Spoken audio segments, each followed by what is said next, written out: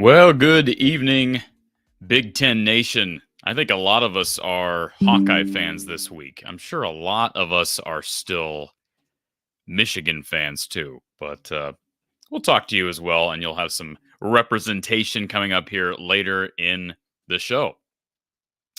If you haven't noticed, it's not Mark Rogers.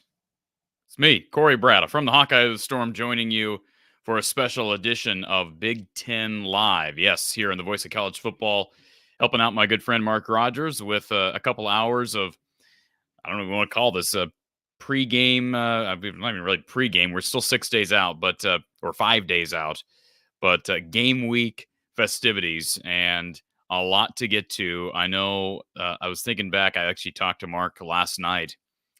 2 years ago at this time, this week, 2 years ago, as Iowa was preparing for the Big Ten championship game, I made a prediction that made a lot of people wearing the maize and blue very upset. Took it very personally when I predicted Iowa would beat Michigan in the Big Ten championship game. And there's little doubt that I was wrong.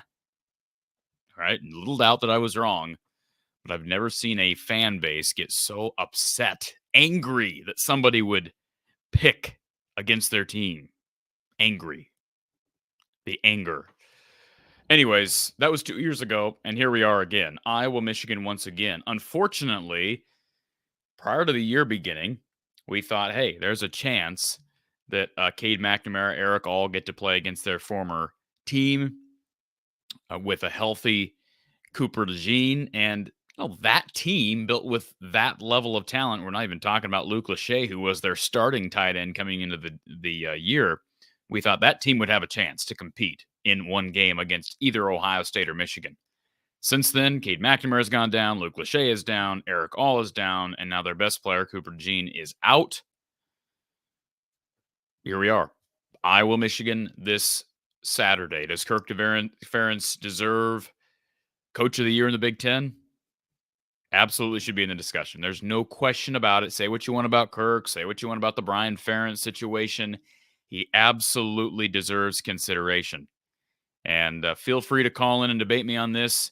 Certainly, what Northwestern has done in spite of the Pat Fitzgerald situation. What is it? Bronze or whatever the kid's name is. The guy, I shouldn't say kid. He's a younger coach. Guy at Northwestern. He deserves consideration. He's kept it together. A tough situation, too, where, they weren't winning with Pat Fitzgerald the last couple of years. They won one game on this continent a year ago. Pat Fitzgerald was dismissed heading into the year, and that guy brought them to a bowl game. Really impressive stuff out of him. But Coach Ferentz has led this group to 10-2. Yes, the schedule hasn't been extremely difficult. No, it has not been the East. Yes, they got clobbered by Penn State, but they got taken against Minnesota. I think that's fair to say. They got cheated against Minnesota. They should be 11-1. Say what you want. I don't really care what you have to say, frankly, but you can say it if you want. They are 11-1 in my mind. They should be 11-1. And I'd be interested to see if somehow Iowa pulled a monumental shocker this Saturday. I would be interested to see if the committee viewed them as a 12-1 Big Ten champion. Laugh at that if you want. But the bottom line is the committee could do that.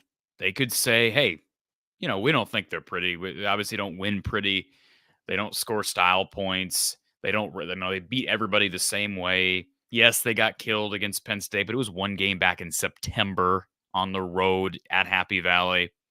They did play a Big Ten schedule. They got cheated against Minnesota. We're going to look at them at 12-1. They could do that. What's stopping the College Football Playoff Committee from doing that? Do I think that will happen? Of course not. I don't think it's going to happen because I don't think the committee would want to answer questions about doing that. And I don't think the committee believes Iowa's a top 4 team nationally, and they're not. Nobody's claiming that they are. But it's all about how we view the process, views the selection. As Mark Rogers has said many times in the past, it truly is an invitational.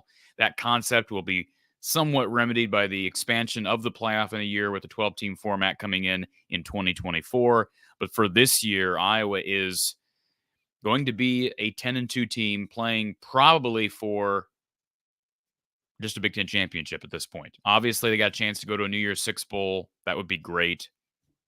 Playoff is something you can dream about. And I guarantee you, if Iowa somehow pulled a shocker on Saturday, Kirk Ferentz would be lobbying for that. I've never seen Kirk Ferentz, I don't want to say hold a grudge, but we saw him in the game on Saturday. We saw him, or Friday, excuse me, talking about that Minnesota game once again. And that makes me think this is not something that he's let go of and he will not let go of for a while. I haven't seen, I don't think Kirk has ever seen anything as bad as that call against the Gophers. But I digress. I know there's different opinions on that as well. Here's the deal, folks. I run things a little bit differently than Mark does, I know. So if it doesn't look exactly the same as when Mark is here typically, you'll get Mark in a couple of hours. All right. Don't go crying to your mommy just yet. All right. You'll get Mark in a couple of hours. In the meantime, we're here to hang out, take shots at one another.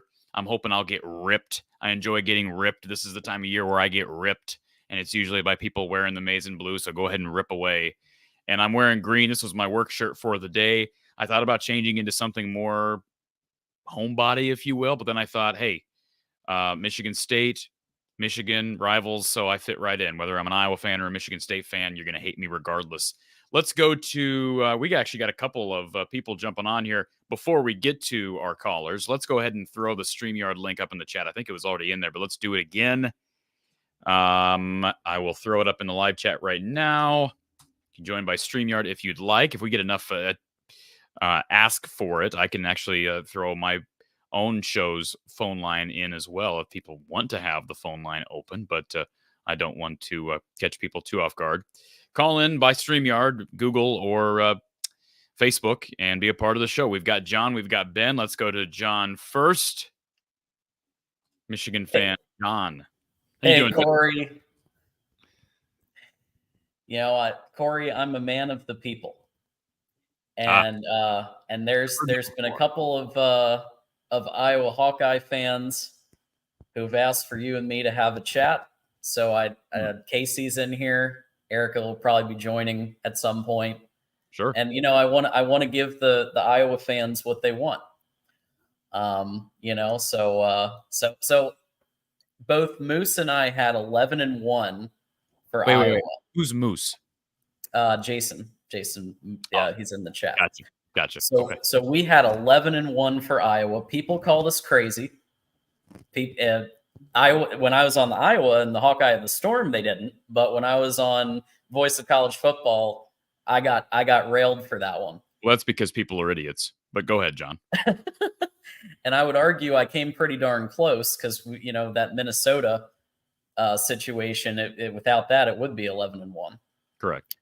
So obviously we got robbed of Arcade versus JJ storyline. And I remember you and I talked about that at the beginning of the season, that was a possibility. But Deacon Hill has shown, I think, that he's at least better than Petrus.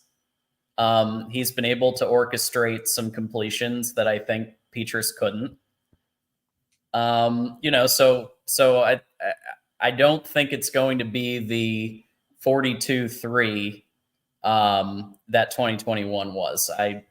Do you think Iowa, are you going to stick to what you said back in 21 and predict the Iowa victory, or what are you kind of thinking on it? I have not made any final predictions, John, but no, I think it's safe to say I'm not going to be predicting Iowa win this game. Here's the deal. You brought up Deacon Hill, and I would argue, yeah, he's been better than Petrus at times, but collectively for the year, he's not been any better. I mean, he was below a couple of weeks ago. He had a good performance, a pretty good performance against Rutgers, but he hasn't looked great. I don't know. I think you've got the same quarterback. I think Deacon might be a little tougher. I've seen him run for some yards that Petrus often didn't or wouldn't run for. He's willing to put his shoulder down and get that extra yardage as a running back. He's obviously a bigger boy. When you're built like a 60s era fullback, you might take a few of those chances. Yeah, whether you want to call him the Baconator or Big Bacon or Bacon Hill. I mean, there's the Pillsbury Throw Boy is another one. There's lots of nicknames out there for Deacon Hill. He's a big boy. And he's not Big Ben Roethlisberger, I can tell you that, but I give him credit for making some plays. He's made some dumb plays, He's Yeah. also gotten himself out of some trouble. He actually had a couple of plays this last week against Nebraska, one of which was in his own end zone, would have been a safety where he's falling Yep. down because he got tripped by an offensive Saw lineman. that. Probably his Mhm. fault. And he tosses the ball as he's falling down. He got it right into the breadbasket of his back and Yep. avoided a disaster there. So, like, that's a perfect example of, like, hey, that's something that I don't know. I don't think I would have trusted Spencer Petras to do. So maybe a little bit more moxie and toughness, but if Caleb Brown is healthy, and that's right now a big if. He was dinged up late in the game against Nebraska. Didn't really play much at all in the second half. I think he got in really late. I've been told concussion protocol, but nothing official from Iowa. We'll probably hear from Kirk Ferentz officially on that tomorrow. But I guess sum all this up. Do I think Iowa's going to win? No. Do I think it'll be close? Maybe, but I doubt it, to be Yeah. quite frank. And I don't mean to rain on any Iowa fans' parades. I don't think it will be, and I'll tell you why. Had Cade been here, and I'm not making excuses, but had this been Cade, Eric All, Luke Lachey, Cooper DeJean, and Caleb Yep. Brown, Yep. by this point in the season, John, I'm probably looking at this thing. Well, first of all, they wouldn't have lost to Minnesota Right. because I don't think they would have needed the heroics of Cooper DeJean at the end of that game. They were so bad offensively that day. I don't even know if they had positive yardage in the second half. It was that bad, and they still should have won that game. But like my point is, I think they'd be 11-1 right now, and we'd be looking at this situation saying they have a legitimate shot at the playoff because Yeah. you're 11-1. You're actually 11-1, and everybody views you as 11-1 because that's what's on the board in the win-loss columns. You're 12-1, Big Ten champions. You're in, and they would have a chance. Would they be favored? No, but would they have a chance with those guys? Yes. And I don't want to say they don't have a chance Saturday. That's completely unfair. But man, when the Cooper DeJean injury occurred, Yeah. it's almost like where's the difference maker now? Yeah. Who is? Cooper is the best player on that team, I think. I think he's one of the. I think he's name three better players than him in the Big Ten. MHJ for Ohio State. Impact players, there aren't many. You could say Sanders still. You could say Blake Corum. Blake Corum would be in the conversation, absolutely. But I'm just saying, like, he plays a different position, and people, I know it's kind of like being an offensive lineman. It's not always something that's well noticed, but like the value that Tyler Linderbaum brought to Iowa football a couple of years back, very similar value to what, and more so for Cooper DeJean because of what he gave you on special teams, what he gave you on defense scoring. I mean, he was able to, he's a guy who had a knack for the football, returning punts, being a gunner, pick sixes. I mean, just all kinds of things, bailing Iowa out of trouble. And now it's like they don't have that guy. They don't have right now a guy that can be a Jack Campbell, Cooper DeJean. Like Jay Higgins is great, but we've not seen Jay Higgins make those miraculous plays like the one that Jack Campbell made a year ago against, was it Rutgers or Illinois on a pick six late in the game.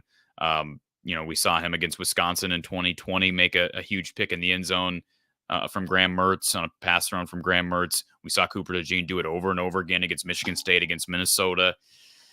I don't know where the points are going to come from, and I don't know which unit Iowa has a big enough advantage in as far as the battle to actually win this game. I mean, could I see something like 14-10 win? Boy, if they hold the Michigan 10 points, that will be one of the greatest performances in the history of football because like that was a pretty good defense that Michigan faced the other day against Ohio State.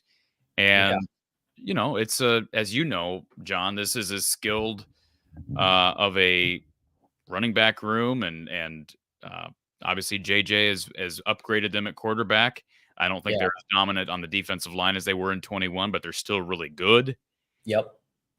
So I just don't know. The other problem is Iowa's going into this game kind of some question marks with kicker. Drew Stevens didn't kick well against Nebraska, got pulled. They bring in a transfer from Central Michigan and makes a game-winning kick. But anybody who's trusting Marshall Meter to be the savior on Saturday, I think you're going to be sorely disappointed. So some question marks. Yeah. I could see this being very similar to the Penn State game that we had. So Michigan obviously faced Penn State, and after the first half kind of stuck to the run. So I could see the first half Michigan pulling out a couple of tricks to, because Iowa's defense is going to, do everything it can, just like it did in 2021. So I'm sure there's one or two wrinkles that, like, if Iowa does what they did last time and it's like tied or whatever, like 3-3, look out for Donovan to throw again, or look out for something different. We got linebackers who can throw the football. You never know what you might get with Michigan. But then once I think it's like 17-3 or something, they're going to pound 7 linemen, pound the rock. Because Deacon's Deacon's all right. But I think I think that the pass rush is going to get to him. And so Michigan will be able to pound it with Blake and Donovan, and then eventually Khalil Mullings. And I'm thinking like a 34-10 game. I think it's going to be closer than it was in 2021, because Michigan's goal is to win the national championship. Like, Michigan wants to win it all. And so I think they're going to do exactly what they did against Penn State. Bring the house in the first half, pound the rock in the second half. That's my thoughts on it. Well, obviously, if Iowa can run the football, that helps a ton. And they've been up and down. They ran the ball well at Wisconsin, ran the ball pretty well against Rutgers, but they've had games where they can't run for anything. So they've been inconsistent up front. They've had some injuries of some guys up there. I think in general, if you're Iowa, avoid turnovers, avoid big plays. 2021, we could delve back into that game if we wanted to. But, I mean, I think back first couple drives. First of all, Iowa should have taken the ball first. Michigan was unbeaten that year when they scored first. They scored first in every game that year. And so one of the big objectives heading into that game for the coaching staff, and I know they were made aware of it, one of the big objectives was score first. And so to defer, I understand the logic to some extent. It had nothing to do with win. You're playing indoors. To defer was a curious decision for me. And no, Michigan did not score first, but then they got the first try on the second round because of deferring. Iowa ended up getting a field goal. They had a halfback pass, if you recall, to an Iowa fullback that was a creative play, but sort of a low percentage play. Trying to have a fullback catch a ball over his shoulder is kind of stupid. But had that gone, you're scoring 10 points. Iowa changed the game, and I've debated Mark on this before. I truly do believe the way Iowa plays games, because Kirk Ferentz has made very clear he doesn't care what the games look like, right? It can be 3-2, and that's like a dream for Kirk Ferentz. Like, he salivates thinking about a 3-2 scoreboard. But, like, there's such a fine line. I go back to Penn State earlier this year. John, you probably remember this. Iowa actually had a couple of drives start that game really effective. They drive the ball, get a couple of first downs, win field position, punt down inside the 10. That's exactly what they want to do. Get a 3 and out, get the ball back. Eric All gets a big first down, and they're near the red zone, and he fumbles. And that's the margin of error you create when you play the way Iowa plays. But had he held onto that ball, there's a good chance Iowa's up at least 3-0. Maybe they score a touchdown. We don't know that. Does that change the game completely? Probably not. But I guarantee you it wasn't just a difference of 31-0, 31-3. Like, I think momentum and getting that early lead does have a bigger effect than we realize. And I'd say the same thing. 2021, Iowa had a chance in that halfback pass. You're up 7-0 early instead of 3-0. Okay, all of a sudden you're looking at a situation where maybe you can clamp down and make it a game. They were in that game at halftime. Eventually, though, if the defense is held that much and the offense can't do a darn thing, the dam's going to break. And that's what I fear about this Saturday. This will be my last question. You got a couple callers in the queue here, but if you're Kirk Ferentz, imagine that you're Kirk Ferentz. Do you bring in somebody to help out with the offense for this game? Like, you calling Coach Patterson, or you calling somebody, to help out? You got Brian Ferentz as a lame duck offensive coordinator in the Big Ten championship game. Like, any analysts on staff might be helping out? Well, I can tell you, John Budmeyer is an analyst on the staff, and he's working with the quarterbacks exclusively. Worked with quarterbacks at Wisconsin. He was the OC for 1 year at Colorado State. I don't think John Budmeyer, though, is what you're talking about when you talk about big names. And some would say Don Patterson's not a big name anymore. Well, he did coach. He was a quarterbacks coach and OC at Iowa for a long time, and he was the all-time winningest coach at Western Illinois. So, like, he's got a pedigree. He lives right there in Iowa City where he could help. And I know he still provides analytics for him. That's actually a pretty good idea, but will it be done? I seriously doubt it. Just a thought. And it should no. It's a great idea, but that would involve taking another slice of humble pie, and I don't know that Brian is willing to do that. I think Brian has unfortunately dug his heels in even more with how he's responded to the controversial stuff. What is happening here in our queue? Wow, Jesse, what? Whoa, Jesse's gone. What just happened?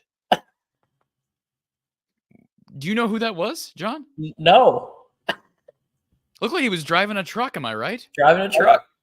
He's driving a truck. We brought him on the show, and then he jumped off. Like, that can't be a mistake. Like, did he type in a URL incorrectly and just fall upon our show? I have no idea. There he is again. Come back, Jesse. All right, he's turning his video off. I think he wants to be back on. But on location in a truck here at the Voice of College Football. Corey, I'm going to let you go. I know you got some callers.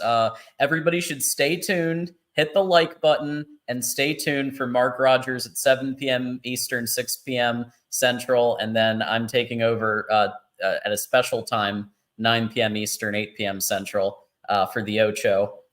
So join us for that. Sounds good, John. Thank you, sir. All right. We got a couple of new faces in here. First of all, we got to go back to Countryside, USA. Jesse's with us. Jesse, you are driving a truck, sir. Yes, sir. First of all, where are you at? Don't look at the screen, but where are you at? And what are you hauling today? Mayfield, Kentucky. All right. And where are you from? Burr Oak, Michigan, a little town of about 960 people. Okay. So I take it you're a Maize and Blue guy. Yeah. So what are your takes on the game this Saturday? Actually, I'm going. I'm going to go. Okay. I got tickets. Iowa plays us tough. They always do. I was shocked really a couple years ago when we beat them as bad as we did because I thought their defense was better, to be honest with you. It's never an easy game against Iowa. Their defense is probably, I would say, one of the top 5 toughest defenses in the Big Ten to play against. Boy, I hope it'd be better than top 5. I'd hope it'd be top 2 or 3, frankly. Well, going off this year, I think they're top 5 because Rutgers had a pretty decent defense. Ohio State was good. If you include ours, then you got Penn State. I would put them in the top 5, probably around 3 or 4. Okay. Yeah. I mean, frankly, here's one thing to keep in mind, Jesse, and I know you probably heard part of my conversation with John here before he jumped on, but I go back to 2021, and I know it was 42-3, but let's keep in mind that the Iowa offense did virtually nothing, right? They had a chance on a touchdown in that first quarter and a halfback pass. It was kind of a creative play, but also kind of a stupid call to be thrown to a fullback over his shoulder from a guy who never thrown a pass in a game in Gavin Williams. And, they settle for 3. That game, I'm pulling up the official stats here. That game was actually relatively close at halftime. It was, let me see here, final stats. So it was actually 14. It was only up, I think, 14-3 at half that game. It wasn't until second quarter. Yeah, it wasn't until the second half where they really, did the boa constrictor that they've done the last few years, where they wear you out just by running the ball at you and beat you up in the trenches. It's been a tale of 2 halves, pretty much the last few years. They okay in the first half, and it's usually the second half where Michigan offense comes alive and their defense starts to really put the pressure on you. And their offensive line starts imposing their will to where they're able to run the ball pretty much at will against whoever.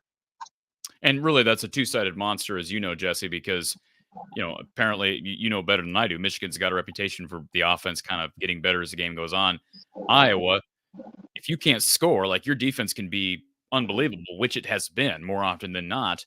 But if your offense gives you absolutely nothing, I mean, case in point, Iowa's game against Penn State earlier this year, where you're on the field 97 snaps. Eventually, the dam's going to break. I mean, eventually they're going to get tired, and they're not going to be able to keep up. I mean, I've seen that in Michigan throughout the years. where we had really good teams. 2016, the spot game with Ohio State, we had really good teams. 2017 and stuff, but eventually, the dam broke because the offense couldn't run the ball. They couldn't run the clock out like what they been able to do the last few years, where they've been actually. I mean, that drive where we drove down in the Ohio State game last Saturday, and we took 7 minutes off the clock and come away with a field goal. They couldn't, before 2021, they couldn't do that. We couldn't run the ball to to save the games or win the games when we needed to. We just didn't have it. So when the dam breaks, you can play a bend but don't break defense all you want. But if your offense is not complementary to your defense and you can't at least put up enough points to make the game competitive and possibly pull out a win, eventually that that bend don't break defense is going to break. And Jesse, I think you're right, and I think I've been saying it for a long time. This is Brian Ferentz's last Big Ten game. All right? Yeah. And what he ought to do is what John said a minute ago: consult anybody and everybody that he trusts, toss humility or toss pride aside, eat a slice of humble pie, and figure out a way to throw the kitchen sink at Michigan and show them everything that you have not shown anyone else. And that's going to involve a lot of work. Is he up for all that work this week? I don't know. But that's what he ought to do. And but ultimately, here's the thing, Jesse. Ultimately, you're talking about complementary offense. In Kirk Ferentz's mind, Iowa plays a complementary brand of football, but his version of complementary is being able to, you get 1 or 2 first downs to start the game, and then you control the field. That's probably going to be the only way Iowa wins Saturday. They're not going to win a shootout. But if they can control the field and somehow pin Michigan back and create some short fields for Iowa's offense, then you got a shot. But that's hard to do against an explosive team like Michigan. It's very difficult. I mean, Iowa defensively is going to have to play the game of their life. And offensively, they're going to have to just somehow pull a rabbit out of the hat to be able to score enough points to be able to even be competitive. Given Brian Ferentz's track record and what I've seen from him over the past few years, I don't think he's up to the task to do what you said and talk to whoever, because in order to come in a defense like Michigan, you've got to be creative. You've got to throw some trick plays in there. You've got to, miss a lot of misdirection to get them off balance, to get them thinking. When you face any defense, I don't care who it is, when you face a team that has a quarterback that can run and you've got explosive running backs like Donovan Edwards and Blake Corum, when you have Edwards and Corum in the game together, you and McCarthy, not only do you have to think about the receivers, but now you have 3 threats. One that can run the ball, another one can run the ball. Both can catch the ball. Edwards is probably a little bit faster than Corum and can catch the ball better out of the backfield. But then you got McCarthy. And then you've got some speedy receivers that are just freshmen that are starting to come into their own, that like Tyler Morris and Samaj Morgan. Them guys are fast. And if you get them in jet sweeps and misdirection stuff, I don't think I was going to stay in this game for much longer than a half. And I tend to agree with you on that. I think I probably can agree with you on that because I think they have a shot at staying into it in the first half, kind of like they did in 2021. And I had been saying a couple weeks ago, Jesse, people ask me, well, who'd you rather face, Ohio State or Michigan? Well, it's a lesser of two evils if you're Iowa. But before Cooper DeJean's injury, I'm thinking, hey, I'm fine with facing Ohio State because if there's one guy who can maybe contain Marvin Harrison Jr., it would be Cooper DeJean. Now he's out. Cooper DeJean is the equivalent to our Will Johnson on your defense. And Will Johnson played Marvin. Yeah, Marvin Harrison is still going to get his catches. He's still going to get a touchdown or two every game because he's just that great of a player. Well, the difference real quick, Jesse, not to downplay Johnson, but the difference with Cooper is he's so instrumental not only in coverage, but also with being a gunner, with being a punt returner. And he's a guy who, we've seen it over and over again, can completely shift the narrative of a game in a tight one. And Iowa plays so many tight teams. So he's more important to Iowa than any other player is to any other team. I agree. I mean, I still think that play in the Minnesota game that you referenced was complete baloney. I really think that Iowa deserved to win that game. And it's one of the greatest plays I've ever seen. I've been watching Iowa my whole life. It's one of the greatest plays I've ever seen, given the moment. Oh, yeah. I don't disagree at all. I mean, I think they got screwed. But in the end, it's like the spot, in the 2016 Michigan-Ohio State game. Yeah, the refs were bad in that game, but you still have to play better than the refs ref the game. And if you don't play better than the refs ref the game and you don't make the plays, you're not going to win. Sure. No, you're absolutely right. They shouldn't have been in that situation in the first place. 100%. So, but anyway, it was good talking to you. I got to get unloaded and stuff. Y'all have a good day, and I'll finish watching the show. Thank you, sir. Appreciate Jesse calling in from the road. And a couple of people to get to here. Super chats from Ben says he says give Iowa a 5% chance. Here's a path to victory. Early leads, suffocating D. Uncharacteristic turnover margin for Michigan, plus 14 on the year, and uncharacteristic turnover margin for Iowa, -1 on the year. Isn't that interesting? Iowa's -1 on the year. I'm assuming you're correct on that, Ben. I did hear that Iowa was in the red on turnovers, which is very odd. And the fact that they're 10-2 behind on turnovers without their starting quarterback, without their two best tight ends, without their best player overall in Cooper DeJean. That's why I think Kirk Ferentz deserves a look as Big Ten Coach of the Year. Thank you, Ben, for the super chat. And if you want to have your comment up on the screen, guaranteed you have your comment up on your screen, please throw a super chat up there and we'll get it up there.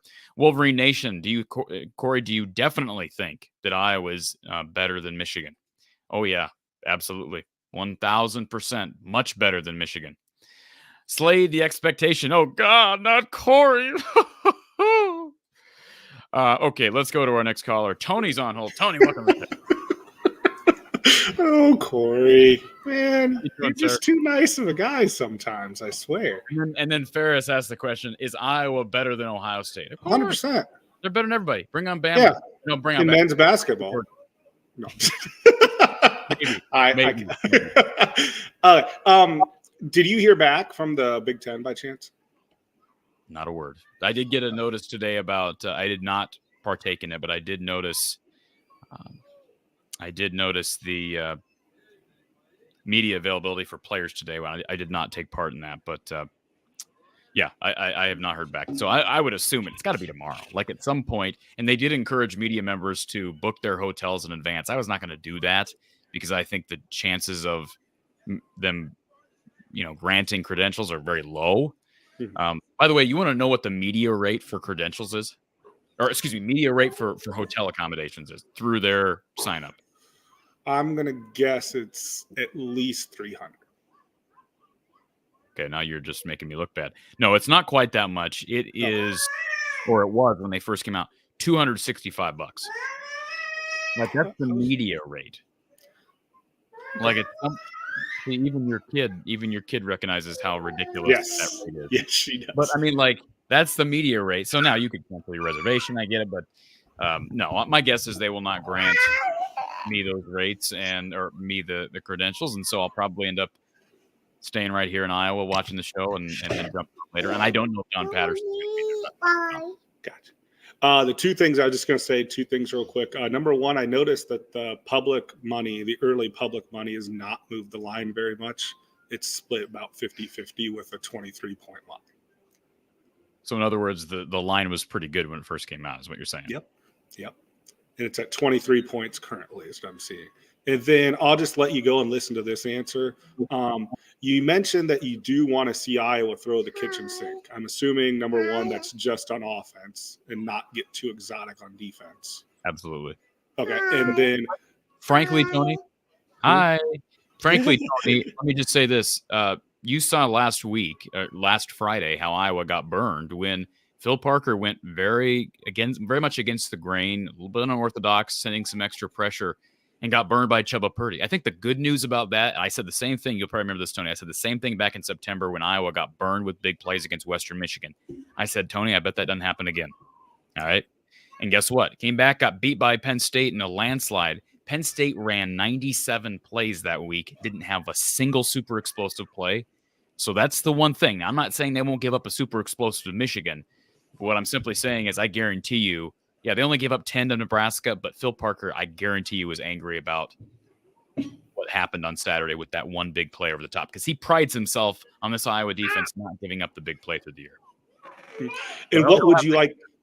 I guess what would you like to see? Maybe 1 or 2 or 3 play ideas of them throwing the kitchen sink, and I'll hang up and listen to what type of ideas of plays you'd like to see that happen. Thanks, Tony. Well, that's a great question. I would prefer not a halfback pass to a fullback. That's where I'd start. I think the one thing that Iowa could consider, and this all depends on, I mean, I'm not breaking down film like I hope Brian Ferentz, LeVar Woods, Kirk Ferentz, Phil Parker are doing every day here leading up to the game.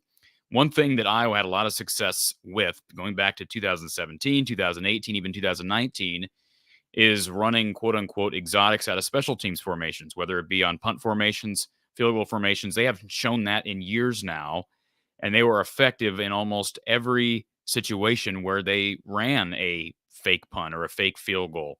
I think about Polecat against Ohio State back in 2017. I think about pass to AJ Epinesa out of a punt formation against Michigan State in 2017. They had a left-handed flip pass to TJ Hawkinson near the goal line by a long snapper who was lined up by himself in the middle of the field, threw it over with his left hand. He's a lefty long snapper, threw it over to his tight end who ran end around for the touchdown. Stuff like that. Like, I don't know if that's going to work on Saturday, but when I say throw a kitchen sink, have 1 or 2 of those ready. Maybe the formations, maybe it doesn't look right on game day and you don't run them, but have everything ready and throw the kitchen sink per se at Michigan in every opportunity you get. Now, offensively, I'd love to see Iowa mix in a flea flicker, especially on an obvious rundown. Now, if you talk about an obvious rundown, what do you mean by that? I'm talking waste downs, right? How many times do I have to use that term? If you watch my show about Iowa, you'll have heard me use that term waste down way too many times because I'm sick of Iowa not recognizing what a waste down is, not believing in what waste downs are. So 2nd and 1, even a 3rd and 1, especially if you consider it 4-down territory, there's no risk. You toss it back to, you hand off to LaShawn Williams, tosses it back to Deacon, and you see what you got downfield to Caleb Brown, Nico Raganini, or whoever. You can even get tight ends open on flea flickers. I think Addison Estringa is healthy. Johnny Pescuzzi's been playing a lot better, and Steven Stilianos had a 37-yard catch on Friday against Nebraska. So stuff like that, perhaps. But this involves lots of digging, and you can't tell me for a second that Iowa can't find any vulnerability with the Michigan defense. Everybody has weaknesses and vulnerabilities. Gregory Smith, thank you. First of all, thank you for the super chat, Greg. Iowa's dominant defense shut down mediocre West offenses. Michigan ends this game by halftime. Passionate Greg. Beat8 says, imagine if Caden All never got hurt. This rematch would have been amazing. I would agree with that. I don't know if it would have made a difference as far as win versus loss, but I agree, boy, it would have changed things and made this game so much more interesting, especially leading up to the game. G Calendar, speaking of my 2021 pick, I remember that bonehead pick. All right, let's go back to our call-in line. Let's go to Ben, who's been on hold. Ben, welcome to the show. Hey, Corey, how's it going? Going good, man. I'm just beginning to get to the chats where I'm getting ripped, so I'm starting to feel like couldn't happen to a nicer guy. Well, I appreciate that. Hey, so I want to backpedal a little bit and talk about what is the path to the playoffs look like for Iowa. I know it's slim, but I did see a national title betting odds. I think it was by FanDuel. I think it was like plus 10,000, but still they have betting odds for Iowa to win the national championship, not just to make it to the playoffs. Well, I was looking through this last night with Mark Rogers, and I can go ahead and pull it up. I might as well look at this. So, of course, we've not gotten the new college football playoff rankings, as you know, Ben. But we do have the AP Top 25 and the coaches ranking. So why don't we look at this, because this will give us an idea of what Iowa's up against. And the reason I want to look at the AP and coaches rankings because they're updated with records, so you can actually see the records. Not that record is exclusively how we have to look at this, but I think it's obvious that it does play a role. I'll give you my quick rundown of, I think, best case scenario for Iowa. Okay. I think Georgia has to win. Best if Georgia will probably. I mean, Georgia wins. Washington wins, and better Washington like winning significantly.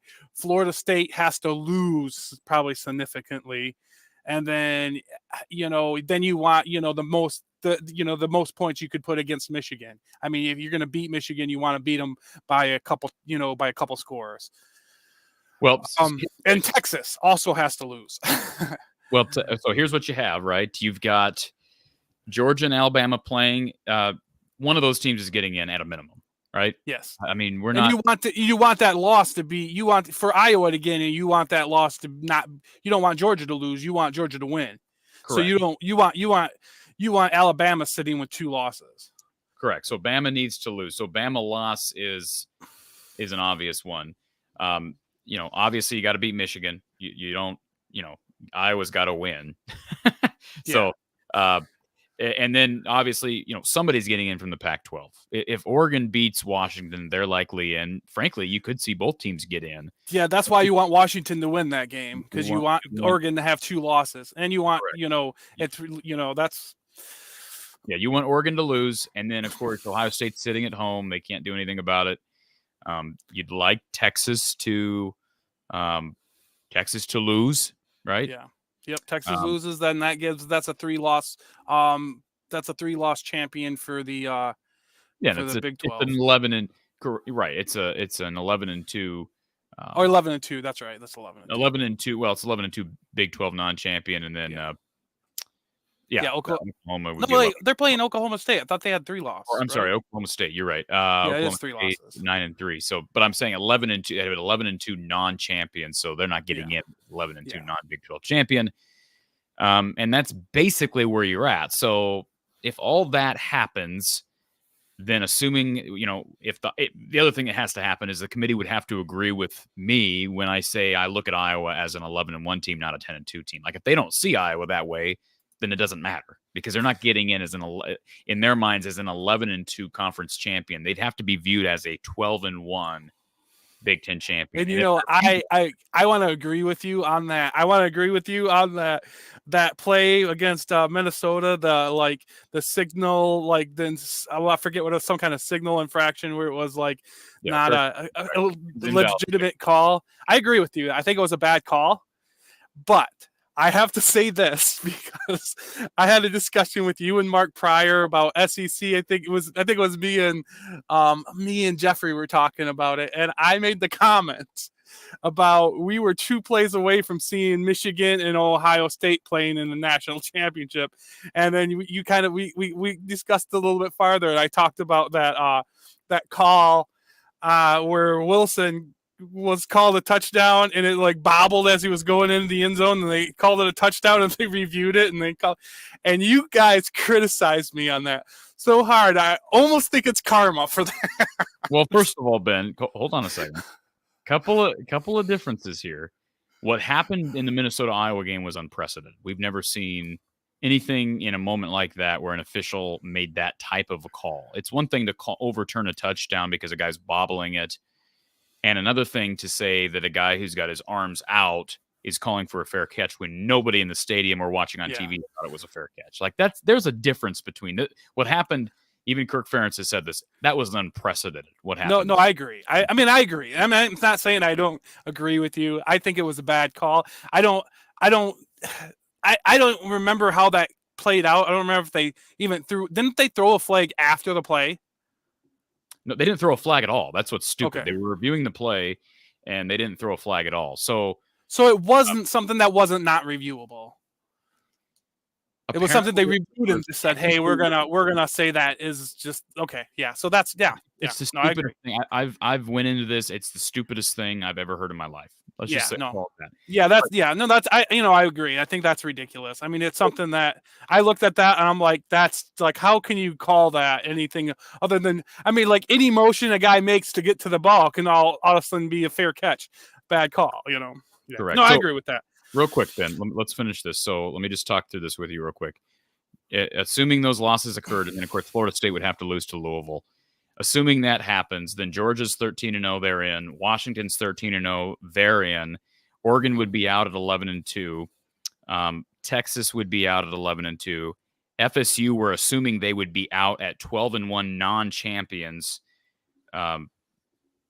let me just write that down here so we can Yeah. make note of it. 12-1 non-champions. We're assuming they get left out. And of course, Louisville's not getting in. Then you assume that, of course, Bama losing, they'd be 11-2 non-champions. Oregon would be 11-2 non-champions. Texas, I mentioned 11-2 non-champions.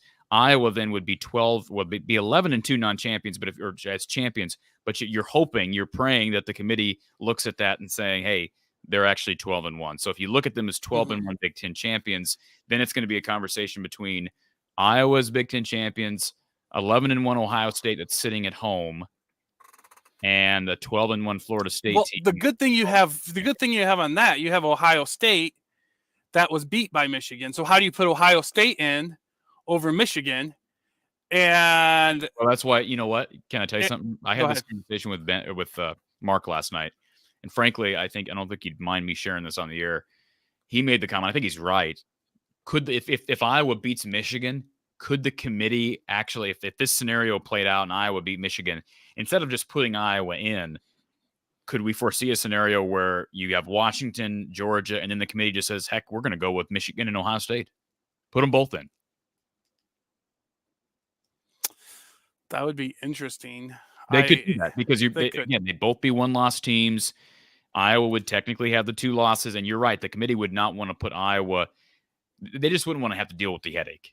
And yeah, I mean, you're going to put Ohio, like you said, you're going to put in Ohio State over Michigan right after Michigan beat Ohio State. So they may put both of them in that scenario. But I mean, that would be some chaos. I mean, interesting enough though. I don't like where the Pac-12 is getting viewed as far as the rankings, because I think Washington's getting, as far as their schedule, I think Washington's had a tougher schedule than most of the undefeated teams. I mean, I look at until Michigan played Ohio State. I mean, Washington had probably the best win of an undefeated team against Oregon, and maybe still the best, because Oregon may be one of the best teams, maybe better than Ohio State. I mean, I look at Oregon and I'm probably more scared to play Oregon than any other team if they make the playoffs.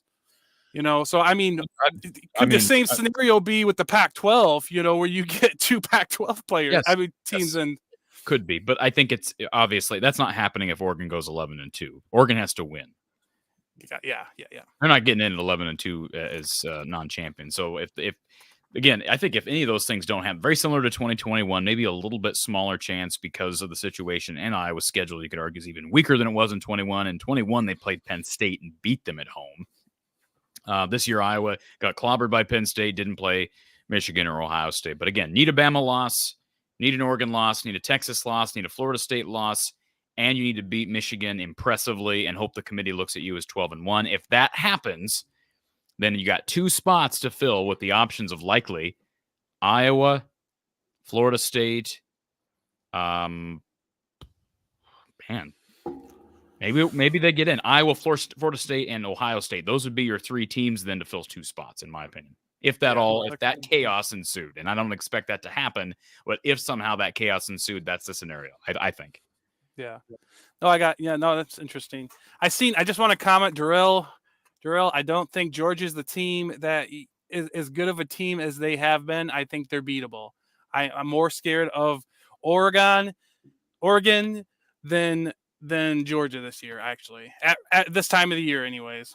So just that's the way I feel, and you can come on here and debate me otherwise. But hey, Corey, thanks for having me on tonight. I'm going to let some other people get on and let you guys get on with your whatever else you got going on. But I have to go anyways, and it's been great being on here. Thank you, Ben. Appreciate it, sir. All right, lots of people in the chat, and I'm way behind on the chat, so I apologize in advance, but Jared has a super chat for us. Corey, after 3 years of this, I must admit you were right. I am starting to run out of money. Corey, after 3 years of this, I must admit you were right. I am starting to run out of money. Somebody explain. I need a translator in here because I'm struggling to. Jared has to identify himself. Who are you? And I don't know what you're talking about, but I'm sorry you're running out of money, and I'm sure that super chat didn't help the bank account. But thank you. I appreciate the super chat. I can say, at least for now, I'm not running out of money thanks to you. Let's go to our next caller. We've got Michael Hogue on the line. Michael, welcome. Hey, Corey, how you doing, man? Doing good, man. How are you? Hey, I think he was trying to say, you are right. I am starting out money, not where. I think he mistyped it. Well, I know, but I don't even know what he's talking about. What am I right about? I don't know, but he went, hey, I would say if you would have been coming down, I'm not trying to sound creepy and stuff like that, weird, but if you would have been coming down, you could have stayed with me because I only live about 20 minutes from Lucas Oil Stadium Saturday instead of paying the $200. But well, I appreciate that said, that when we know about the credentials. I don't know, man. That's a great question. I would assume that the Big Ten's going to get back to everybody by tomorrow, but man, because the deadline was today. So, well, yeah, you're right. The deadline was today, so I would think. But again, I wouldn't think they would wait until today. Maybe they wait until today to review everything, but I would think that process has to be expedited. You can't be letting people know Thursday or Friday of game week. So I would think we'll know by tomorrow. And I fully expect what the answer is going to be. But hey, stranger things happened. I remember last year I was doing some freelance work for somebody, and I didn't think I was going to get one. I ended up getting one. So there you go. Never give up, man. There you go, sir. But I got to ask you this. Who is the X factor for Iowa if they shock the world Saturday night? That's a great question. Who is the X factor for Iowa? Because in normal circumstances, Michael, I would say Cooper DeJean. But with him not playing, who is the X factor? I think the best playmaker they have, offense or defense, might be, if he's healthy, Caleb Brown, frankly. Mm-hmm. I think he's the guy who has, first of all, the most talent and the most potential to make a big play. Not that they don't have guys on defense that can do it. I mean, they've got Aaron Graves is a guy up front who's only getting better on the interior of that defensive line, and Joe Evans is a guy who's got, had a propensity of making big plays. But X factor, man, I think Caleb Brown, his ability to make guys miss and his speed, I just hope he's healthy because I saw him. So he wears the same number as Cooper DeJean, which is 3, right? He wears number 3. And I believe it was early in the game on Friday against Nebraska where he made a couple of guys miss up the sideline. And I think, wow. I mean, it was like, okay, is this Cooper DeJean or is this Caleb Brown? So they've got some speed and some athleticism out there if he's healthy. But, you got to get him the ball and you got to figure out a way to block for him. I mean, he can't make everybody miss. So I would say Caleb Brown. Yeah, another question. If Kirk does leave at the end of the year, though, who do you see maybe coaching? I say maybe Lance Leipold. The key question is, does Phil stay or does he retire? Well, first of all the lingo, and you probably know this, Michael, all the lingo and the rhetoric from Iowa and from Kirk Ferentz is that Kirk Ferentz is coming back. That's the first thing. I posed that well before the Brian announcement was ever made. Maybe this is the last year for Kirk, and maybe it still will be. If he moves on, I'll go with the same group of people that I've brought up in the past. I think the first call you make is Bob Stoops, and you say to Bob, hey, Bob, do you have 5 or 6 years? We'd love for you to come back here for 5 or 6 years and see if you can take us to the next level, and we're going to do everything we can to convince Phil Parker to stay on, because if you got Bob Stoops and Phil Parker working with that defense, I would expect it to sustain itself and maintain a level that we've seen under Phil Parker, and then you bring in an offensive coordinator. So Bob would be my first call. Phil Parker deserves a call as well. Those would be 1A and 1B for me. And then, there's other guys out there. I don't know if Ryan Grubb is ready to be a head coach somewhere. You talk about guys like Lance Leipold, Chris Kleiman's a guy that could be in the conversation. Say it again, Michael. Jed Fish from Arizona. Maybe.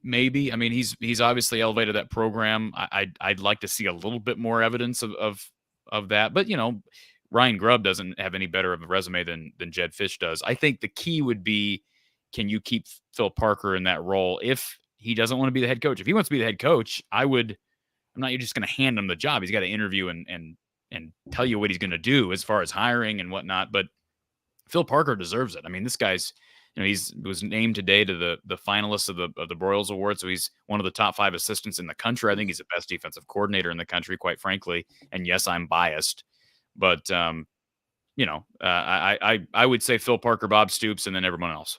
Two things before I let you go. One, if Kirk steps down and Phil's offered the job, does he try to get a hold of Tom Allen to be his defensive coordinator? Will Phil Parker get a hold of Tom Allen to be his DC? Yeah. Is there a connection with Tom Allen that I'm not aware of? I mean, he's always been like a defensive. He's like basically like a good defensive coordinator and stuff like that. It's just I figured maybe he might be in a DC next year. I think most likely scenario, if that somehow happened, Michael, and I know we're just throwing out hypotheticals, if Kirk left and Phil was the next head coach, likely he's elevating Seth Wallace. You probably don't know who Seth Wallace is. Seth Wallace is the assistant defensive coordinator for Iowa. He's also like the linebackers and DB coach. Yeah, he's done really good with the linebackers. So my guess is that Seth would be the DC, Phil would be the OC. That's assuming Phil would take the job. I don't know that he wants to be a head coach at Iowa. I know he's said in the past that he's happy being a coordinator. Mm-hmm. And then the question is, who would he hire as his offensive coordinator? I don't know. I don't know what Phil would do as a head coach with that responsibility. Last thing before I let you go, what was your reaction when the interception was thrown? When Devin threw the interception and then turned right back around, Nebraska threw the interception. I mean, was your house destroyed after the interceptions? My house wasn't destroyed. I was just incredibly disappointed that Iowa was throwing the ball in that situation because Michael, if you watch the game and you watch Kirk Ferentz football, you'd know that typically in a situation, Kirk's going to take a knee and go to overtime. And I just thought it was a weird time to call that pass play. I would have taken a knee. If Nebraska was going to use their last time out, fine. And we'll punt off and rely on our defense to send us to overtime. But weren't they driving the ball, though? No. I mean, maybe the ball was close to midfield when the interception happened. I think the interception happened near midfield, but they were probably at their own 30, 35, 40-yard line. I know that sounds like good field position, but for the Iowa offense, Michael, with under a minute to go. That's like being at the 1-yard line. Yeah, exactly. So, no, I'm disappointed in that call. And then to see, I mean, honestly, Iowa fans have seen the storyline play out. Even without Cooper DeJean, we saw it on Friday with Ethan Herkett. As a defensive lineman dropping back into coverage, making that pick. It's incredible. You got to give Kirk a lot of credit because Kirk and Phil, I mean, they just find ways to win games, and that's the name of the game. So that is true. Hey, are you on Twitter? I am at From the Hawkeye. All right, I will do that and stuff like that because I'm gonna get in touch with you. All right, I'm gonna let you go because I know you got other callers and Mark's got a show here in about an hour. Thanks for taking my call, Corey. Have a good one. Thanks, Michael. You too. I'll throw my Twitter handle up here, folks, or X as they say now. At From the Hawkeye on Twitter and on Instagram, From the Hawkeye the Storm on Facebook. And yes, this is Mark's show. So I'm just a guest on Mark's show today, hosting the show for a couple of hours. We're about midway through. And just to let everybody know, every Tuesday, myself and Mark Rogers sit down and talk Iowa football. So off season, in season, whatever the case may be, we are talking Iowa football at 4:30 p.m. Central Time over on the Iowa channel. It's the Iowa Football at the Voice of College Football channel. So be sure to be there, and we'll be talking all about this matchup and more tomorrow. I don't know who else we have on that show. I know Mark was hard at work trying to get a Michigan guest for that channel, but I don't know. I know we've got, they've got a Michigan show on, I believe, Tuesday night. After that, we had John on a few minutes ago. I think I don't know what the plan is. That'd be a Mark Rogers question here in an hour, but certainly join us over at the Iowa channel at 4:30 p.m. Central Time tomorrow. Okay, a couple things before we get to our next caller. Jared with another super chat. You said that Michigan fans couldn't afford Ohio State and oh my goodness, we're back at that again. Holy my goodness. Holy cow. Yeah, I said that. Yeah, that's what I said. I said that Michigan fans can't afford Ohio State and they can't afford the Big Ten championship. That's exactly what I said, Jared. Thank you for quoting me.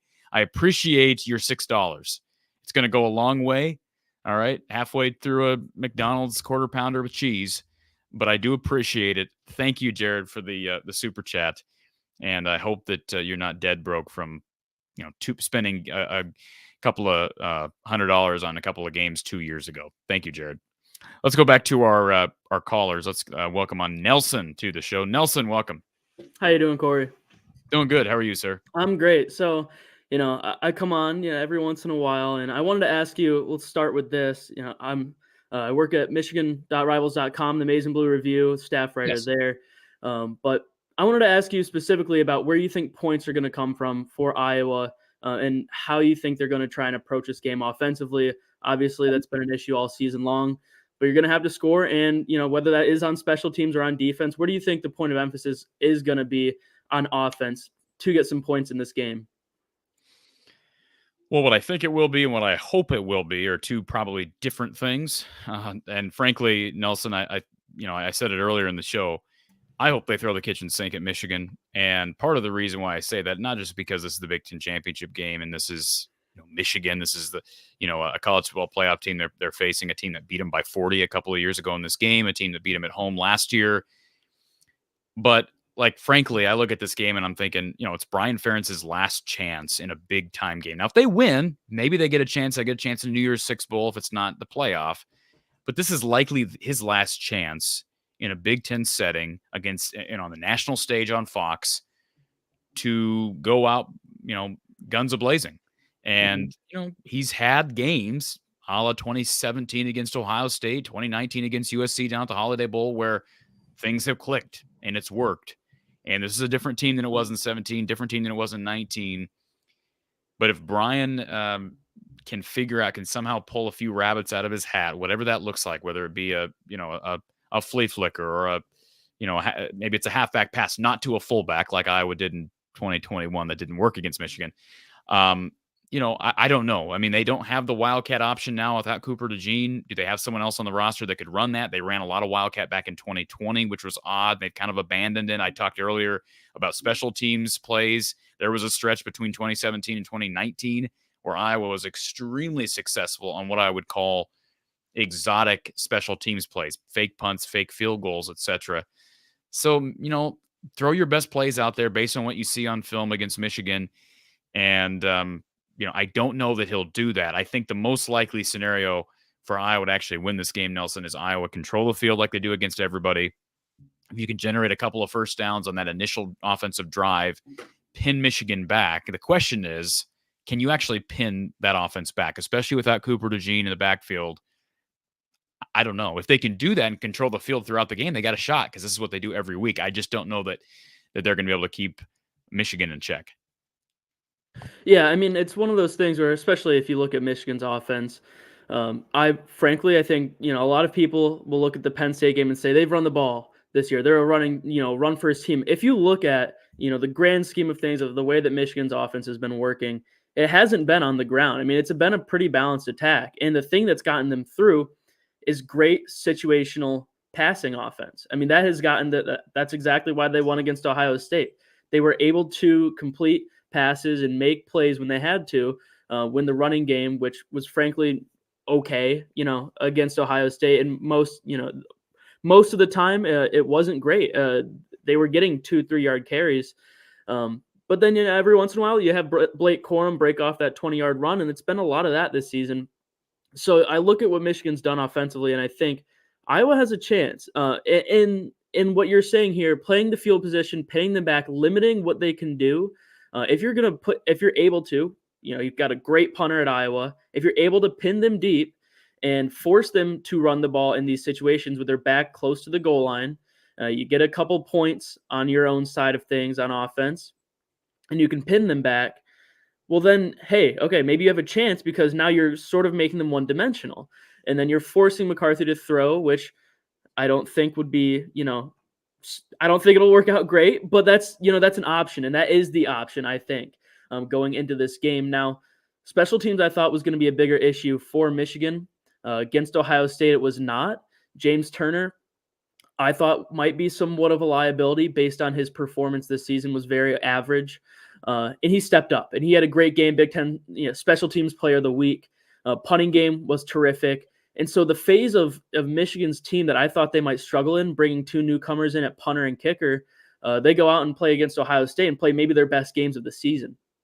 And so now that team's even more well-rounded than I originally had thought. And it does make it that much harder for Iowa.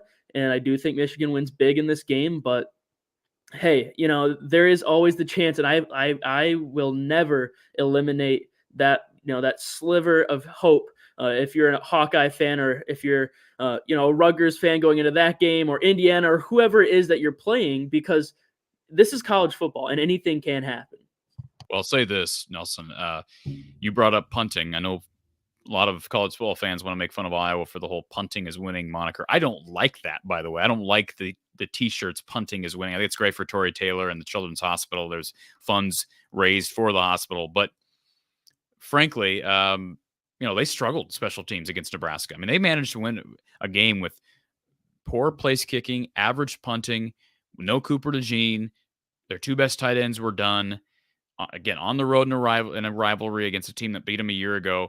So a lot of moxie to get through that game against, a mediocre Nebraska team, an improved Nebraska team, certainly from year back. But I think indoors, Iowa should be able to recover some of that kicking advantage that they typically have, whether it be the punt game or the place kicking duties. Drew Stevens, I can tell you, I'm a good authority. Drew Stevens is dealing with a groin issue. They expect him to be back. He is planning on kicking this week. But Marshall Meter finished the game last week with that game-winning field goal against Nebraska. So, they need Stevens. Meter, I don't think Meter's the answer at Lucas Oil. But if you can kick effectively, no wind. So Tory Taylor should be able to, there should be an advantage for offense and for kicking on Saturday. You've got to win special teams. Ideally, you have to win the defense versus Michigan's offense battle. That's clearly going to be hard to do. Not as hard as it's going to be for Iowa's offense to beat Michigan's defense, but you got to figure out a way to at least break even on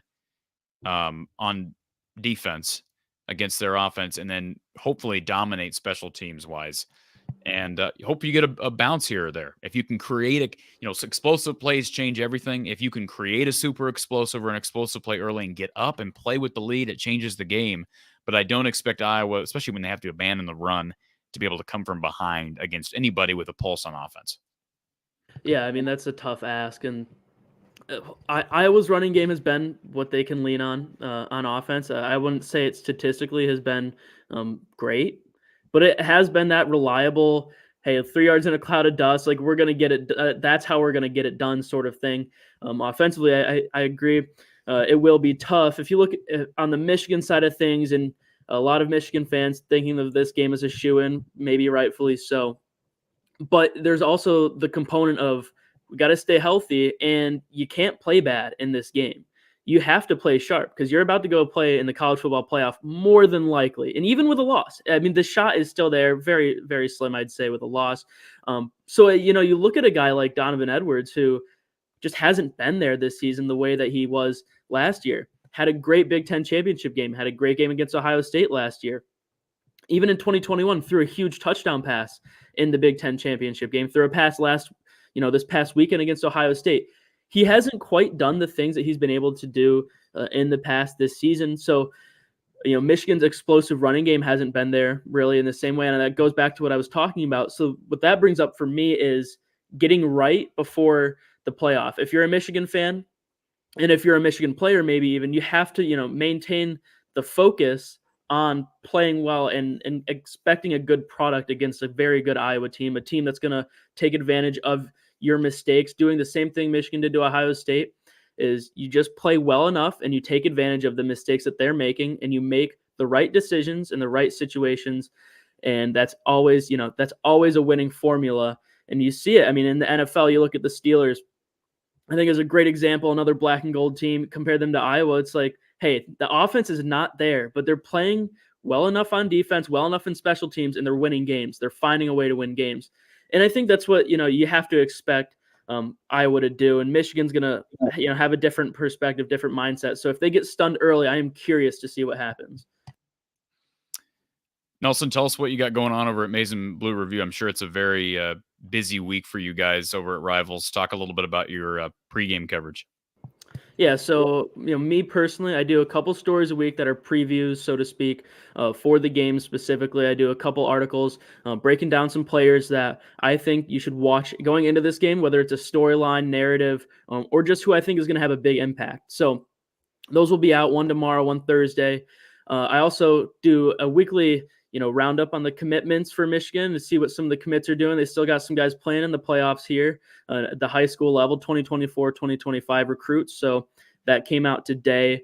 I do this thing called a look around the Big Ten. Today was a farewell of sorts to the conference. A little bit of a definitely bittersweet, to say the least, maybe just bitter farewell because of the way college football is moving through realignment in the Big Ten, bringing in 4 schools from the Pac. So that's all, that's all something that I go out every week with. Big Ten power rankings will come out Friday morning. I break down, exactly, the movements that I've had throughout the season and why I think those are there.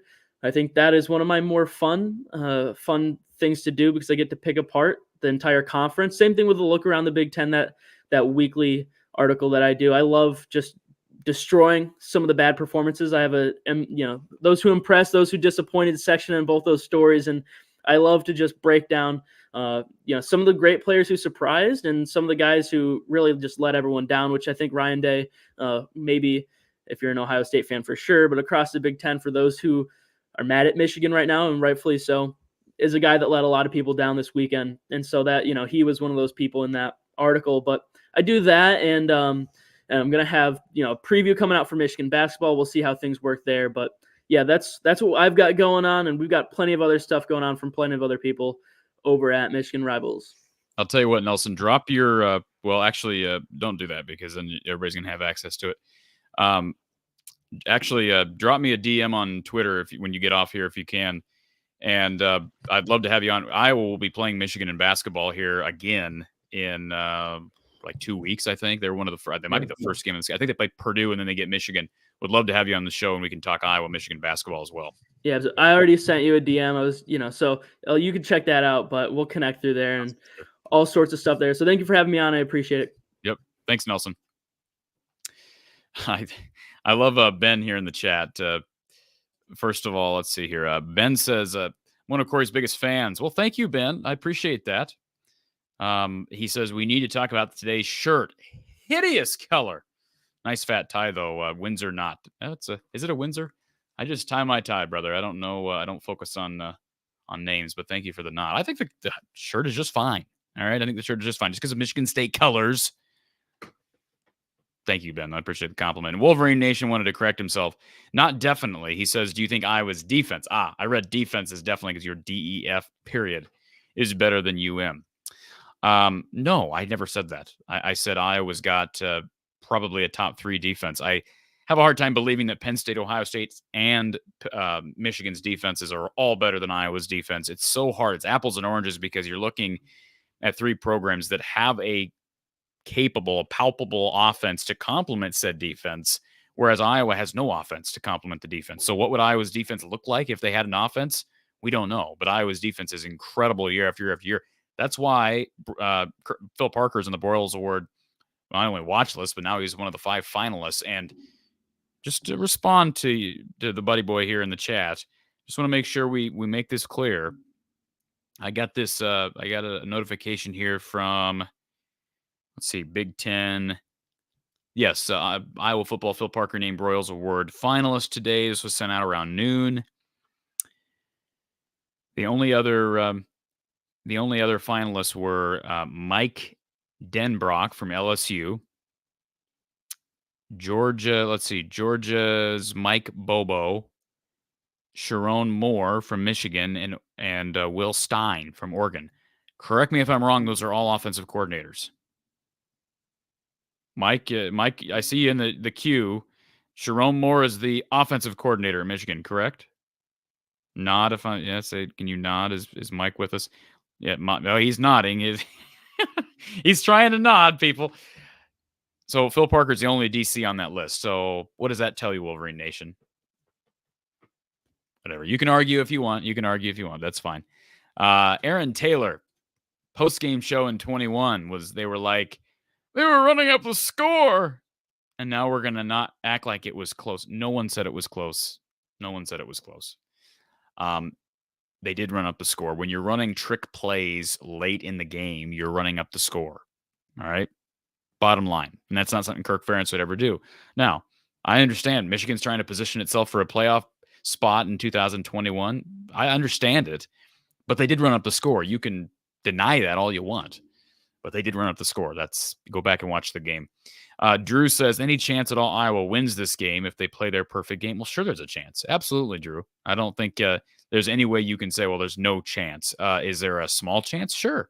I talked about some of the prerequisites. Iowa has to figure out a way to win field position. You're not going to win any game really against anybody if you don't win field position. Now, Nebraska managed to kind of get Iowa out of sync there, and it's going to be a lot harder to do without Cooper DeJean. It's proven to be a lot harder to do without your gunner and without your punt returner.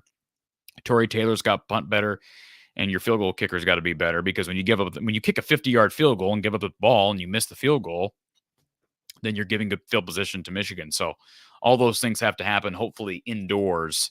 It'll be a little easier to kick on Saturday for both the punt game and the place kicking game. Let's go to our next caller. Mike has been on hold for a while. Mike, you're in a sling. What happened, Mike? Oh, I had my shoulder replaced, my left shoulder. I just got back. Yeah, I had to go up to Macon, Georgia, which is about between 4.5 hours away, depending on how you drive. So you're not in Michigan? Oh no, I live in the Florida Panhandle. Ah, okay. After I graduated from U of M, I got the heck out of Michigan. It's a horrible state. So great school, horrible state. What happened to the shoulder? Well, I have a few medical conditions before, but the summer after my junior year of high school, I was riding up to my high school tennis courts to play some tennis with a schoolmate of mine, and my shoelace was loose, and it got caught in the spokes of my tire, and it flipped me over, and I landed right on my left shoulder. This was like, I was 16 at the time. Okay. So this was kind of a long time in the running, but I've had other medical issues that just kind of made my shoulder deteriorate over the years, and sure, I decided it was time. You know, I figured I'd take Thanksgiving and Christmas to heal up. Plus, I work for the state of Florida, and you know their benefits are great. They have this one surgery program that I go through where I can save a lot of money, and this just perks all over the place. So I decided to finally, pull the trigger on it. So how far out of recovery are you? Last question I'll ask you, and then we can move on to football. Well, I got home from the hospital, an hour ago. So I had to come back on here because I popped on for, Mark has a Sunday night panel. Look at this guy. He's got his hospital bands on his wrist. Holy cow. I literally came through the door, grabbed some goodness, suitcases out of the, oh my goodness. Have you even taken pain pills yet? Nah. Pain pills are for wimps. Oh, yeah. We'll see in a few hours if you're saying that. We'll see. Yeah, I say that because, they already numbed up my arm. So exactly. It's good for in the 12-hour range. But right about bedtime, I've got a Percocet and Tramadol, along with they prescribe some baby aspirin. I think that's for to prevent blood clots. But we'll see, if you hear some screaming down by the Florida Panhandle, that's me. So what I don't know. You drove 4 hours back from the hospital just now? Yeah. Well, my mom did. I went to get my mom. I drove there because she's a terrible driver. I mean, she's 68, and even when she's not distracted driving from trying to light a cigarette while smoking, she's a terrible driver. So, and then, she drove me back, then, she went.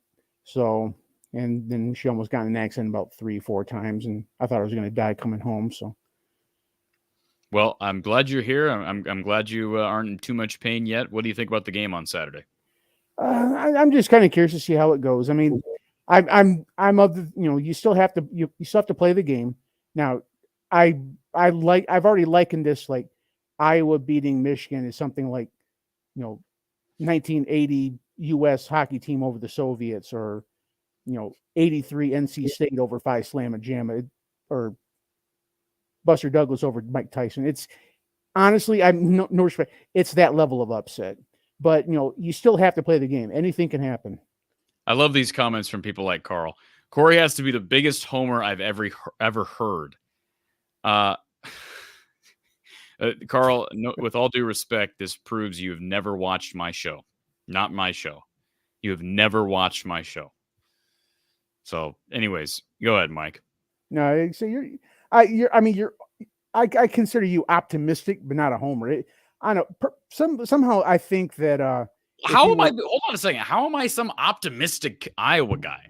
What do I say that's overly optimistic? I didn't say overly optimistic. I just said optimistic. Well, some people would say I'm more negative sometimes. I mean, frankly, I don't know anybody that's been more critical of Kirk and Brian and Fran's defense. And I'm constantly hounding on that stuff. Have you seen Erica type? I mean, her literal words for the quarterback was "P trash." I never did that. I try to be respectful, but she took it to an extreme. But anyways. Oh, I'm not saying that you're delusional or anything. I just say it could just be the sports reporter and you just kind of like me saying Michigan's gonna beat Iowa. What do people want me to say? Mike, what do people want me to say? And we get on here for 2 hours, just say, they're going to crap their pants. Obviously, it's the game we're previewing. Do I think Iowa's going to win? No. And I've not come out with a prediction. I'm not making a prediction. Well, honestly, there are some that do. I just for, my own, personal mental well-being, I went on some of the Buckeye Scoop and, Buckeye Huddle and Zach's over in Minister Society. These are all Ohio State channels, after the Saturday, beating. And it's therapeutic. It's very cathartic because they could say, we played good, a couple mistakes here and there, but Chicken Little syndrome always sets in. And then there's the Fire Ryan Day, who is, I want to say 41-3 in conference play. He's literally, perfect against every team not named Michigan, and people want him fired. So, you don't see a lot of the Ohio State channels talking up the fact that, he's still a 90% win rate coach. He's still at the top, 5 at the bare minimum. I'd say top 3 coach in the college football. But, you don't hear that. You hear all these, guys just, making their money off of, Ohio State's done, fire day, we'll never beat Michigan again, sky's falling, apocalypse. So, you could easily be that kind of guy. I'm glad you're not. Real quick, can we just take a moment to be thankful, Mike, that you woke? Well, I can say this now. I can kind of joke around about it because you're here, but you came out of anesthesia and you're actually still with us. You're still alive to be able to talk about football. Isn't that great? You do realize this is a shoulder surgery. Right? It's not. I didn't get a triple bypass. No, but you could have not come out of anesthesia. Okay, yeah, I guess I can't do a complete air quote, but all surgery carries risks. Quote unquote. Sure. Having said that, I wasn't that worried. But you were under anesthesia. Yeah. Oh, yeah. I was out. So you could have passed away, is what I'm saying. Yes, I could have passed away. I struggled through death to make it back to you, Corey. We're glad you're here, is all I'm saying, Mike. So, anyways, you're going to watch the Big Ten Championship game this Saturday because of it. That would have been a real sucky way to end your life, is not be able to watch it play. You would have never known. You'd have never known what would have happened in the playoff. Anyways, Mike, go ahead. No, I'll say one thing. This is actually one of the reasons why I was extra glad we won against Ohio State, because if we had lost to Ohio State, oh man, that would have just weighed heavy on my surgery. Because I love my school. I love my alma mater. Sue me. Yeah.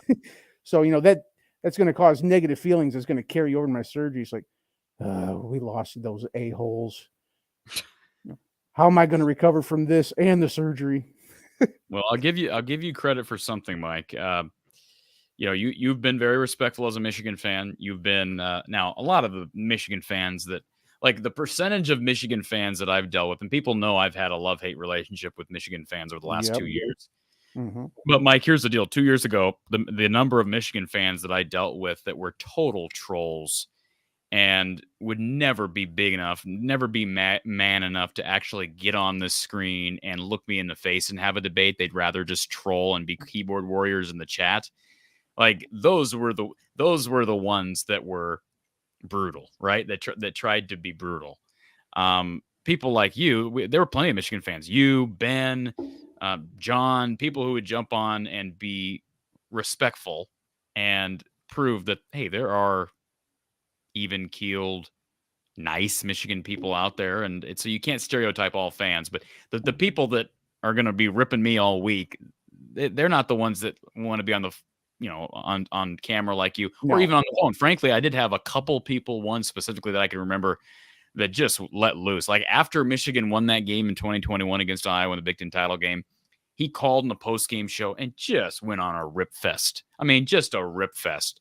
And I don't know, how you can't sit there after a game like that and enjoy the fact that you're a Big Ten champion. You have to navigate to some guy's YouTube channel and start ripping. And I mean, it wasn't just ripping. It was like he was actually, I've said this earlier, he was actually angry that I even thought Iowa had a chance, that I even would have the gall to pick against Michigan. Like, how dare you? How dare you, Mike? Like, I'd never heard something so insane in my life. These people that actually took personal when someone else picks against their team. What a stupid thing. I mean, come on. But you get people like that. Like, so I go to Ohio State. Keep in mind, going into this game, they had just come off of back-to-back decimations, including a 22-point loss at home. This was in Ann Arbor. C.J. Stroud is gone. He's killing in the NFL. It's about time that the Ohio State quarterback actually did something in the NFL. But he's off in the NFL. Their line is worse. Their quarterback is worse. One good thing, Travion Henderson was healthier. But, they were a worse team than 22, and we were a better team than 22. It was in Ann Arbor, and you still got we're going to kick your butt. You got no shot. I'm like, what? Just go away. Well, who was saying that that Ohio State was going to kick Michigan's butt and that Michigan had? I didn't hear anybody say that. Oh, they're not going to say it on an Iowa channel, but I mean, I could drop some names, but Ohio State. Mark never said that. So who said it? No. I'm talking like people in the chat, like your Stephen Cherries and your Bilals and your Charisse Armisteds, they all thought that, Ohio State was just going to march into Ann Arbor and just yank victory out, and there wasn't nothing we could do about it. And those are just, tip of the iceberg. I mean, I can understand, the troll, because like I said, I consider, I can count on one hand all the Ohio State fans I've seen in all of Mark's channels, and you could throw in like Uncle Lou, Josh Pate, all them. I can count on one hand, the amount of Ohio State fans that I actually don't want to punch in the face. So I'm mad that don't be threatening any fans right now with a bum shoulder, because I don't think you can win any of those fights. Oh, I'm not threatening anybody. I'm just saying they're just Ohio State fans come off as a whole, not all of them, but as a whole, is just so face punchable that it's just crazy. So I hate that you have to deal with Michigan fans like that. Also, Jeff Gutterson in the chat says, Mark, it's simple. Michigan versus Iowa walkover. Michigan. Who's Mark? Does he think I'm Mark? Jeff, I'm serious. Jeff, I'm not Mark. This is not Mark. And the guy with the shoulder over here is not Mark either. So I don't know what this comment is about. But neither one of us is named Mark Rogers. So I was going to say, you look pretty freshly shaven for a Mark Rogers. He'll be here in about 25 minutes. So cool. I'll get a chance to say hi. Yeah. And I mainly just come on just to kind of get an up. I mean, aside, I don't, like talking the Michigan, Iowa crap talk, game's going to happen, may the best team win. Everybody play their heart out. It ticks me off that I don't, Cooper's not in this game, is he? He's gone for the year. Yeah. He's done. Yep. That bothers me. I mean, because that's the one guy you've got that he's the playmaker. He's the guy I want to see. He's a guy who would start. He's a guy who would start on any roster in the FBS. He's that good. Oh yeah, and he's probably going to be a first-round draft pick. So, I wouldn't mind. I mean, you took all our guys. If you want to give us Cooper, I'd be good with that. Well, I'll say Eric All being out, Cade McNamara being out, like none of that helps. Everybody's dealing with injuries. That's football, but Iowa has been particularly ransacked by the injury bug this year, which was not expected, especially the first few weeks of the season. Iowa was really healthy, and then just bang, bang, bang, bang, guys going down. So, yeah, the Cooper injury, I think, affected things the most, because if they're going to have any chance at just shutting a team down defensively, it was going to be at full strength. And without Cooper, without the best player, they're not even close to being at full strength. So, and they've had some struggles at kicker here recently. So it's hard to imagine a scenario where they win. Well, it doesn't look like you have too much struggles at kicker, because he just won the game for you. Well, Marshall Meter had never kicked a field goal at Iowa, never been on the field prior to that kick. He's a transfer from Central Michigan. And keep in mind, that was like a 36-yard field goal attempt, Mike. That thing barely crossed the crossbar, just so you're aware. Go back and watch that again. Oh, I'd have to check on that. Yeah. Like I said, I'm enrolled in, I'm going for my second master's at University of West Florida, and I have a final paper that's technically due the December 9th, but obviously I can't type with one hand. I mean, I'm not sure if you saw me in the room, but it was comical. I mean, I have no capital letters, poor punctuation. I'm just trying to talk and make my way through. But I wanted to go ahead and finish my paper, before I went into surgery. So I just spent better part of Thanksgiving weekend, including taking my laptop up to Georgia and just finishing up my paper. So I didn't get a chance to watch as many games. I watched Michigan, Ohio State, obviously, and I watched Alabama, Auburn, because down here, all my family are Alabama and Auburn fans, because they're all from Southeast Alabama. So I watched that, and then I just watched spatterings of games here and there. I did manage to catch the tail end of Iowa, Nebraska. I couldn't remember exactly how far away the kicker was, but I know the big story was, first time you ever saw the field and stuff like that. Did you watch Iowa State and Kansas State in the Snow Bowl down in Manhattan?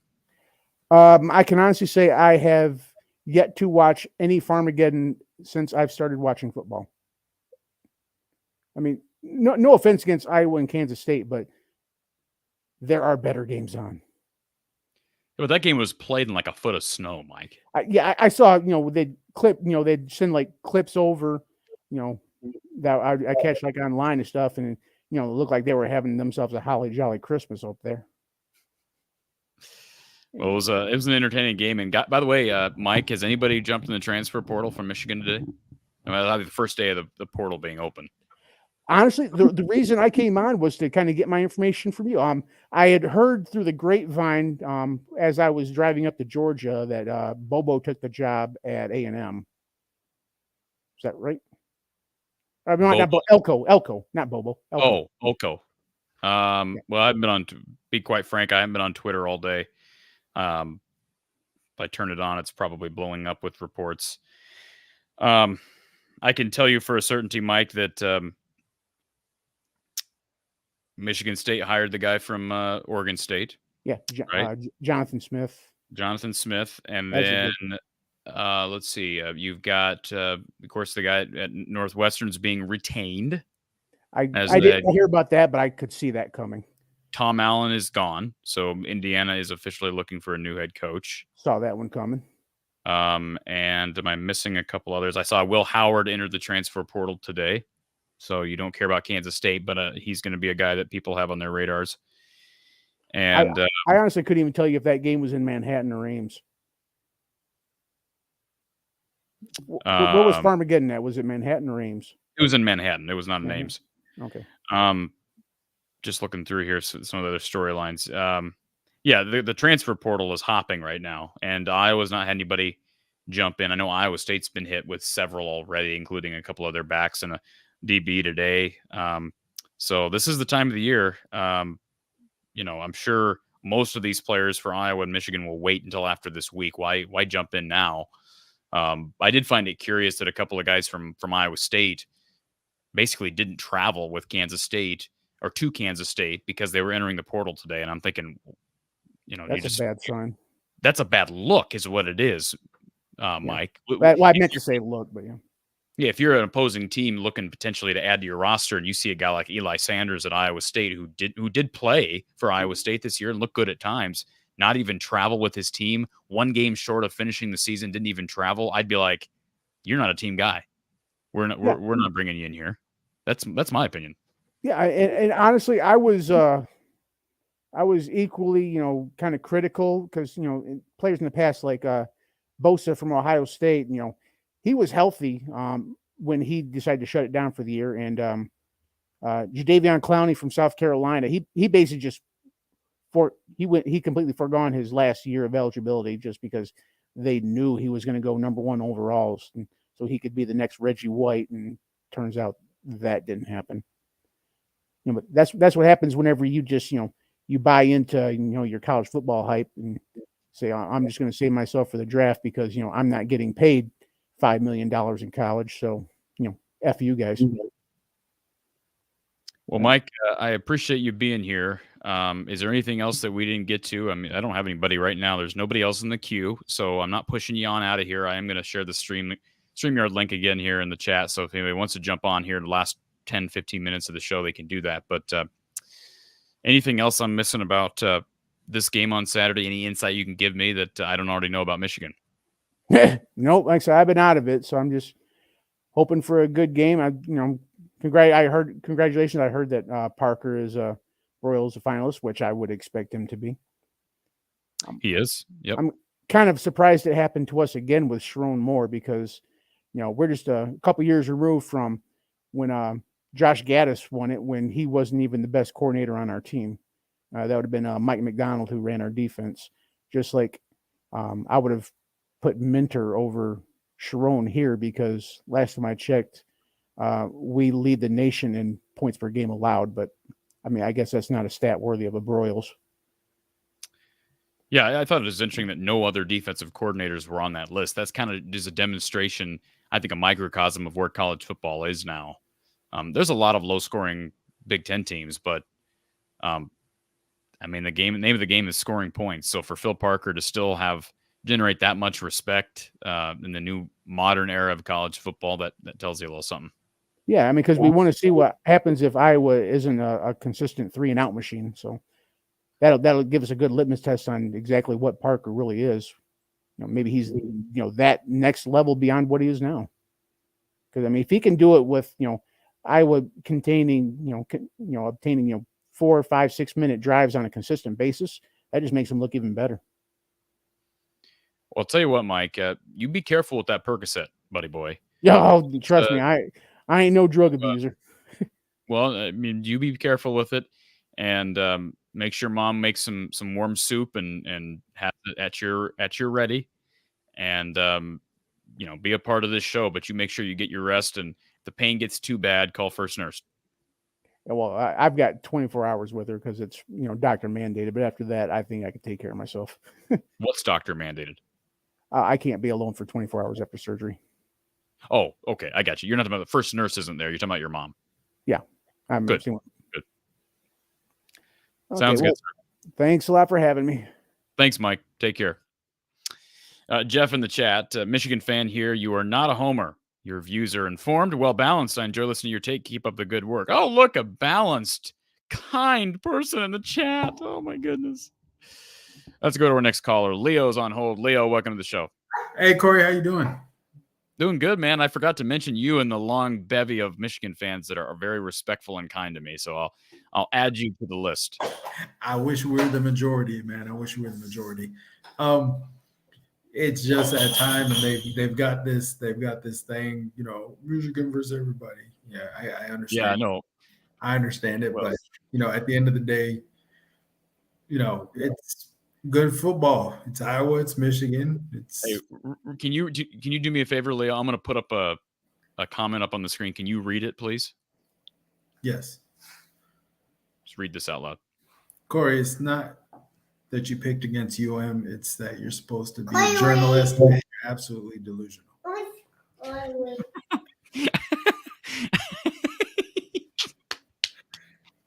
Well, I'm sorry. I'm delusional. I'll have to go to my doctor and get that checked out. So. Stop. Sorry. You're the second caller who's had a child that's really gotten angry while said caller was on the air. So you and Tony both, you've got children who are becoming fans of the show. So we appreciate they are. And he always, I have to keep him out usually. And he's like, Daddy, he's not going to, Daddy, I know you're Daddy.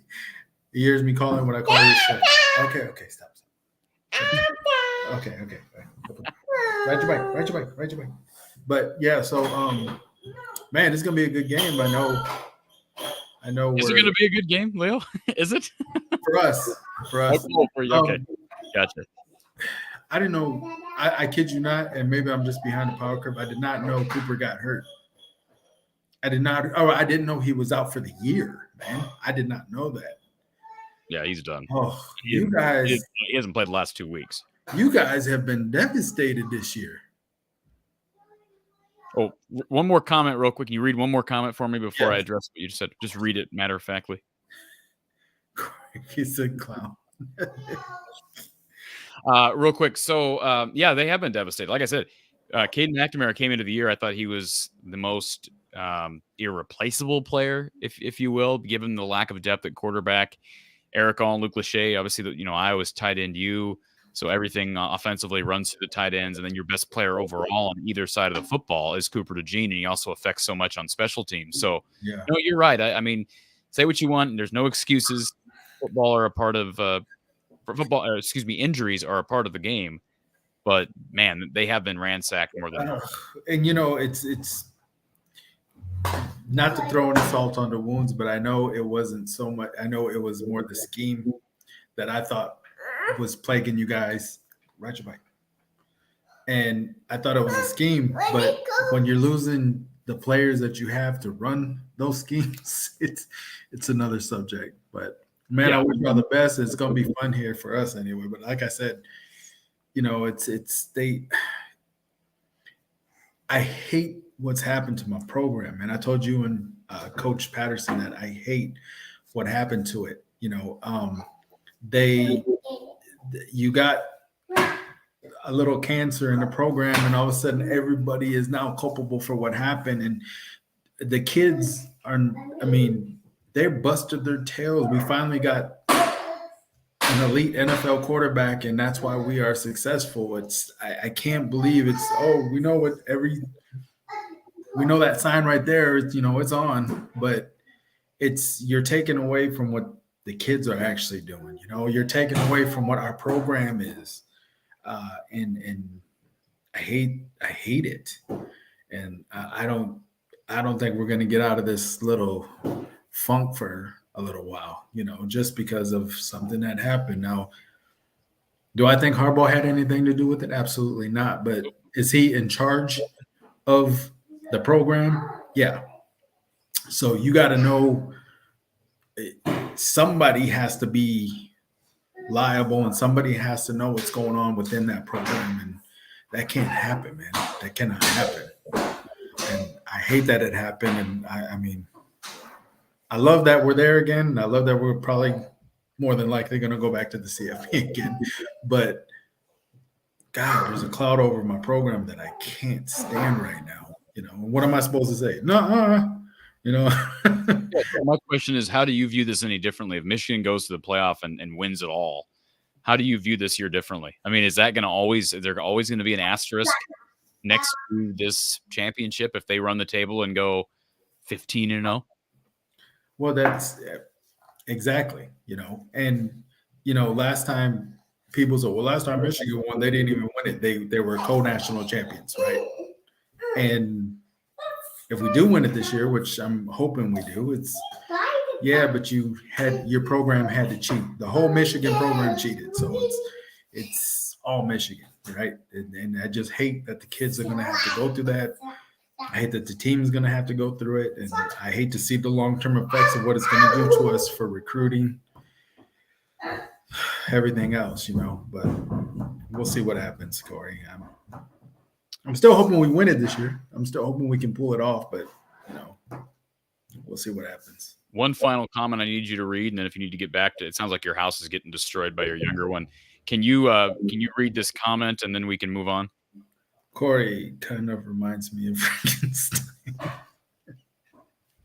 Hey, maybe those are Buckeye fans. Maybe the Buckeye fans. You're just doing your job. I'm just asking you to do something, and you're performing the task. So I appreciate that, Leo. And no problem. Man, real quick. Can I just say something real quick? Huh?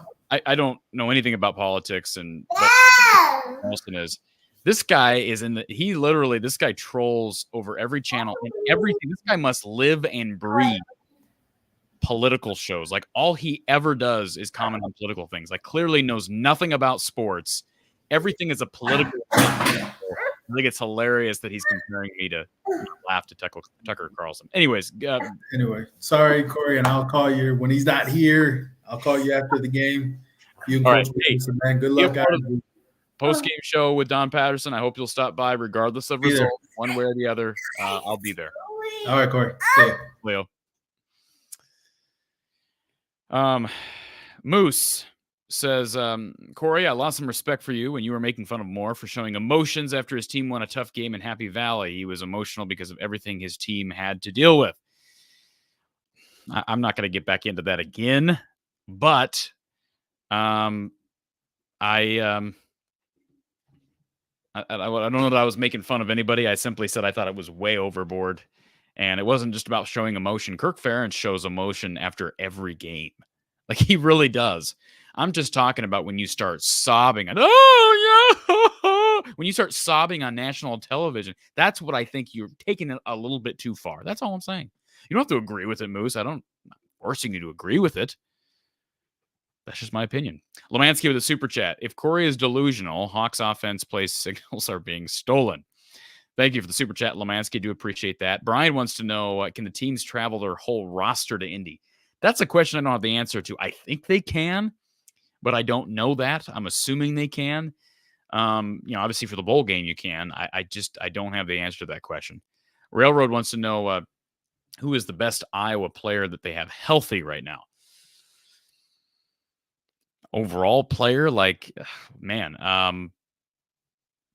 I think that's hard to evaluate. Of course, if at one point I would have said Cade McNamara, well, not Cade McNamara, I would have said Luke Lachey, then I would have probably said Eric All, Cooper DeJean. Like those three, those are basically three of your best players in the field. Probably Torrey Taylor. I know people don't like that, but he's maybe the best punter in the country. So wouldn't I have to say Torrey Taylor? He's the most impactful player Iowa has left. In fact, he's Iowa's most indispensable player that's going to be on the field this Saturday. So I'll go Torrey Taylor with authority on that.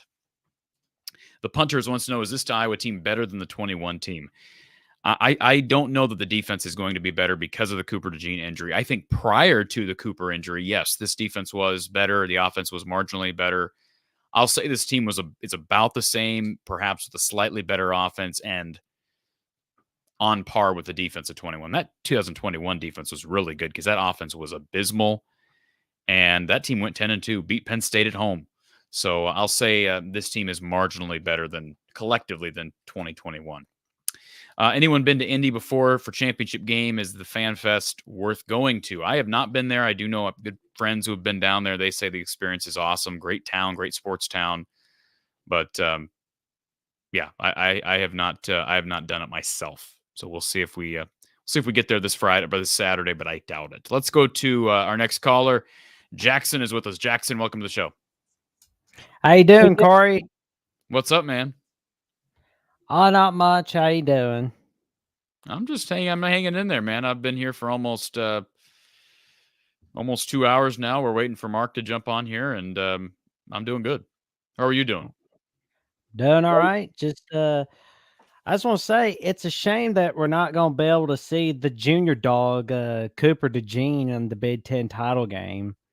But also wanted to get your take on Big Ten Black Friday. Do you think this is going to be more of a thing where we see 2 Big Ten games on Black Friday, where of course we'll see Iowa, Nebraska, but do you think we'll see like a game, shall we say, Oregon, Washington next year? Why would we? Because Oregon. Well, I don't know what is the Big Ten stance with Friday games right now? Like, I don't even really, that's a great question.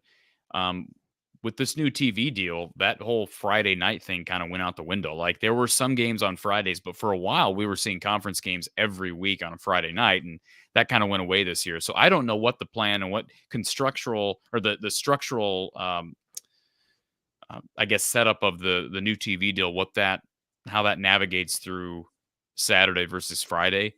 I think having another game on a Black Friday would be awesome. I think it'd be great for a game like Oregon, Washington. That's going to be obviously a huge rivalry moving forward because of the distribution of the conferences. Of course, Oregon loses. I don't know what the future of Oregon State is, or the future of the Apple Cup, but in a sense, those rivalries kind of go by the wayside. So I would think Oregon-Washington is going to be a big rivalry game. So if anything, maybe you're talking about a Friday night game on ABC or on NBC or whatever the case may be. I guess it's not going to be ABC because it'll be Big Ten, NBC. so CBS, NBC, or Fox. Well, and I was going to say also, what did you think about Minnesota being the last team in bowl eligibility because of the APR standings? What did you think about that? Ask that one more time. Minnesota got into a bowl game. They're bowl eligible because of the APR standings. Their APR is good. And that was because Hawaii made the game-winning field goal against Colorado State on late Saturday night. What was your take on that? So you're telling me Minnesota's going to a bowl game at 5-7? Mm-hmm. That's fact. That's confirmed. I believe that's fact. Yes, from Brett McMurphy himself on the Action Network. I think it's I think every time that first of all, I love bowl games, and if there's 6-6 versus 6-6 bowl games, I'm all for it. I love watching postseason football, but 5-7, I don't want to see. I don't want to see a repeat of Wake Forest Rutgers, and frankly, I think it just unfortunately devalues bowl games even more. I know a lot of people already don't like bowl games, don't care about what happens in bowl games.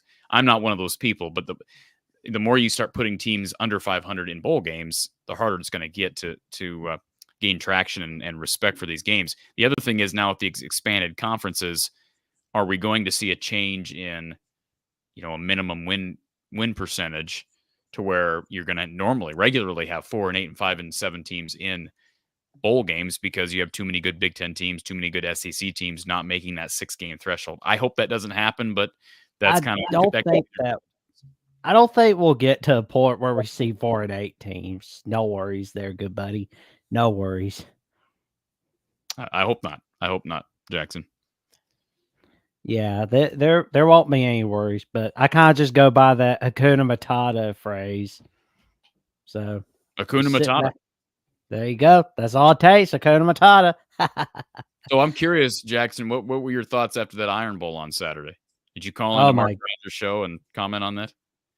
Well, I called in the talk. I believe I forgot what I was doing. I know I called in Saturday afternoon, talk about Ohio State, Michigan. But Austin and I were doing a little late night recap. But I talked with Mark Sunday night, last night, about the coach firings, like Dana Holgorsen. But I was pretty excited when Alabama made that game-winning touchdown. I was nervous. I'm not going to lie. I was just kind of writing the obituary for the 2023 season.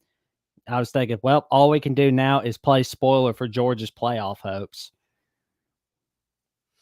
Yeah, and they could do that. I mean, I think Georgia's probably a lock either way, but if Bama wins, they're probably in, and then the committee's going to have to either put 2 teams in or settle on one of those teams because it's going to be hard to put Georgia. It's going to be hard to put Georgia in one game or 1 week after they beat Bama. But Georgia's 12-0, and I went through the scenarios earlier. I don't know if you heard our call with, I think it was Ben that wanted to know scenarios for Iowa to somehow sneak into the playoff. And I talked with Mark about this last night, but I'll go through it again. I mean, it isn't impossible, but they need all those things to happen, including Georgia and Alabama.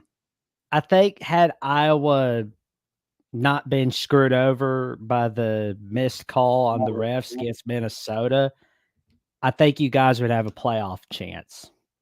Well, of course they would have a playoff chance. It'd be 11-1, and if you beat Michigan in the championship game, you're 12-1 Big Ten champions. 1,000% you have a chance. Now maybe they wouldn't get in still, but 12-1 Big Ten champs not getting in would be that would be a hard one to defend. So true.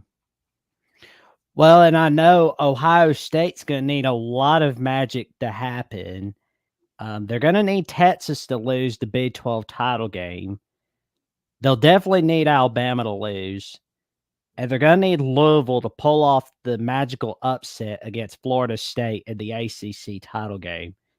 Now, I'm not saying we'll see a repeat of Ohio State, Michigan both being in the playoffs, but I'm saying we could see that happen if all those losses were to happen. That's a nice tie, by the way.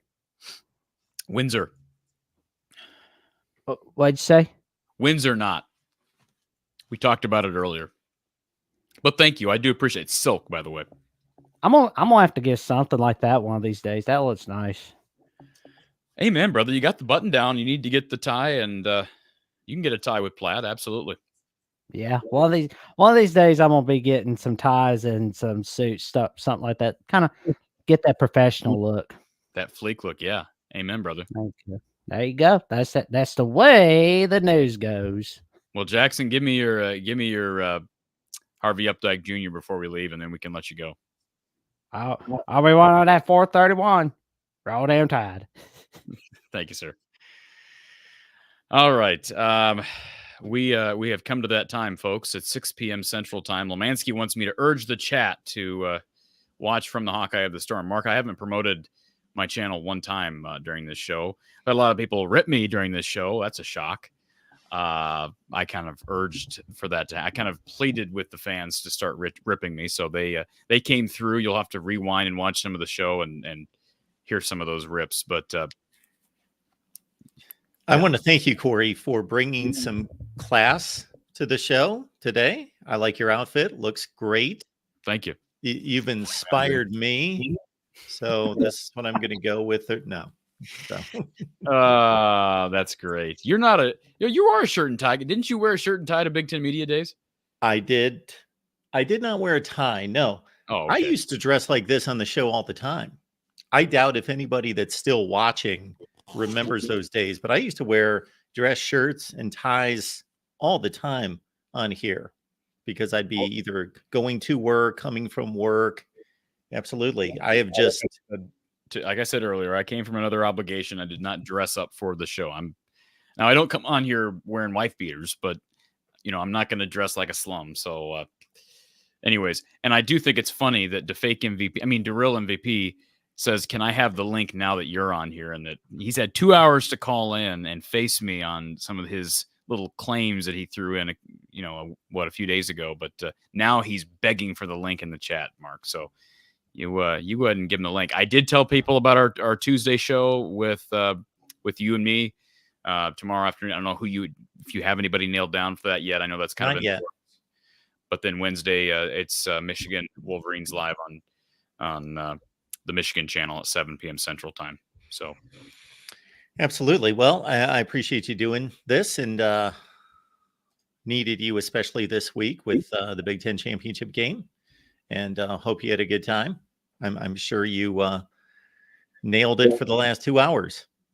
2 hours from now, Mark, I know you're going to be on the air for a while, but 2 hours from now, I will be doing another live show over on my channel. So, Hawkeye Hangout, if I can keep my voice for another couple of hours, and we'll have fun on there, and hope to get you over on the channel at some point to talk about Iowa, Michigan. There's going to be no shortage of content this week. If people have their evenings or days open, there's going to always be something to consume either here or over on my channel. So there most definitely will. Corey, thank you so much. Enjoy the basketball game tonight. Basketball game. Oh, there's not a post game. There's a Hawkeye Hangout. No. Sorry, I did not make the distinction between the two. Just glance over at your whiteboard on your wall and look to see over at my schedule. I know you got to post it over there, and I pushed dinner. I've got dinner pushed back to 6:30 for dinner, Mark. So be sure to update your schedule. So 6:30. 6:30 Central. I always have to make the conversion. CST. You got it. Okay. Thanks, Mark. We'll talk to you later. Thank you, Corey. Appreciate it.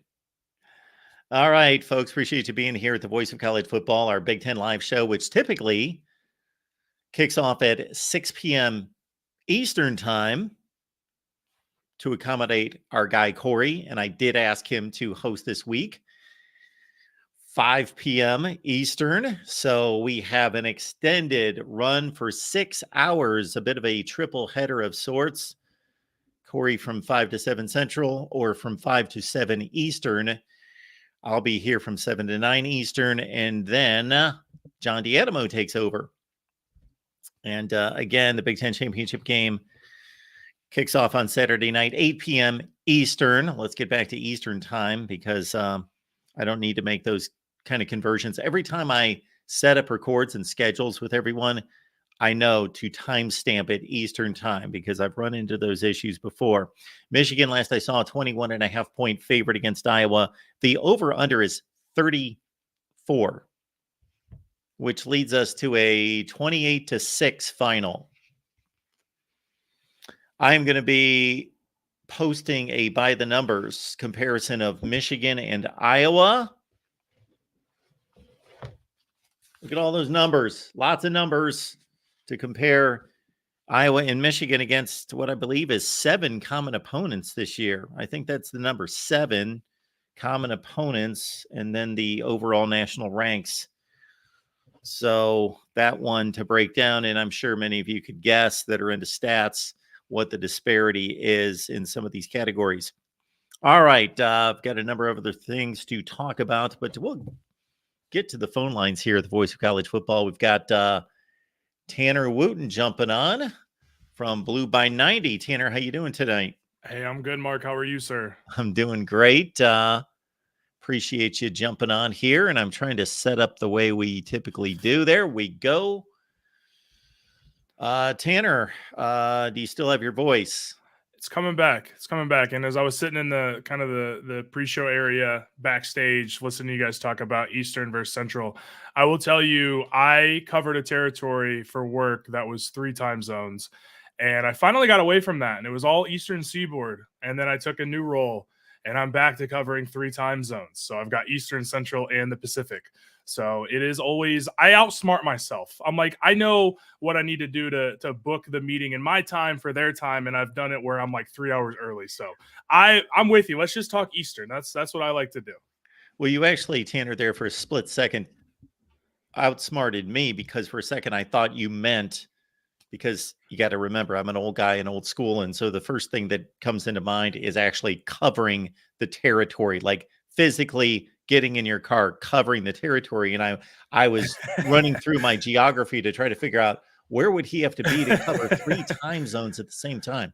Okay. Yeah, I can tell you the first job that I had that was kind of a hybrid external role, it was during COVID. So there was no travel because it was just a hodgepodge of states. This one, I took over with the expectation of covering Michigan, Ohio, Pennsylvania, Illinois.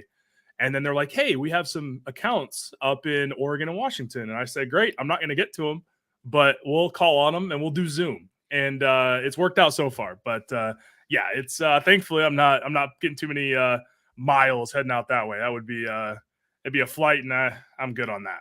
So Tanner, are you in a situation with your job right now when you talk about covering 3 time zones, and then you mentioned some states? Do you cover Ohio? Do you go into the state of Ohio at times? Yeah, certainly. I actually, some of my really good partners that I work with for one of the products that I sell is so the external salesperson is an Ohio State grad, and his internal is an Ohio State grad. So I talked to the internal today. I didn't give her too much crap, but we have fun with it, right? We go back and forth, and it's a lot of fun. So I find that when you have people you actually know in real life and you have these conversations, it's a lot more fun, because I can tell you, I don't know if you follow Blue by 90, but Justin put out a tweet on Blue by 90's Twitter. JT Barrett was at our tailgate, and I so badly wanted to, JT, he was the nicest dude. We talked about the Lions for a little bit because he's an analyst with the Detroit Lions, and he was playing Flip Cup with us. Man, he was such a cool dude. I was like so mad at how awesome he was. So, but that's the thing. We had a bunch of Buckeyes there, man. We had a great time. We come on here and on the internet, it's a little bit different than it is in real life. I had some fun conversations with some Ohio State fans at the big house, and that's what it should be, right? That's what it should be. I did not realize that he was an analyst with the Lions. I lost track of him ever since he was a free agent with the Saints. Yes. And had a cup of coffee there. Yeah, no, he was a awesome dude. We had some fun jokes, and not much you can say to the guy. He was 4-0, so or probably 5-0 if he was a redshirt senior. I don't know. So times have changed, and he was just such a cool dude, though, man. I wanted to throw that out there. I'm a big fan of JT Barrett now. He was really, really awesome, and I think we were very hospitable, and he was a gracious guest. So it was a lot of fun. At some point, Tanner, in the show, whether you were going to jump on or not, I was going to run down. Well, before I say that, since we're talking about, outside sports environments, whether it be work or otherwise, I was just down at the gym. and I was overhearing a conversation between 3 young ladies, and they were mentioning things about the Ohio State-Michigan game and where Ohio State's in the rankings, and is that fair, and where should they be, and they beat this team and that team, and they now lost to number 2, so shouldn't they be high, and all this other business. And I was just kind of listening in, and it's better for me to back out of sports conversations. When I was at Thanksgiving dinner, I was asked a few things, and I just gave the generic, yeah, it's going to be a good game. Should be a good game. Because I just don't really want to correct people and tell them, yeah, that's not really the way it is. And, you're not considering X, Y, and Z. I don't want to be the condescending one. So I know it's tough. I was at Thanksgiving with my wife's grandmother, who's 84, and she is a sweetheart, and she hosted Thanksgiving. She doesn't know football. So we're watching the Lions game. I'm a Lions fan. And, it's like, you can't snap it at grandma, right? So, she's like, I don't think the Lions are going to win this one. And I'm like, sure not, but sometimes you got to pull yourselves out of that conversation, because I'll hear that and I'll like want to jump in, and I'm like, no, it's not. Sometimes you just kind of got to let it go in one ear and out the other. You have a conversation, and somebody's really passionate and they're kind of wrong, and you're like, that's a good point. And you just let it go. Did the game go about the way in which you would have had expected? And if not, what are some of those twists and turns that it took that you didn't foresee? Yeah, pretty proud of my prediction. I said 30-20. So obviously Ohio State exchanged a field goal that I predicted for a touchdown. But yeah, I mean, it was an incredible game. In person, the Ohio State defense, man, those guys are, oh my gosh, those guys are monsters. That's a hell of a defense. They're big, strong, physical, fast. I mean, seeing them in person, like, they get after it. And, after the last 2 years, like, you can tell they took that to heart, and they played their tails off. But I did think Michigan would be able to have success on the ground. Now, Blake had four yards of carry, but he had some big ones that counted.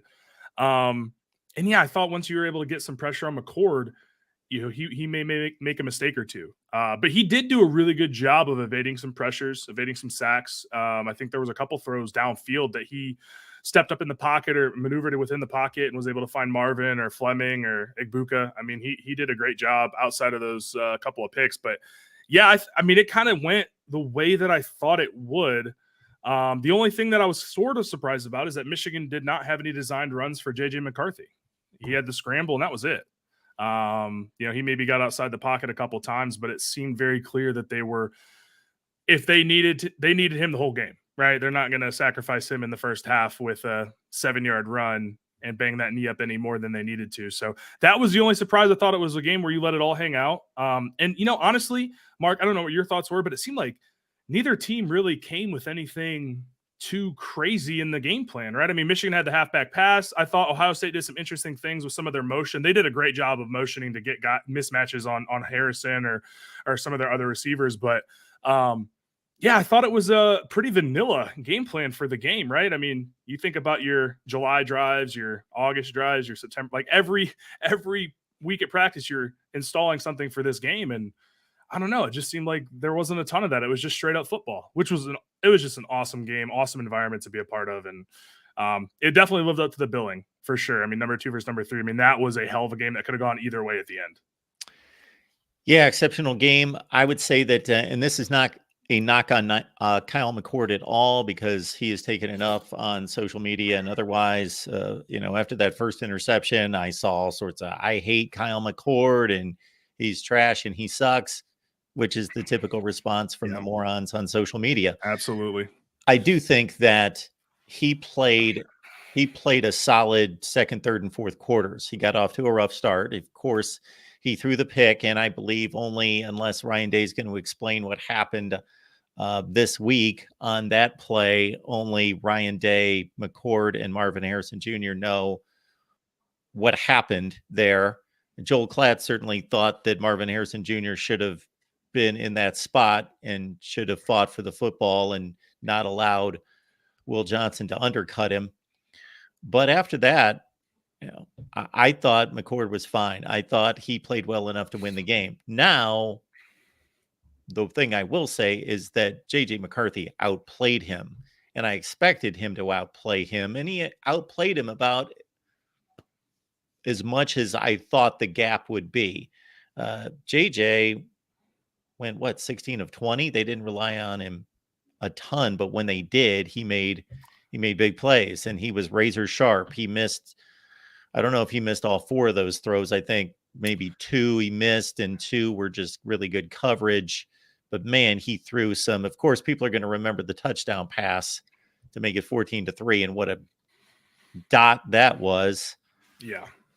But besides that, he threw a lot of balls that were just exceptional. The one you mentioned him getting out of the pocket just a few times, the one he sprints to the sideline and he lets it fly down the sideline, and boom, that's right on the money. Yeah, he was exceptional. I thought he was the difference. Yeah, I think so too. Look, his stats are not going to be eye popping, right? I think 16 to 20 for 148, 150 yards, something like that. But every time they needed a big throw, he made it. Whether it was to Colson Loveland over the middle a couple times, the 4th and 1 that they threw it to Loveland. I mean, that's a tough play to get the fake in and then pull the ball back out and sling it to the right side of the field and hit your receiver so he can turn upfield to get the first down. The throw to Roman, that came to, we were at like the 40-yard line. That came towards our end zone.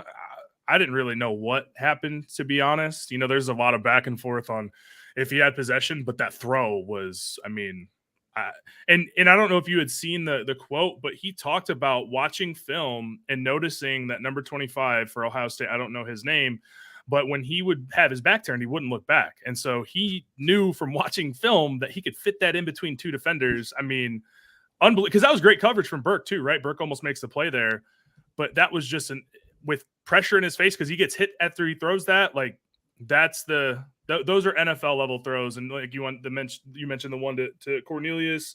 Yeah, he was on fire. Wasn't the big plays, but when they needed big time conversions, he was there. So yeah, the thing that catches everybody's eye about the touchdown throw, the second touchdown for Michigan was, that he throws it like 3 to 4 inches over the helmet and splits the 2 defenders. But also, not only is that an amazing throw, what you just said, the pressure, he's got hands, he's got all sorts of traffic in his face, and he has to adjust his arm angle at the last second just to find a window just to get it out of the pocket, let alone throw it where he did downfield. Yeah, that's a game where, his athleticism with the injury, it's not as much on display as it has been in his career, but you could just tell that, certain level of quarterback needed to be back there for Michigan to win that game because Ohio State's defense is that good. So for him to go out and complete 80%, again, yards per attempt wasn't great, total yardage, but man, just every time they needed a play, it seemed like he was the guy making it along with Blake Corum. So yeah, it was a heck of a game from number 9. And, that's kind of what he does, man. It's just, he rises to the big moments. I felt that his whole career since he was a freshman. I mean, I was there when he threw his first touchdown pass, which was in garbage time, but it was still a crazy play. And it just feels like he really lives for the big moments. And yeah, just really, really happy he's at Michigan. And just one last note on that touchdown play and whether he had possession. So to me, as a guy that watches a ton of football, that's a touchdown. So was I sitting in my living room hoping and praying that they would reverse the call? Absolutely, I was. But was I sitting there thinking, is that a touchdown? Yeah, it's a touchdown. Again, Joel Klatt, he was adamant that was not a touchdown. I heard, yeah. I heard after the fact. Now, if you go by the letter of the law, and I haven't gone back to look at the rule, I need to go back and do that in terms of securing the catch and whether it's different in the field of play versus the end zone. But if you're just a football guy that knows football, has been watching football forever, knows what a catch is, if that's not a catch, then they need to change the rule. He caught the ball. He secured the ball. He's going into the end zone. He's in the end zone. This whole surviving the ground, and you got to practically take the ball home with you before it's a catch. I don't buy into that. Yeah, I thought in the stadium, I had no idea what they were going to do. I got very nervous. I I guess, opposite reaction of you, right? Of like, hoping and praying they let it stand or confirm it. And so when I went back and watched the TV version of the game and have seen that play probably 100 times now, my thing with that is he has possession and the ball moves, but it's almost like it's just he's re-establishing possession each time. It's up against his chest. Like the ball is moved, but it's not bobbling. Like I think if it was bobbling, yeah, that's a pick. But the ball is tight against his chest. It's moving here and there. I just don't think that is a going to be an incompletion or an interception there. So, but I mean that's what this game should be about, right? I mean, even though Denzel Burke doesn't get there, he's as close as he can be to making a hell of a game-changing play, swing the momentum. But Roman Wilson's able to make the play. Like that's two really good guys going at it. We could talk the next 4 hours about this game and dissecting different aspects of it. So I'll try to bypass a number of things that come up for me on the Ohio State side in particular, because you tend to pick apart, obviously, the losing team because what do they need to do right to make it happen? On the Michigan side, Zach Zinter leaves the game late. That was horrific to watch. I'm sure the stadium was... Did you listen to Joel Klatt's podcast at all today? He talked about this, and I wanted to share this anecdotal story that I'm sure 110 other thousand people can share. So when this play happens, you knew it was bad immediately. I'm on the opposite side of the field, so I'm behind the Michigan bench, and I can see them. I mean, it looked like when Lawrence Taylor, like, come here, and they get you see the cart 10 seconds later, and everyone's just like, oh my gosh, like senior All-American captain, 4-year starter, like you got to be kidding me.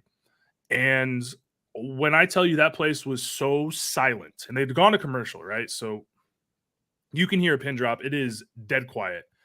And all of a sudden, I'm getting ahead of myself. So you can just hear the players just, kind of murmuring. And I mean, I've seen the video after the fact now. I'm pretty sure Carson Barnard has some tears. Trevor Keegan had some tears. I mean, these guys live together, been teammates for 4 or 5 years. And somebody started a Let's Go Zach chant. And when I tell you that place, the energy just picked back up.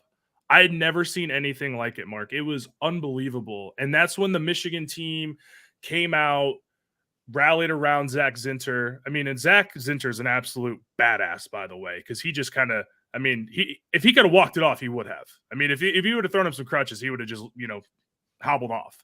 That's how tough of a dude that is. But so they get the air cast on him, get him up onto the thing. He's giving the thumbs up, and that place just erupted at that point. And then they come back, and Blake Corum goes for 22 yards, throws up the 6.5 to the Fox camera, and that felt like I didn't see this, Blake Corum celebration at that time, but I think that just shows how tight knit this Michigan team is. That he makes a huge play, maybe the biggest play of his career, and he's thinking about Zach Zinter, right? So that was a really cool moment, a very emotional moment. I'm not I'm an emotional guy, wear my heart on my sleeve, but that one was, it was just a different feeling in the stadium that I'd never felt before. And so for everybody to kind of rally in that stadium and just lift up the team and the team lift up the crowd, it was truly remarkable. So I just wanted to share that story because you didn't get to see it on the broadcast, but I hope there's videos of it because it was unbelievable. I don't know if Fox can go and get their raw footage. Like that needs to be shared because it was one of the cooler moments I've seen in college sports. So really tough moment, but then man, that place was rocking after that. I mean, we were all ready to go, to see Zach Zinter go down and get behind him and the team. Like it was really cool. Before we get to Iowa and everyone, we got Tanner Wooten here from Blue by 90. So check out his Twitter feed. You see the Twitter handle right there, Blue by 90 as well. Thought it was interesting. And I just caught this 5 or 10 minutes before I jumped on here. I looked at the article that was posted on ESPN about Jim Harbaugh's news conference today and what he had to say about the rivalry, and that he thinks that the hatred and a lot of that is contrived and it's overhyped by the media. Now, we know here, I'm sure based on the people you talk to and see online and the people that I see, I don't think it's contrived or hyped. I do think that what he was trying to get across is that from a coach's standpoint and player's standpoint, to us, when we're not checking ourselves to say, okay, that's right. These guys are 20 years old. They're human beings. They have families. They have girlfriends. They care about other things, whatever. They're humans. They, and we look at it like a video game, then, then we've got all the hatred and all of that built up. But when you consider that all the people that you may quote unquote hate on the other side, they could have just as easily been on your team or been your neighbor or been your friend. Then I think that's where Jim Harbaugh was coming from. Just basically that we're all coaches and players. These are all generally really good people, and they just happen to be playing for another team. And there's more respect there than hatred. Yeah, I think that's the exact point, Mark. You're spot on. And I can tell you, watching, I'm pretty sure Sharon Moore was out there and gave JT a hug, because I don't know if he was involved, but I think he was pretty shaken up seeing that. And I know Trevor Keegan, they kind of gave each other a hug. And, for the fans, it's so easy, especially, man, with social media. Like I said earlier in the show, it's when you're having a conversation with a real human and you can understand that we're on different sides of the rivalry. Yeah, we get fired up. Yeah, we don't like certain players. Yeah, we don't like what people have to say. But when you're in person, from a fan perspective, it's a lot more respectful than it is online. And that's a broader conversation that you could have about this stuff. But when you see it on the field, when Michigan goes and takes a knee after the fact, all 5 of Michigan's O linemen and all 4 or 5 of Ohio State's D linemen are giving each other respect and dapping it up, right, as the kids say. And I think that's exactly what he's saying. Now, there are rivalries that Michigan's involved in that it is not that. I can tell you that much. This one, though, we need each other for this one, right? Like, this is a rivalry that both sides have contributed to. And yeah, Michigan was down for a while. There's always runs in this rivalry, but it's the greatest rivalry in college sports and maybe in American sports, maybe in globally, because of the number of guys on both sides that have come through and have played their ass off. And at the end, it's all love, right? Like, you hate the guy in front of you. You want to beat him. You want to win. But at the end of the day, like you said, they're just 18 to 22-year-old kids that play football that have goals and aspirations of earning a degree, going to play in the NFL, doing something beyond football. So I think sometimes you just have to take a step back and have perspective. And I need to do that too. I like to have a lot of fun with it. But, at the end of the day, these players all know each other because they come up through the camps and the Nike camps and the Elite 11 and all that stuff. Like, they all know each other. They're all friends, right? Like, so you're spot on with your take. And I think that's probably exactly what Jim Harbaugh is getting at, because even though there's been a lot of animosity between coaches lately, I still think there's a level of respect of being on the other side of this game. And I'm pretty sure that I didn't see it, but I had heard that Ryan Day went over and consoled Zach Zinner's parents. So, I mean, that's what this is all about at the end of the day.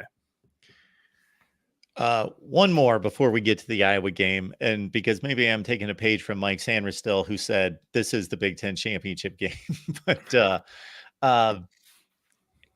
it almost can't get any better than this because, man, I've been watching this game, Tanner. I know you can't relate, since the late 70s. And a little bit before I started watching was when Bo and Woody were at their pinnacle and they were undefeated or one loss, top 5, boom, for 5 or 6 straight years. And this was a Big Ten championship, national championship kind of game just automatically. And then after that, yeah, each school has gone on a run, but usually because the other team was a little bit down and could take advantage. Now, the one difference in that was, if you would have been around for the mid-90s, and I know you know the scores and the stories and the way it went, that one was flipped in a weird way because Ohio State was better, but they kept losing. Yeah. Now we get to Michigan has won these last 3 games, 2 in dominant fourth quarter fashion, but it's not because Ohio State dropped. Ohio State's they're still winning 11 games. They're still going 11-1. They're still playing Georgia to the last snap. And it's because Michigan. So we haven't seen this since the early to mid 70s when they're both on their games. Yeah. I mean, I was born in 1995. So, I've got this 97 hat on. I wasn't conscious. I don't have any memories. Right. But yeah, know all the stories, know all the lore that comes with this rivalry. But yeah, I mean, 06 was special. That was an interesting rivalry with, or year, I should say, with Bo passing away the day before on Black Friday. I mean, I remember that. Yeah. I was 11. I remember that coming on the old school ESPN News infographic style they had back in the mid 2000s. And Tanner, I don't want to downplay 2006 because that was amazing 1-2. They were both on top of that. But I mean for this long. Oh, for, yeah, no, absolutely. You know, yeah. Michigan catching Ohio State, Yeah. and Ohio State hasn't dropped, and it's been 3 years no, now. And that was going to be kind of the next thing I said was, you know, Michigan goes from that to then hiring Rich Rodriguez and falling off a cliff, and Brady Hoke, you know, wins a game and makes those Brady Hoke games were respectable, right? And I hate moral victories, but in 2012, Michigan had a chance to win that game. They give up 6 points in the second half, but they can't score any points of their own, right? And then in 2013, they go for 2, don't get it. 2014, it was close until Ohio State pulled away. And then, you know, 16, 17, it's those similar games, or I should say 16, 18, similar games, one-loss teams, but not to this level, like you said, right? Like not where it's consistently a top 5 de facto playoff game for these two schools. And it's the last time that's going to be the case because we're moving to a 12-team playoff. We're talking about Missouri's ranked number 8 in the country. And no disrespect to Missouri, but I can guarantee you that both Michigan and Ohio State are going to be right there at the end of the season every single year moving forward. So it really, not that it's lost any luster, but it's lost that do or die feeling that gets you that pit in this. I had a pit in my stomach Sunday morning last week, all the way until kickoff, right? You don't get that anymore. So it is very special. And, you know, I don't know, man, it's different than any other rivalry where you get one shot a year. College football is just different in that way, but you get one chance every 365 some odd days. And now I saw it in the chat earlier. You may get 3 chances in a month. Yeah, one solace for Ryan Day. If you're listening out there, Ryan Day, and of course you're not, but yeah, 12-team playoff. Tanner, do you realize that take out 2011, that was the year between, of course, Urban Meyer, Jim Tressel, no permanent coach. Ohio State wouldn't miss a 12-team playoff since 2004. So this sounds right, yeah. So if he can just maintain it, it's automatic. All right, let's get to Iowa. Michigan went through this to a greater degree 2 years ago, in which they, you know, this was an enormous win, but it wasn't like out of nowhere. That one was not that people didn't think that they were going to be competitive, but that was obviously the first one. So that was just crazy breakthrough. And then they had to turn around and play Iowa the next week. And I had my thoughts that, you know, how do you come back from what they experienced a week later?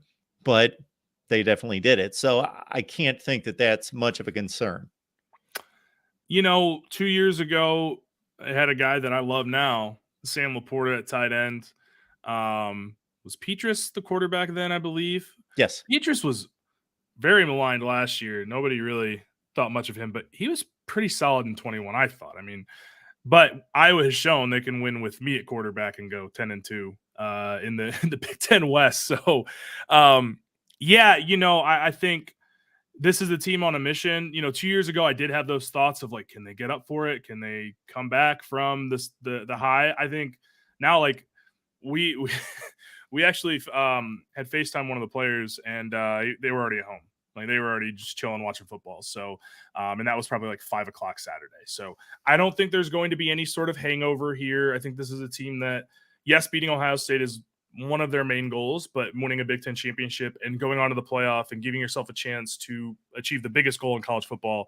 I don't think this is a team that's going to, you know, let their emotions get in the way or, you know, come off of struggle to come off that high of winning. Right. So, and plus, you know, again, 2 years ago, they had Sam Laporta. I liked their running back. I thought their O-line was a lot better. Linderbaum was a stud at center. I don't see that with this Hawkeye team. That defense is legit, but you don't have Cooper DeJean, who might be, man, one of the best players in college football. I mean, he should be up for some sort of award. I don't know what it is, but that kid is a ball player, and it's unfortunate that he can't play in this game. And they're down to Deacon Hill. Luke Lachey, is he still out? I don't know. Yes. Is he done? Eric All's out. I mean, the tight ends in this offense are huge, and All and Lachey are two of the best. I mean, All had a really great start to the season coming off of the back surgery he had before he left Michigan. Man, I just don't know if they have the horses. I watch I don't know if I mentioned on the show, but my wife is a graduate from Nebraska. And so, we watch a lot of Cornhusker football when we can for her. Man, I watched that game. It was brutal. We watched the end of it because we had done some shopping, and we came home and I'm like, what? How do you guys watch this? I mean, I love the defense. Don't get me wrong. The defenses Nebraska's got a legit defense too, but Tanner, that's where you're coming from. You thought it was brutal, and a lot of people say that. I think it's fun. I had a fun time watching that game. It's funny. Yeah. Blocked kicks. Back-to-back pick sixes, basically. Or not sixes, but interceptions. Yeah. Wild turn of events in that game. I don't know. Matt Rule's had some interesting decisions this year, just from the Nebraska perspective, in late game scenarios. But I will say this. I understand why you have to move on from Brian Ferentz. I get it. I mean, you've got the 25 point per game memorandum in the contract. No Big Ten West team's going to hit that, by the way, which is very funny. But I didn't realize that, but that does make sense. Yeah. The Big Ten West Mendoza line, I guess you could call it. Yeah. But when I watched them beat Illinois to clinch a spot in Indianapolis, to see Kirk Ferentz and Brian Ferentz and just the moment that they had, and look, MVP of this team is Phil Parker. That dude is a great defensive coordinator. But I felt good for them, and not in a condescending way or like, it's funny. No, like I felt really good for them. You know how hard it would have to be to fire your son? I don't have any children yet, but I can't imagine. Oh my gosh, that would be so difficult. And so for them to rally around that defense and the special teams, I mean, that special teams is probably the best on that team, even better than the defense. Like, I don't know. It's just something about it that just makes you love college sports, at least for me, right? I understand if I'm an Iowa fan, I want Brian Ferentz gone yesterday. I get that. But to kind of see the emotions that they shared on the sideline in Kinnick was just awesome on senior night with the win that clinches them to go to Indy. Like, so it's a cool story to me, at least. And again, that's like legitimately how I feel. I know a lot of people like to dunk on Brian Ferentz in that offense, but that's what college sports are all about, man. So I'm happy that they get to go back to Indy, with the 4 new schools coming in. Who knows what it's going to look like for some of these Big Ten West programs. But all that said, I think Vegas is probably right. Yeah. Iowa's got this formula that is completely unique to them, and it's just amazing that they can execute that. And on one hand, I think, why don't you get rid of this offensive coordinator? I've shot all sorts of videos trashing him, basically outlining what's going wrong and how in the world can you put up with this. And that if you take any of the other 5 worst offenses in college football and go to that coach's news conference, whether that's whoever, Middle Tennessee State, and you ask them, are you pleased with having the 129th ranked offense in college football? They're going to say, no, we need to improve. Right. We need to get better. Kirk Ferentz gets asked that question almost every week, and he basically says, well, we're winning. He basically doesn't even say we need to get better on offense. So I'm going to have you self-scout Michigan. And I don't know how much Iowa you've seen. You said the Nebraska game. Here and there, yeah. I watched them against Penn State. Yeah. Yeah, I have seen quite a bit of Iowa. I'm have victimized myself more than you have. Like, how in the world do they find a path? I think it's the same thing we said 2 years ago, is Michigan has to play a dirty game, right? Like, they have to turn it over multiple times.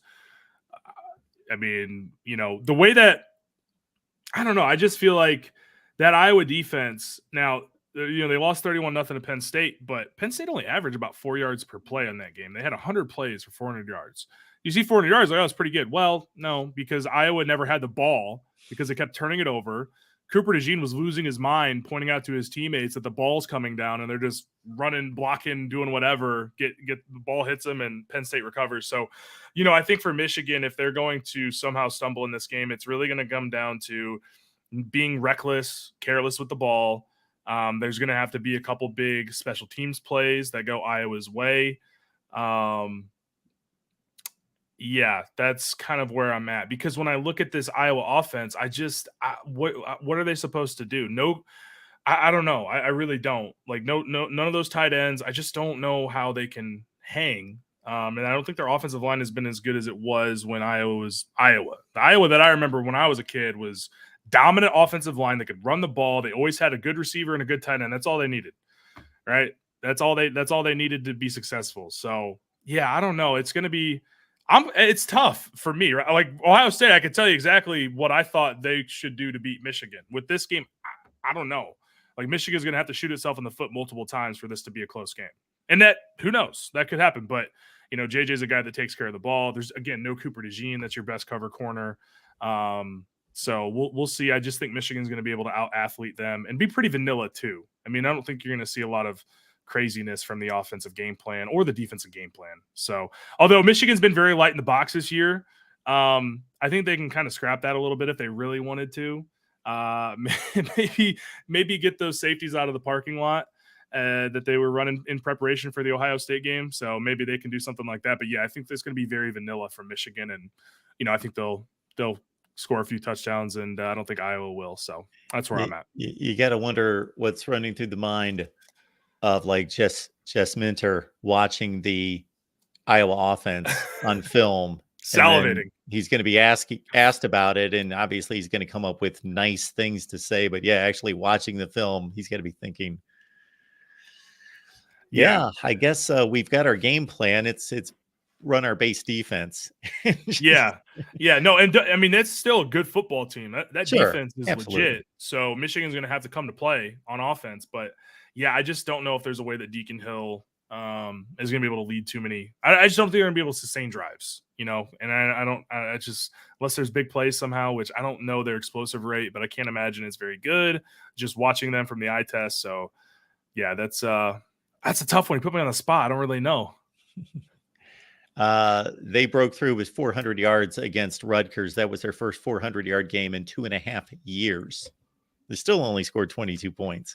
Not only do they copy the Steelers uniforms, Mark, but they copy the Steelers in random stats, because I think the Steelers were like 58 games before on Sunday before they had finally got past 400 yards. So, you know, there's a lot you can take from Iowa and the Pittsburgh Steelers, I guess. Tanner Wooten, blue by 90. Tanner, anything that you want to let people know what's going on there at Blue by 90 this week? Yeah, so, you know, we're going to be doing our shows. We just put up our post-game podcast on YouTube and Spotify, Apple, all that stuff. We're going to be doing a pregame for the pregame podcast for the Iowa game. We'll be doing another podcast that I do along with one of our Blue by 90 members, and then we will be doing a tailgate down in Indianapolis. So if you follow us, you follow me, you'll see the brochure, flyer, whatever you want to call it, going out on Twitter here soon. We got to get our graphics guy to get that going, but we will be tailgating and having a great time on Saturday. So hope to see anybody down there that wants to come. Tanner, appreciate you answering the call. Appreciate it, Mark. You have a great night. You too. Tanner Wooten, blue by 90. All right, let's get back to the phone lines. I appreciate the patience of the real MVP. How you doing tonight, man? I'm doing good. How about you, Mark? I'm doing just fine. What's up? Well, I've been asked a question about half dozen times, Mark, and I can't believe this comment has just exploded to proportions I didn't think was possible. But I've been asked, what is the chance of Michigan winning the national championship right now? You made your statement a few months ago. I'm sure that considering what has happened in the last week, people are just curious as to whether you're sticking to your guns. Well, teams have been eliminated. Teams have moved up in my personal opinion.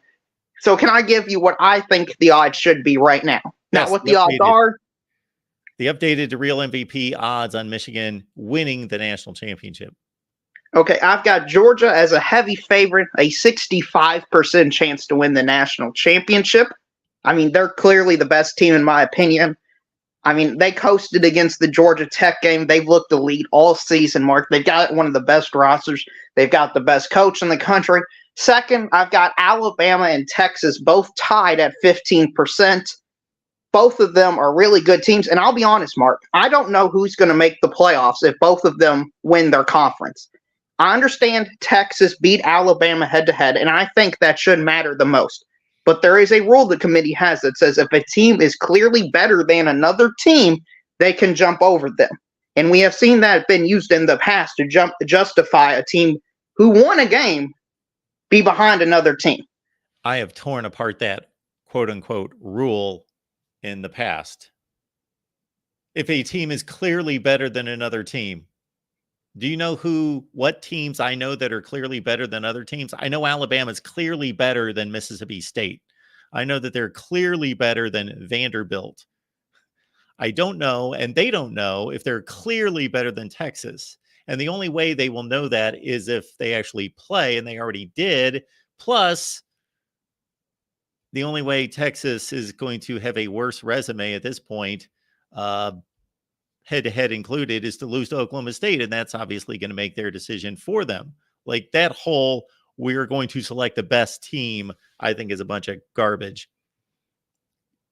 I completely agree with you, Mark, but guess what? I'm not a committee member, and I have no power over it. And I think there is a legitimate argument that if they beat Georgia, Alabama has played much better, and they have the best win of the season. So yeah. I don't know what the committee's going to do. I honestly don't. If Alabama makes the playoffs, I think they usually have the best coach and the best roster outside of Georgia, and they can win it all. Yes. The next team I have is the Oregon. Oregon. I stop you right there real quick. So your 15% on Alabama is more to do with the likelihood that they won't even make the playoffs. Correct. Okay, go ahead. Next, so that's 95% for those keeping track, is those three teams. At 4%, Mark, is the Oregon Ducks. I mean, Oregon's looked like the most complete team in the country. I mean, look at their quarterback. He looks amazing. Probably is going to win the Heisman. I mean, when's the last time they've even been in a competitive football game? I think they've outplayed everybody on their schedule despite losing to Washington. They're a dangerous team, Mark. So dangerous that they've got a 4% chance of winning a national championship.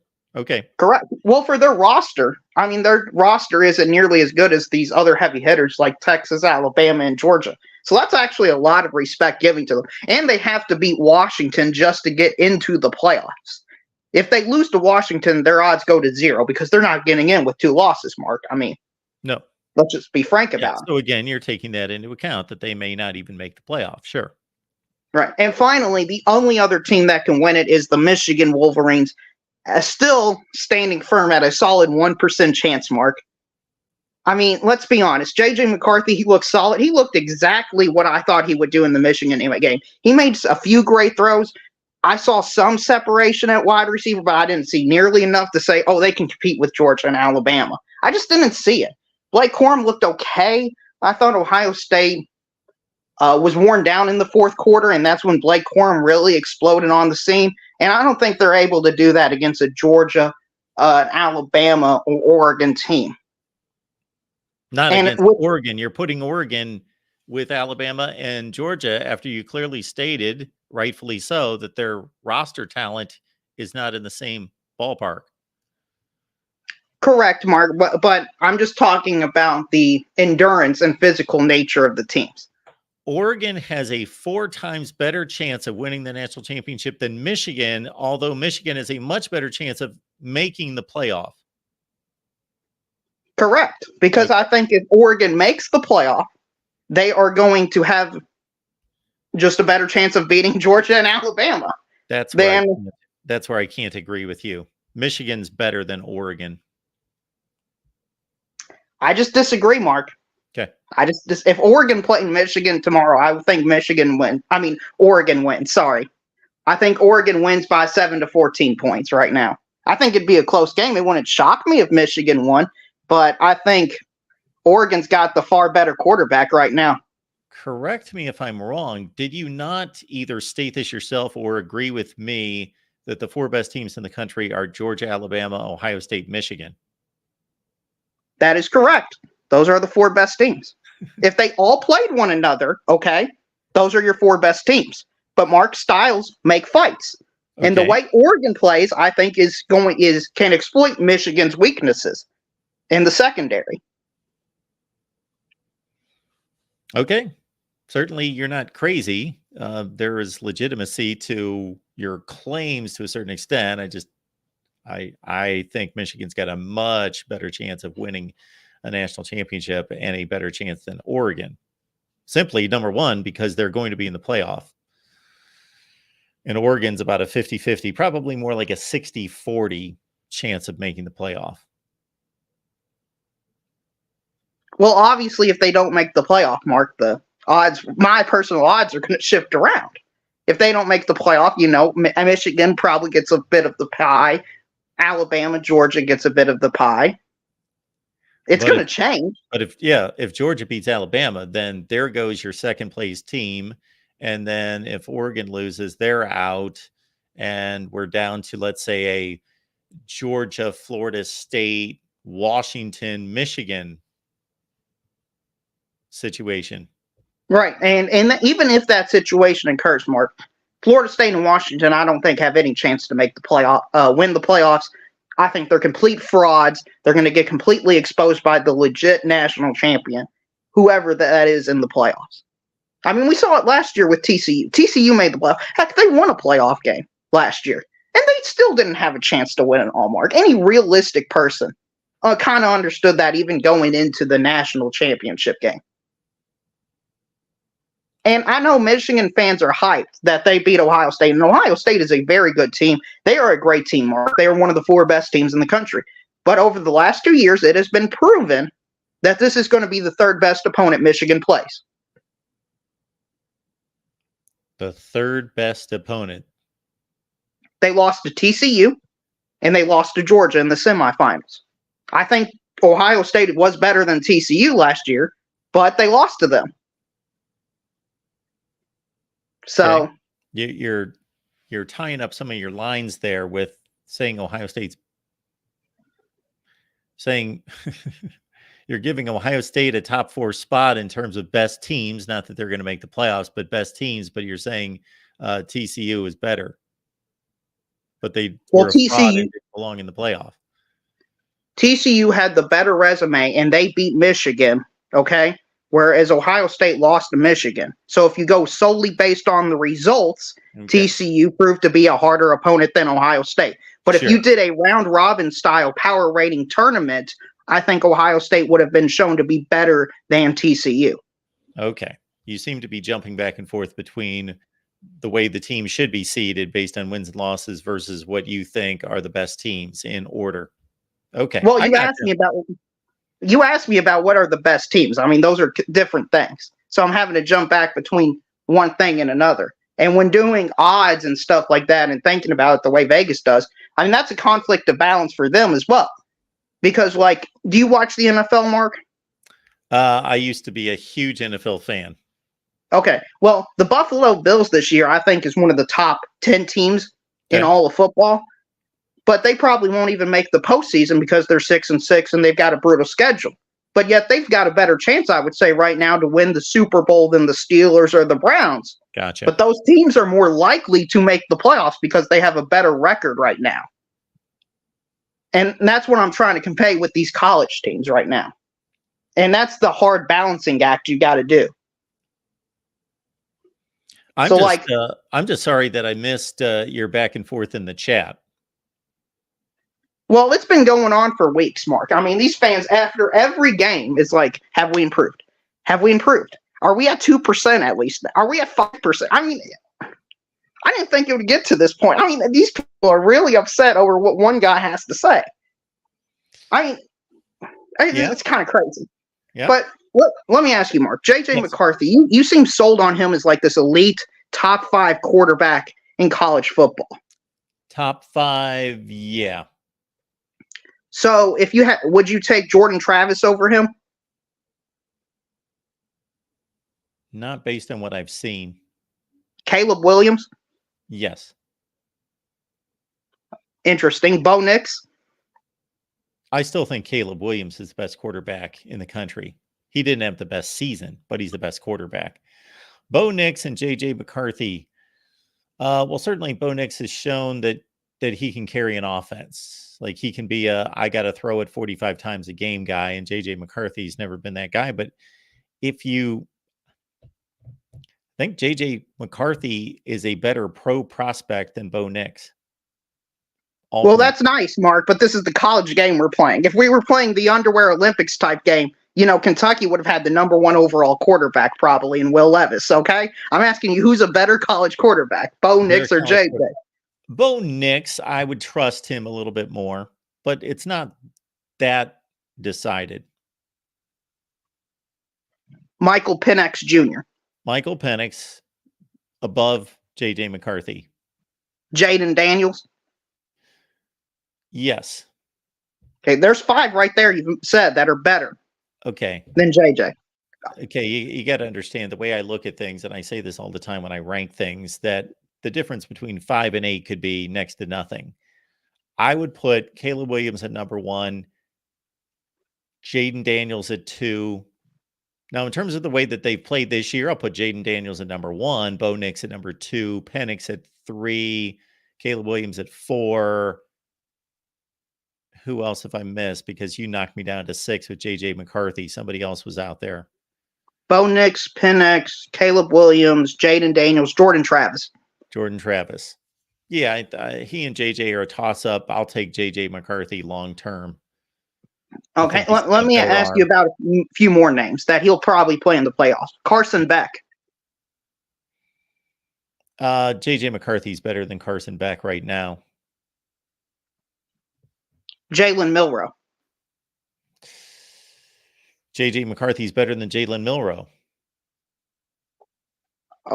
Okay. Carson Beck, I'm not sure. Jalen Milroe has a crazy upside in terms of just having a cannon arm, and he is probably a better runner than JJ McCarthy, but JJ McCarthy's still close to an elite runner, far better than obviously Carson Beck in that category.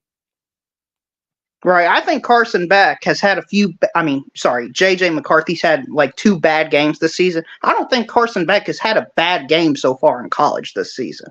He's been more consistent. And he's been throwing the football around a lot this year. And it's honestly impressed me, Mark. Like, he's probably the second best quarterback in the SEC right now. Yeah, he has been extremely impressive. I don't know that he's had the kind of challenges that JJ McCarthy had, at least this past Saturday. JJ McCarthy, I know he only threw the ball 20 times. He completed 16, and maybe 2 or 3 of those were just well-defended plays.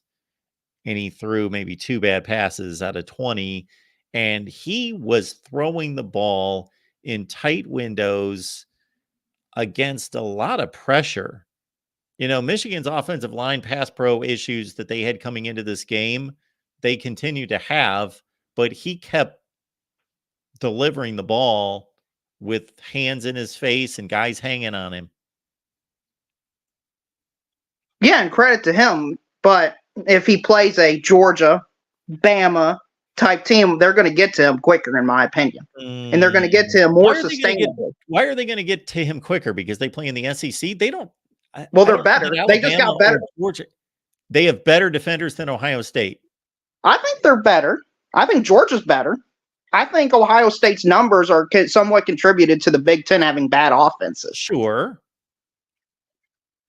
But Georgia's only giving up like 15 points a game, Mark. It's not like they're giving up 25 points. I understand that, but we're watching. But Georgia also had situations like against Auburn where they had absolutely no passing threat against them, and they still allowed them to hang in the game and rush for. I've got the numbers in front of me because I'm going to do a comp: Georgia against Alabama and Michigan against Iowa. I'm not going to dig it up, but man, Auburn ran the ball down their throats. Now I know that was just one game. And Auburn's got an excellent rushing attack. They ran it down Alabama's throats last night or Saturday night as well. But my goodness, Ohio State has probably its best defense since 2015, 2016, maybe 2019. And those guys are all going to be, man, they got a boatload of NFL players. Oh, yeah, they're really good, Mark. I didn't say that. They're great. I just think Georgia's slightly better right now. Yes, they have been. Absolutely. They've been more than slightly better on that side of the ball. They have produced more NFL talent and top-end NFL talent than anybody in recent memory probably going back to like Miami teams around 2000. So I'm not comparing Ohio State to those Georgia teams, but yeah. That's fine. That's fine. It'll be settled out on the field, hopefully. I hope we get to see Georgia, Michigan. Because, Mark, I believe Georgia's just a superior team. And if Georgia beats the absolute soul and will out of Michigan, we don't have to hear from them for a few years because, they just can't get over that hump. And, what's the best offense Michigan has played all year? Ohio State. And what's the best offense Georgia has played all year? I mean, compare the offenses. I think Georgia has played the significantly better offenses consistently. The best offense Georgia played was probably Ole Miss, right? Am I missing someone? I think it's Ole Miss. Maybe Tennessee. Maybe Missouri. I would go with Ole Miss. I'd actually go Mizzou 2 and Tennessee 3. And now they're going to face the best offense that they faced all year Saturday. Right. And what's Michigan going to face? The worst offense they're going to face. I don't think Michigan's defense has been tested to the level Georgia's defense has been tested. And I think Georgia right now defense is the more proven unit between the two units right now. Yeah, Michigan's played two teams that have athletes and have NFL players, and that's Penn State and Ohio State. And Penn State's offense is not threatening. Their quarterback is definitely rattled and not prepared to take on these kind of games. They were limited at wide receiver. They had nice receivers. They had a couple of guys that will play in the NFL, but they'll catch like 15 passes a year. They're not going to be impact players in the NFL, and a couple nice tight ends and two excellent running backs. But yeah, from a explosive standpoint and offensive line standpoint, yeah, Penn State doesn't compare to those two teams, and they actually don't even compare to Ohio State. And the battle among there being all sorts of interesting, intriguing battles all over the field if Michigan and Georgia match up would be watching Georgia's offensive line, which I believe Michigan fans won't like this, but I've already said it about 50 times if they've caught it. Michigan did not have the best offensive line in college football the last 2 years. I know they won the Joe Moore Award, but the Joe Moore Award people need to watch football. They had an excellent offensive line, but Georgia had the best offensive line in college football the last 2 years. And they still do today until I see something different. Correct. And if anything, Michigan's offensive line has taken a step back and has really taken a step back because, unfortunately, that one all-pro tackle, Zinter, I think his name is, got injured during the game, and just a horrific injury. Yeah. And we don't know what they're going to be like without him. We saw a little bit in the Ohio State game, but we haven't seen it for a full game yet. And I think that could come back to hurt them as well. So I like my prediction, Mark, of Georgia if they play Michigan 45-14. Still, I think it's not even going to be a contest, and I see all the Michigan fans upset, which means I've done my job, Mark. So anyway, that's all I got to you. Fight on to Michigan. Haven't been a Power 5 non-conference opponent since 2021, Mark. There we go. The real MVP. I don't know the last time, let's see, Michigan defeated a Power 5 non-conference opponent with a winning record, because that Washington team was awful. They were terrible with, I can't think of his name, at quarterback. He's the backup right now, Dylan Morris. They scored like 12 points a game. They were 4-8. That's obviously, I'm not picking on Michigan. They went out and scheduled Washington. That's a legitimate scheduling move. They can't help that Washington was awful that year. So I guess it was Notre Dame would have been the last Power 5 with a winning record that Michigan defeated. I won't go into my last. We've got a lineup of calls here, so I want to get to these guys. They've been waiting and patient and so forth, so I won't piss off any Michigan fans with what I was going to go into next, because I've already. It's going to be me regurgitating something I've stated before. That again is completely valid, even though Michigan has all the fodder to argue being either the best team in the country or certainly the best team in the Big Ten. Yes, absolutely. But the best team doesn't always win the game. All right, let's get Mike in here. Mike, how you doing? How'd everything go? Well, I'm alive. I'm here, so guess everything went well. Well, yes, you're here. That's great to see. And I don't want to disclose anything, beyond what you want to disclose. But obviously, yes, I just was obviously concerned and curious and want to make sure you're doing well and everything's good. Yeah, well, everybody knows I had my shoulder replaced. Okay. And I came on. So I got my few things out of the car with some help. Did a few things and popped on, and just in time to catch Corey. So apparently, he took some time off or something. Well, yeah, I took about 2 hours off, but yeah, we just wanted to expand the show, and so the setup of this Big Ten Live show is basically, my original thought was to have myself do 2 hours, and then rotate hosts for the second 2 hours. So that's kind of the intent of what we do here on Monday night. Yeah, and it was obviously logical choice to kind of step in, considering the Michigan Iowa game coming up. Yeah. I was kind of curious as to what you were going to say to piss us off. I mean, I'll give you the floor if you want to. Well, I was just going to say that this was going to be one of my talking points, just because I came across a number of people on social media today. I just think Ohio State's a better team than Michigan. That doesn't take away a win. That doesn't mean I think the win was robbed in any way. And I'm not even talking about the touchdown that was ruled a touchdown, and I think rightfully so. Michigan won the game fair and square, but the better team doesn't always win the game. Yeah, and I will agree with the better team doesn't always win the game. As far as what you said, the better team, I think Michigan is the better team. I think Ohio State is the more talented team.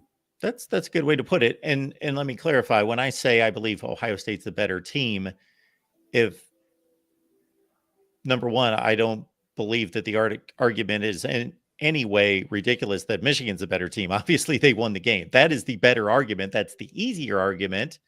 That's got more validity to it. It's got more tangible evidence because they won the game. And when I say I believe Ohio State's better, I mean by like that much. I think they're better. I just think a lot of things happened in that game that showed me, okay, they played their hearts out, but I think there could have been a few things done differently. Yeah, and I mean, I say, the quarterback thing, that's obvious. I think offensive line, that would go to us. Wide receivers, that's kind of a given. I mean, running backs are, I think there's a bit of contention. I think your position is that due to depth, you give it to Ohio State. Yeah, I have in the past when we talked running backs all off season. Of course,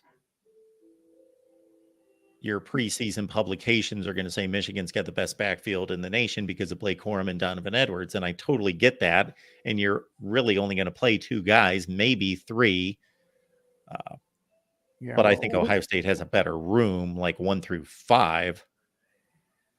Yeah. And well, the thing is the Club Mulling thing that just kind of came out of left field. I don't know where that came from. I don't know if Harbaugh just kind of wanted a more power package, but he wasn't on any depth chart that I last checked before the season started, because he used to be a linebacker. Yeah.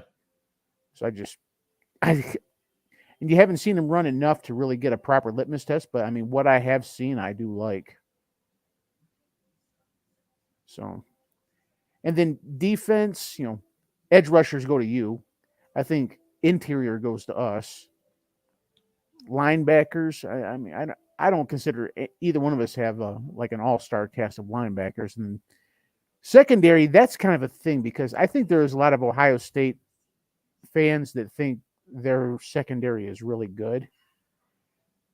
I I don't see it. No, I think Denzel's a stud, but when I look at other guys, I'm not all that impressed with Proctor. I've seen enough of him to know that he's just another guy to me. But I think that I would get a lot of pushback from Ohio State fans saying that. Yeah, you would get pushback from me and other Ohio State fans. I think that the Michigan corners are better ball trackers and ball hawks, Sandra Still and Will Johnson, than Ohio State's corners. Absolutely. Yeah.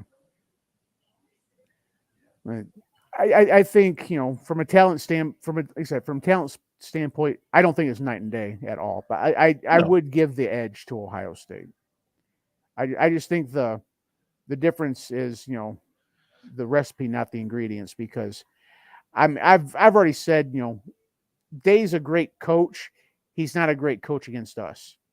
I don't think I've been hearing, talk about Fry getting all these, up for these jobs. I'm going, how is he getting these kind of job offers? I mean, if he is, because Fry is a liability on your guys' team, as far as I'm concerned. Well, who would you think? Well, in regards to offensive line recruiting, of course, every position's recruited well at Ohio State, but that one's not been great. No. It's lagged, and defensive back has lagged in recent years, and that's why they haven't had the secondary the last few years that they used to have under Urban Meyer.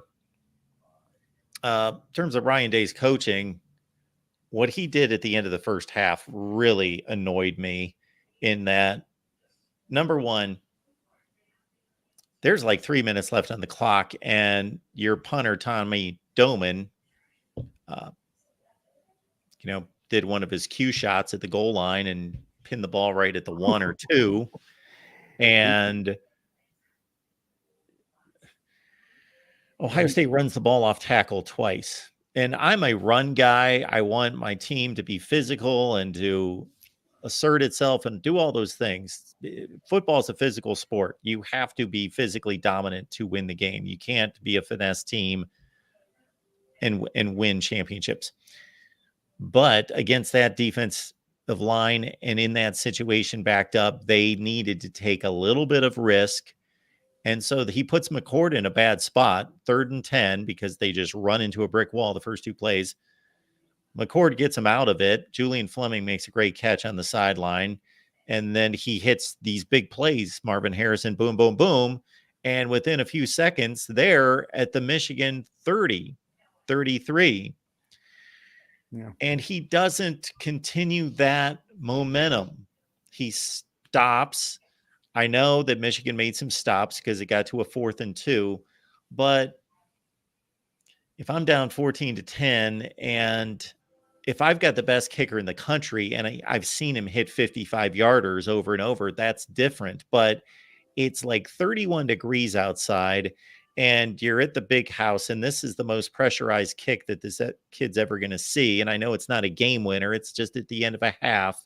But you've done all this work for nothing because you're forcing him to try to make a 52-yard field goal at the end of the half when you should have gone for it on 4th and 2. If you don't get it, sure, Michigan gets it at the 33-yard line, and they've got a chance to move the ball and kick a field goal. But you're supposed to have a great defense. I just thought he botched that. Yeah, I don't. It's kind of a judgment call, and you always have to worry about the hindsight being 50-50. But the moment, I sat there and said, you go for this. You don't have this kid kick a field goal. He's never kicked a field goal this long before. Yeah. Well, now, isn't that the one where he got iced out, but he made the pre-ice kick, and then Shake left the other one. So, and I kind of thought that points would be a little bit at a premium. I originally had the score at 34-24, and apparently I wasn't that far off. But when I was watching the game early on, I thought this might be a little bit of a slugfest. If this went 17-14, sure, it wouldn't surprise me. So at one point I thought points were a premium, and I would just take the points. I mean, I mean, you could argue, but my point is that they weren't taking points.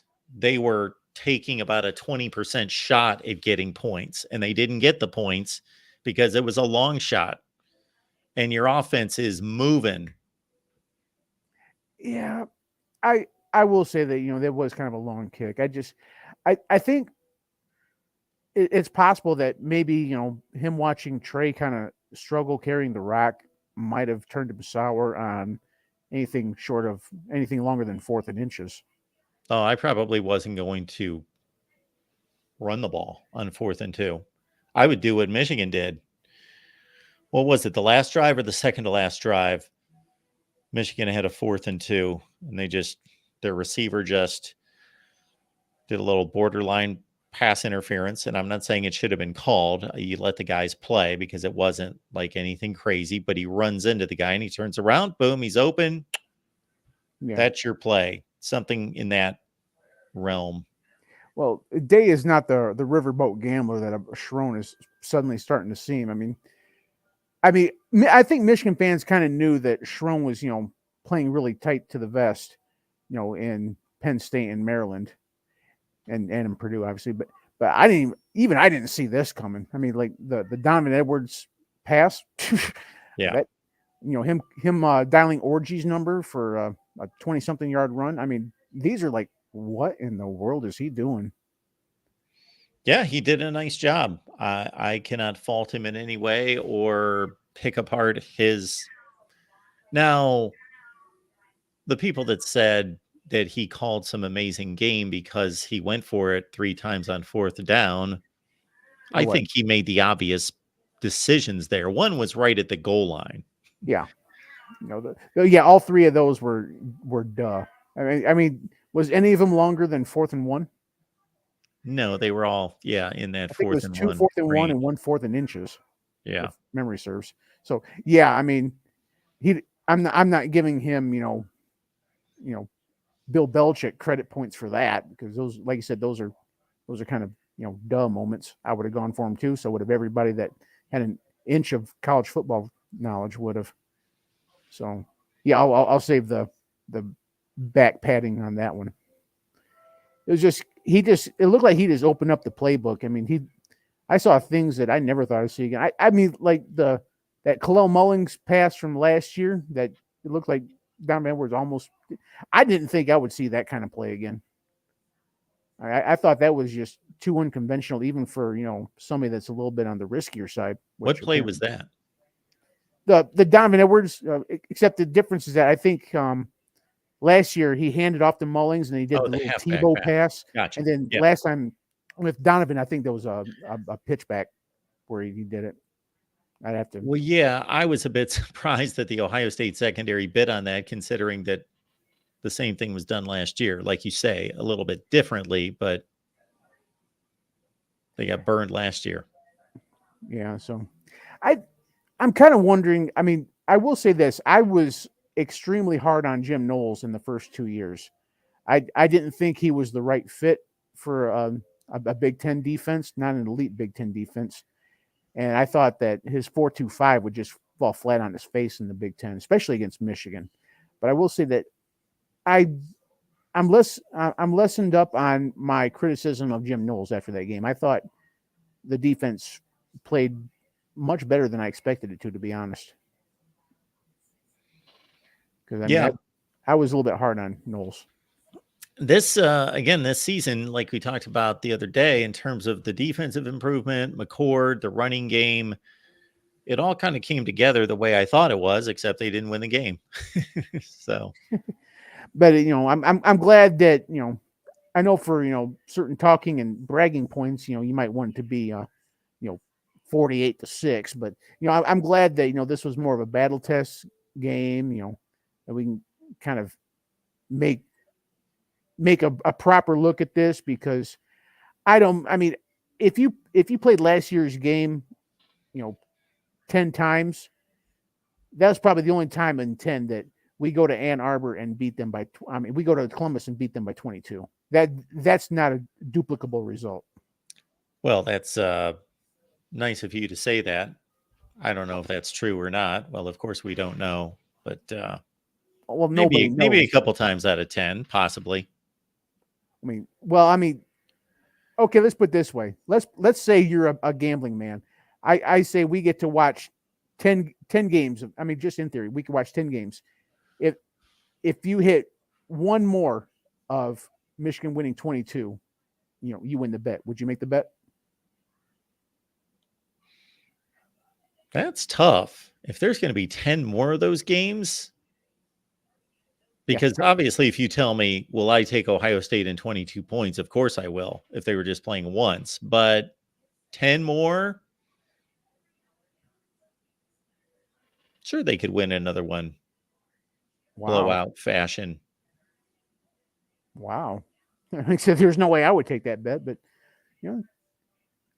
I'm glad to see you see it that way.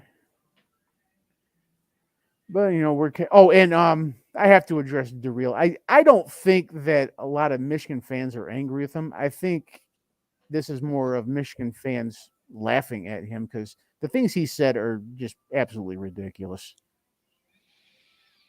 Well, the thing is, honestly, you get 1%. The odds of making the playoffs, I would say probably right now, Michigan has the highest odds of making the playoffs. I'd have to check what the stats say, but it's because, and I hope, the Iowa fans, take off their headset or, mute your screen right now, but Michigan is probably going to roll over Iowa. This is a foregone conclusion. Georgia could lose to Alabama. I mean, if Georgia lost to Alabama, nobody's going to say, how in the world did this happen? Sure. And I honestly think that no non-conference, nobody that didn't win their conference is going to make this playoff. Nobody that wins nobody the Big Ten? Maybe I rephrase it. Nobody that doesn't win their conference championship game is going to make this playoff. True. So the loser of I don't think there's going to be any loser of their conference championship game. Oh, you don't think Georgia can lose the conference championship game and get in? No, I don't think so. They would need some other dominoes to fall. Well, yeah, they would.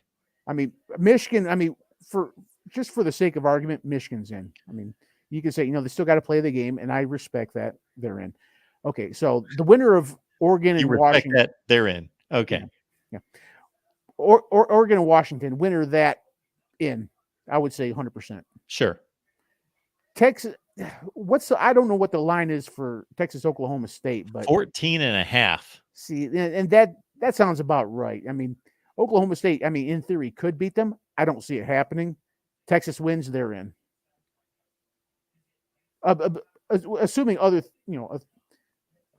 a 12-1 conference championship, Texas would get in over a 12-1 non-conference winning Georgia. And then now the Florida State Louisville thing, that's going to be the first kind of obvious domino that needs to fall. Because if Louisville wins their conference championship, I think with 2 losses and them being, in my opinion, the worst of the Power 5 conferences, they're out. I see no path for Louisville to make the playoff. They're not going. No. And I think a Florida State that loses their conference championship game is not going as well. No, they're not going. They would need a ton of help. And even if they got that help, shoot, that would bring Ohio State back into the picture. I think that they would even get in before Florida State would. And to be honest, I think that, okay, so we'll have Michigan, Alabama, assuming Alabama beats Georgia, Michigan, Alabama, winner of Oregon, Washington, and Texas. And then, we'll say, let's just say, for spit and giggles, Cowpokes pull off an upset. So knock Texas out. Then we got Michigan and the winner of Alabama, Georgia. Well, so Michigan, Alabama, and then winner of Oklahoma and Washington. If I'm an Ohio State fan, well, first of all, that would hurt my head. But if I'm an Ohio State fan and I look at my schedule and I look at Georgia's schedule, I'm thinking to myself, you know what? I kind of like how my games line up favorable over Georgia's. I think it's a really close argument either way. But I can, if I'm an Ohio State fan, I look at my schedule, I look at Georgia's schedule, and I say, why can't it be us? Yeah, I get your point. However, if Georgia plays a competitive game against Alabama, then I think they're going to get the nod for making the conference championship game. But I do get your point, because if Alabama and Michigan are supposed to be, if once Alabama beats Georgia, you still can't even rank them anywhere close to Michigan. So that's still a much better loss, losing on the road at Michigan, an undefeated team, in a very close game that goes down to the last possession. So that should be looked at as a better loss for Ohio State than Georgia's. And Notre Dame and Penn State are two better wins than Georgia has. Yes. Than their Missouri, whoever, Ole Miss. Missouri and Ole Miss. The Tennessee, Tennessee is technically ranked, but I'm hard pressed to find anybody who thinks that a 4-loss Tennessee should be ranked. Yeah, they should not. Their resume is awful. I don't get that at all. So, I mean, I would like to see, I think the only thing that would hurt Ohio State is the fact that the committee's like that 13th data point. So it would be 11-1 versus 12-1. Yeah. That would probably be the only reason in my opinion, they would take Georgia, because it's a little bit cleaner. Yeah. Now, if Georgia loses by, let's say, 10 points, then that should change the evaluation. I think it should, because for all the talk about Michigan's out of conference schedule, Georgia's was just as bad, if not worse. Yes, probably worse. Probably did not look worse in the preseason, but once UNLV elevated. Yep. Did UNLV win last weekend to get to the conference championship game? I believe they did. I'd have to check. I think they're 10-2, right? I believe so. They had to win to go to the conference championship game, and I think they did. I remember the last game I checked. I know they beat Air Force in Colorado Springs. So that's actually impressive, because Air Force was in the top 25 for a little bit. Yeah, Air Force lost its last 4 games to drop to 8-4. No, see, San Jose,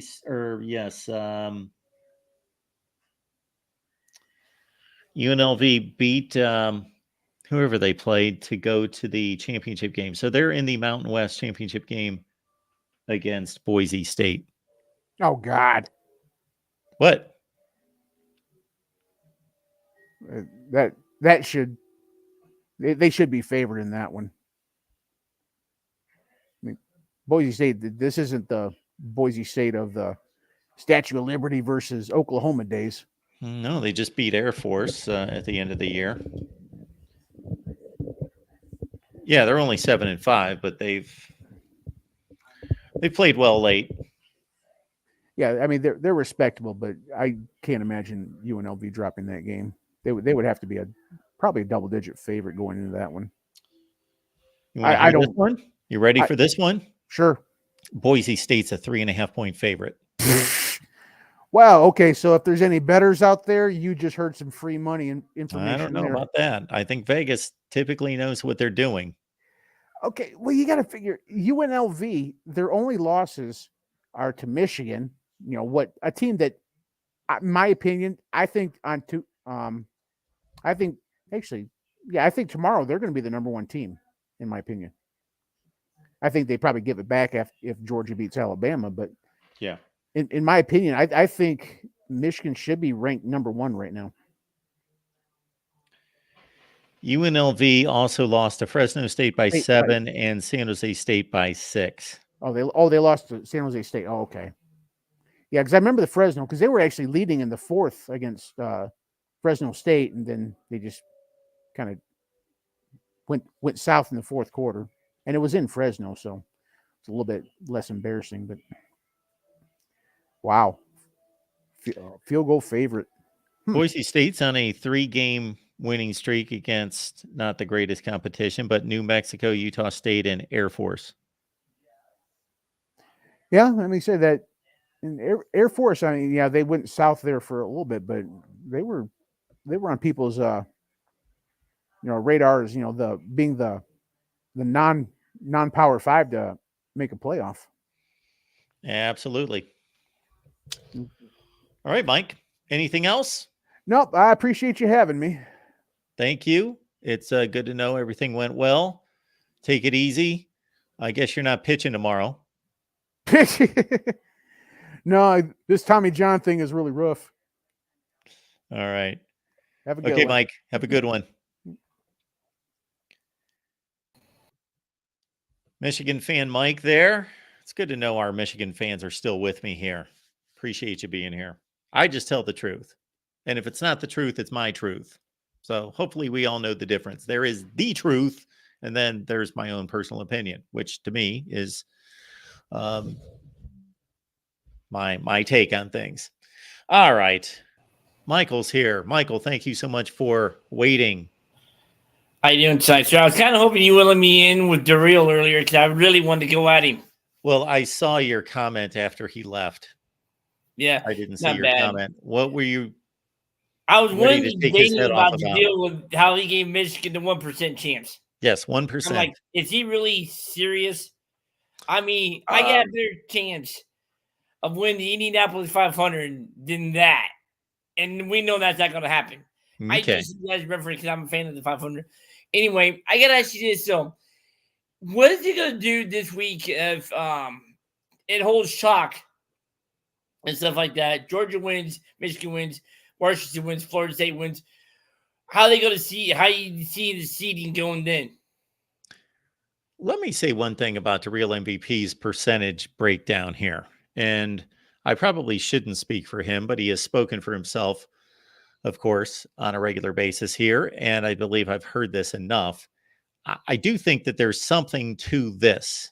I believe that Michigan has not shown on a national stage in a long time, like we're talking years, a couple decades. Yeah. To win a big game on a national stage outside of the Big Ten.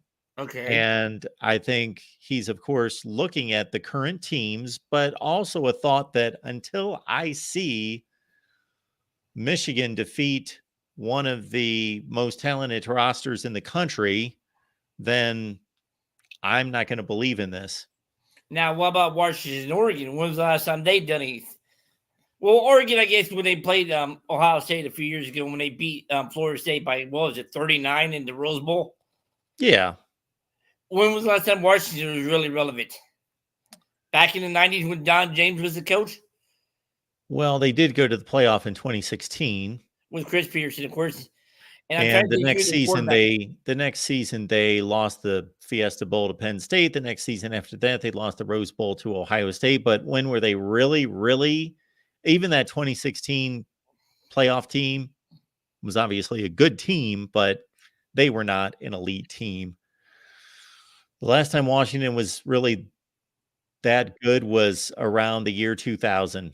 Oh, with Rick Neuheisel? There you go. The team that beat, yes. I was thinking maybe in the Don James era. And then thanks for bringing that back up, bringing bad memories up for me, by the way. Well, I do what I can. I know. But that team went 11-1, finished number 3 in the country. Now, did Neuheisel replace Don James, or is there a coach in between? I can't remember. Jim Lambright replaced Don James. And then Neuheisel replaced him? Yes. I think and then Ty Willingham. I think I've got them all in order. Yeah. And that was a real debacle. But yes. There was an 0-12 year there. Yeah, but no, I was wondering stuff like that. But no, but back to the question I asked you, if it holds shock this weekend and stuff like that, how would you obviously Georgia would play, or would you go on how the games went? You based them 1 through 4. Okay, you've got Michigan wins, Georgia wins, Texas wins, Florida State wins. No. Whoa. All the 4 undefeated teams right now. They all win. They all win. Florida State, Washington, Ohio, Michigan, and Georgia. Okay. How would you rank? Oh, how are they going to be seeded? Yeah. It's going to go Georgia 1, Michigan 2, Washington 3, Florida State 4. Okay.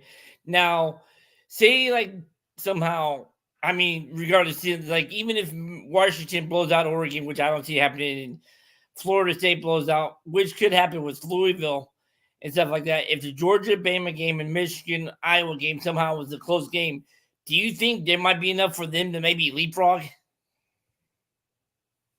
Not Florida State. They're not going to consider Florida State blowing out Louisville to be much of anything to weight it that much. Now, Washington, if they blow out Oregon, I think that, you're looking at a Washington team that would have 2 wins against Oregon, Mm-hmm. that would also have a win against USC, Oregon State, Utah, Arizona. So if you ordered their wins, they've got 2 wins over an 11-2 Oregon team, a win against 9-3 Arizona, win against 8-4 Oregon State, win against 8-4 Utah, win against 7-5 USC, versus Michigan, win against 11-1 Ohio State, 10-2 Penn State, 10-2 Iowa, and then it gets rather. There's really not anything else there. Maryland 7-5. Washington would have the better overall wins. I don't even think it's close. Mm-hmm. But you could argue that Ohio State, Penn State, and Iowa are 3 better wins than what Washington has. Yeah. And Washington is also, and the committee hopefully continues to look at this, because they're looking at this earlier in the season when they first do the rankings after week 8 or 9, that Michigan's been much more consistent than Washington. Washington's got a bad game against Stanford. They got a bad game against Arizona State and somebody else in there. Oregon State. Oh, well, this last game that they did with Washington State. I don't consider Oregon State a bad game. That they're a good team. But yeah, Washington State's losing to everyone. They've lost 6 consecutive games, and Washington barely beat them. Yeah, what happened to Washington State? That's a great question. I've asked that myself, because early in the season they beat Wisconsin. They had a really nice win against Oregon State. Mm-hmm. I don't know what happened to them. I was trying to figure out, was it the Oregon State game they had to have the pick 6 to win the game?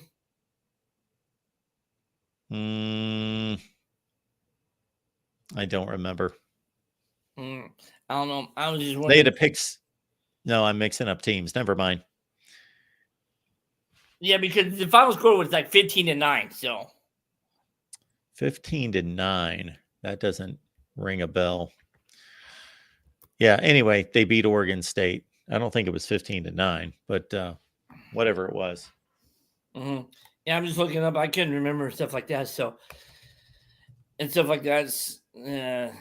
No, it's 15-7. It was against Oregon or Arizona State. Oh yeah, that game I remember that score, 15-7. Yeah, that was Washington. I thought we were talking about Washington State. No, I thought it was Oregon State, but no. But no, it was Arizona State. Right. But no, just as wondering. All right, I gotta get ready to get to work here soon, like that and stuff like that. Do you got any hot chocolate left, sir? Because it is bone chilly cold outside. It is too cold for me. I tell you, I went down to the gym and I had to fight just running into the gym. Yeah, Jim, I thought you had one there at your palatial estate. At my palatial estate. No, sir, I don't. I don't. I got to run down to the gym. Not bad. All right, sir. Oh, and I still looked on the website. No jackets yet. Well, I talked to our guy Joey about the merchandise, and we're going to have a big overhaul. But I will have to ask him specifically about the jackets. So, but thanks for checking on that. I appreciate it. We'll let you know. All right. See you Friday night after the Pac-12 championship. That's right. Absolutely. All right. See you, Mark. Have a good one. Thank you, Michael. Yep. Actually, the situation here at the Voice of College Football in regards to a programming update would be, first and foremost, we've got the USC live show, Trojan Conquest. I got to remember that. It's called Trojan Conquest. Trojan Conquest is live tonight at 11 p.m. Eastern time. Then we've got our watch party for the college football playoff rankings reveal on Tuesday night at 7 p.m. Eastern time, preceded by Iowa Hawkeyes live at 5:30 Eastern on the Iowa channel. So get yourself set for Iowa, 5:30 Eastern on Tuesday, then the college football playoff watch party, which reminds me of an obligation I've got at 9 o'clock tonight. Okay, let's keep it moving here at the Voice of College Football. We got Jess on the line. How you doing, Mark? I'm doing just fine, Jess. What's going on? Oh, just trucking down the road west across southern Missouri. Okay, nice. Got the headset on and listening to you guys talk. Nice. Well, we appreciate you joining us on your drive. How much more do you have to go? What's that? I'm going for about another 45 minutes, and I'm stopping for the night. I'll get up in the morning, and then I got another 3 hours to Conway, Missouri, north of Springfield. Okay. To drop there, and then got to stop up in Marshall, Illinois. I'll get probably about 3 hours before I get back, and then get back Wednesday morning, drop, hook, strap down, and head back out again. Okay. So how do you enjoy that? How long have you been doing that? Well, I've been driving since I was 21, and I'm now 43. Grew up in the truck with the old man. He drove for 38 years. Him and my mom teamed together for a while, and so it's just second nature. Yeah. Relatively enjoy it. Usually leave out Sunday, get home Tuesday. Once in a while I have weeks like this where I leave Sunday and don't get home until Friday, but normally I leave out Sunday, get home Tuesday, leave Wednesday, get home Friday. So I get to sleep in my own bed at least 3 nights a week. Okay. So very nice. Not too bad. Always enjoy listening to you. You're one of the, like Steve Dace has said, one of the few reasonable Buckeye fans, because I've got a few friends that are just like whacked out in the head when it comes to and they drive me nuts. But I really enjoyed the game. It was really lived up to the hype. Probably one of the best I've seen in my years, other than the 06 where we were 1 versus 2. Great game all around. I figured whoever won deserved to win. Oh, absolutely. Michigan deserved to win. Yeah, they were slightly better. Yep. It proved, that the game comes down to whoever wins the trenches, whoever runs the ball better, whoever wins the offensive and defensive line. It's been that way in that game ever since I can remember. It's been that way across the Big Ten. I mean, I remember when Rich Rod came in and he started bringing in these leaner, faster linemen. I'm thinking, man, this is not going to work in the Big Ten, buddy. This is smash mouth football. This is big boy football, not that West Virginia stuff that you run down there in whatever conference that is. The Big East. Yeah. See, it's so irrelevant. I forgot the name of the conference. Well, of course, I can't keep up on the conferences anymore because you got this one coming and that one. Yeah. So, but it was good. It was a really good game. I really enjoyed it. I loved how the players, you can really tell that Michigan's a player-led team, how they, started to play for Zach. Yeah. And I thought, man, he goes down. We're good in the interior of the offensive line, but our tackles are questionable. I'm thinking, man, he goes down. But, Sharon Moore, I give him credit, called a great game. He made the calls. You moved Barnhart over to right guard. You put Trente Jones in, and they just didn't miss a beat. No, they did not. They actually ran the ball better to conclude that drive. Well, was it the very next play that Blake Corum broke for the touchdown? Yeah, it was I can't remember. It was like 22, 25 yard. Sonny Styles was just out of position barely. But yeah, it was the very next play. And I don't get much into the whole sign stealing stuff. I'm tired of hearing about that, to be honest with you. If they did it, whatever, let them pay the price, because I'm a big believer in you pay the price, you pay the consequences for your actions. Yeah, I'm right there with you. I want to watch football and talk about football. Certainly, I've been dragged into that in terms of I've got to cover it and talk about it, and that's what people were interested in. But it's especially annoying during the football season. Yeah. And although I guess I would be saying the same thing if it was the off season, because I'd be saying, well, I don't even have football to kind of take me away from this. But yeah, I'm at a point where I don't want to hear or talk. I will talk about it. People want to talk about it. Of course, I'm going to talk about it, but I don't personally want to talk about it. I just hope that whatever the investigation brings, I hope that it's the truth and that they do the right job and there are no political leans and when I say political, obviously, I'm not meaning Republican, Democrat, but I'm talking about agendas that are pushing the NCAA in some direction because they don't like Harbaugh or they've got it out for anyone, that it's just a clean investigation based on facts and evidence and that the truth comes out and whatever that is. And I was the one that when it all came out, I was actually saying, even as an Ohio State fan, I actually don't want this to be true. I want to believe that the games are on the up and up. So whatever that truth is, I just want to hear about it as soon as possible and get it out of the way. I completely agree. I mean, just get it done, get it over with. They said they were going to end their investigation by the end of November. Well, time's ticking. So if that's going to happen, you should probably hear something within the next week or so, I would imagine, on what their list of allegations is going to be.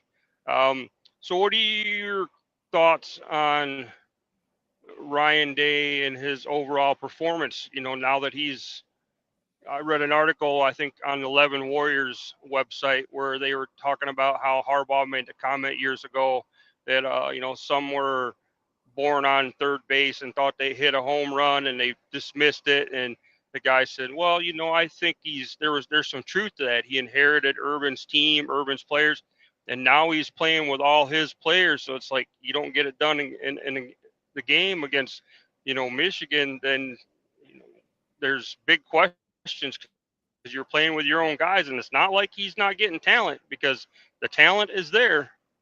It's just, I think, to be honest with you, the last few years, Ryan Day has been coaching to not lose the game, where Michigan has come out and played like they don't have anything to lose. Ryan Day has been more coaching the game as, conservative. Let's coach to not lose the game. Yeah. So to answer your question, Ryan Day is doing an excellent job overall. So his overall job status, I don't know who would complain about the overall job that he's doing. He did take over a great program, but he shouldn't be dinged for that. There have been other coaches that have taken over really talented programs. Lincoln Riley took over a stacked deck at Oklahoma. And so, Ryan Day, we will never know if he was given, well, we probably won't know unless his career goes another direction. If he walked into Illinois, how good he would make them. But he was given Ohio State, and he has kept up the standard of what Urban Meyer did there. The only difference is Michigan's not the same Michigan that Urban Meyer took on. So let's understand that. And Urban Meyer should be given all sorts of credit for going 7-0 in this series. And actually, even going back to Florida, he's got a legacy of not just winning a high percentage of games, actually the best winning percentage of all time in the modern era, but winning postseason games and winning against his rival, whether that was Florida State or whether that was Michigan. So Urban Meyer got it done. But the Michigan program from 2012 to 2018 isn't the same program. Urban Meyer wasn't running into 11-0 Michigan teams that Ryan Day is. No, they were good teams. I mean, 2016, they were good. I think we lost one game going in. If I remember right, weren't both teams 10-1 or something like that going into that game? And everybody complains about the spot. Well, you know what? If Michigan didn't throw a pick six within 20 yards of their own end zone, and you don't drop, you don't fumble it going into the goal, into the end zone, that's a 14-point swing. Metellus don't drop the interception, that's a 21-point swing. I don't care about the spot. You have to play better than the refs ref the game. If you don't play better than the refs ref the game and make the plays, you're not going to win. You're not going to get every single call going your way. Michigan had good teams those years, but the difference between those Michigan teams and the Michigan teams now are those Michigan teams, they found a way to lose the game. The Michigan teams now are finding ways to win the games. So the talent gap is there's still a little bit of a talent gap between Ohio State and Michigan, but I do think changing the coaching, new coaching hires, they're developing the players and getting, guys that are 3 stars to play like 5 stars, kind of like what D'Antonio did at Michigan State all those years. He got a lot of 3 and 4 star players, but he developed them and they got them to play tough, buy into the system, and play like they were 5 stars. Ohio State's a great team. Probably one of the best Ohio State teams this year I've seen, like I said, since the 06, Michigan Ohio State game. Ryan Day is a phenomenal coach. Urban Meyer, probably one of the greatest coaches, right up there. I wouldn't probably put him on the same shelf as, Nick Saban there at Alabama, but, he's right up there. Probably, I would say, is top 5 coach of all time. As far as, like you said, championships, winning percentage, knows how to recruit, knows how to run a program. Ryan Day is a great coach. I always get nervous every time we play Ohio State, just because I know it comes down to a couple plays, somebody winning the Russian battle. Now it's 22 times, I believe. Whoever's won the Russian battle, yes, has won the game. So it's whoever dominates in the trenches, like I said before, whoever wins the offensive line and the defensive line. And fortunately for Michigan, the last, this year and the last 2 years, it's been them. This year, I knew it wasn't going to be no blowout because Ohio State's team, their defense is just that good. I saw it in the game last year when they held Michigan to 11 rushing yards in the first half. The bulk of their rushing yards came in the fourth quarter in the last 7 minutes when Edwards had those 2 big runs. Other than that, they held them in check for the most part of the game. I just think they're good.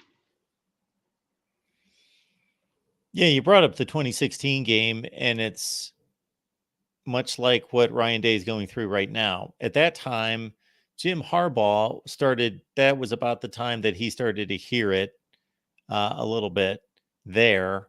And the facts is that he took over a program that was pretty mediocre by Michigan standards. They went 5-7 the year before he got there. He immediately made them better.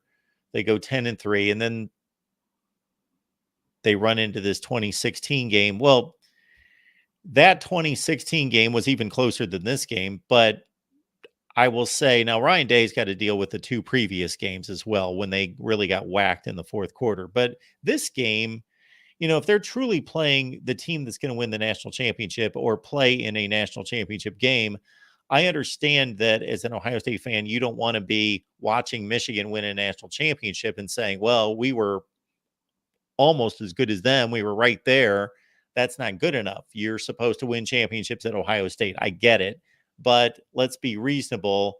And if Michigan's truly that good and Ohio State played right with them on the road and missed a field goal, threw a bad pick to start the game, made a few mistakes that, I'm not excusing Ryan Day losing repeatedly to Michigan. So if he could still churn out 11-win seasons, and if he loses to Michigan maybe 1 or 2 more times, then it's going to be time to pull the plug because the game's just that important. But just like when Jim Harbaugh lost in 2016, yeah, you just mentioned a bunch of ways in which Michigan could have widened the gap and took control of that game and won it. And yeah, there was technically a winner and technically a loser, but Jim Harbaugh basically coached that team to be as good as anybody in the conference. And it was a coin flip that game. It was a complete coin flip of a spot.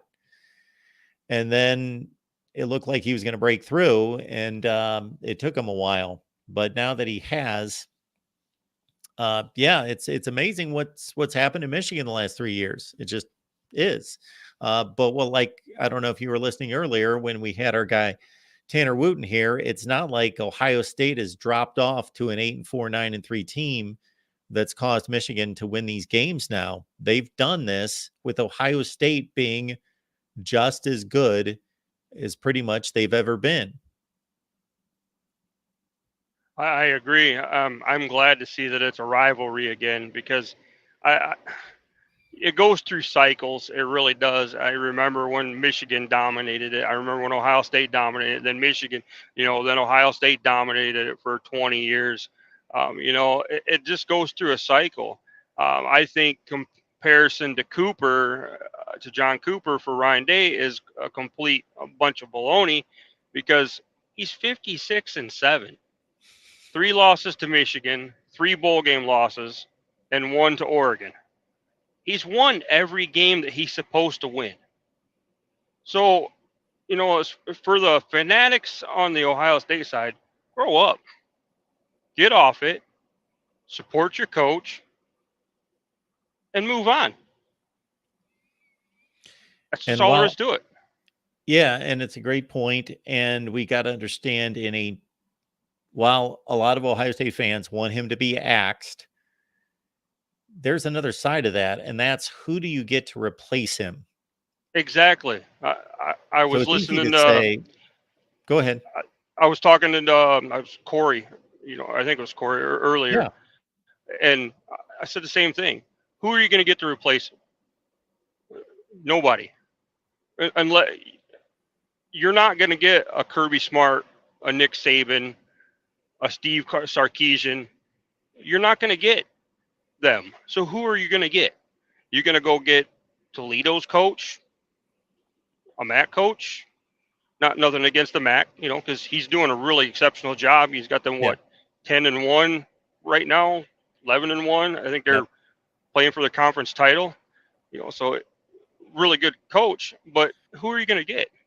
And Jason Candle may turn out to be the next great coach in college football, but we don't know that. So you're taking this huge gamble on whether he can handle that job. And it's not just about handling the job and just being James Franklin good. If they had James Franklin kind of results at Ohio State, they'd really be going nuts. Think about how good Penn State is and how good James Franklin is, who's won 4 New Year's 6 games. But if Ohio State what's he remembered for? Yes. He loses to what's he remembered for? He can't beat Michigan. Yeah. He can't beat Ohio State. He can't get over that hump. Yeah. So he can't win against top 5 programs. Yeah. If Ryan Day was going 10-2 every year and losing to Michigan and Penn State, man, well, he'd probably be out of a job at this point. But let's understand he's got to be replaced. And let's also understand, for as much emphasis as there is on that game, and rightfully so, I'm at the front of the line, not necessarily at this point in my life, but throughout my life, as this being everything. And that, not just the pressure, but that mindset is kind of really hurts, in this case, Ohio State right now, because you can do everything else. And now Ryan Day cannot fix what happened on Saturday until they play Michigan next year. They can win a bowl game or whatever their fate is. It's probably going to be go to a BCS bowl or a New Year's 6 bowl game. And then he's going to win the next 11 games just to get him to where he can, validate himself in the eyes of fans. Yes. And so all the recruiting, all the two-a-days, all the summer workouts, all the spring practice, all that, he's got to work through and 11 other opponents that, by the way, are going to be even better than they were this year, because they got to play Oregon next year. They got somebody else, one of the other, probably Washington, that they've got to deal with out of the Pac-12. So he's got to beat a lot of tough teams that, for Ohio State fans, are just kind of like give-me's, we shouldn't even have to think about beating somebody like Oregon or Penn State or whatever. Get us to 11-0 and then you got to prove yourself against Michigan. And for as much as we put emphasis on that game, the reality is that the format of the playoffs and the conference going forward is going to take away emphasis from that game. And Ryan Day going forward, if you take the pride out of the rivalry and, we have to win this game, he can be successful, extremely successful, like splitting his games against Michigan going forward with the 12-team playoff. He can go 11-1, 10-2, and it's going to matter more. What did you do in the playoff? Oh, exactly.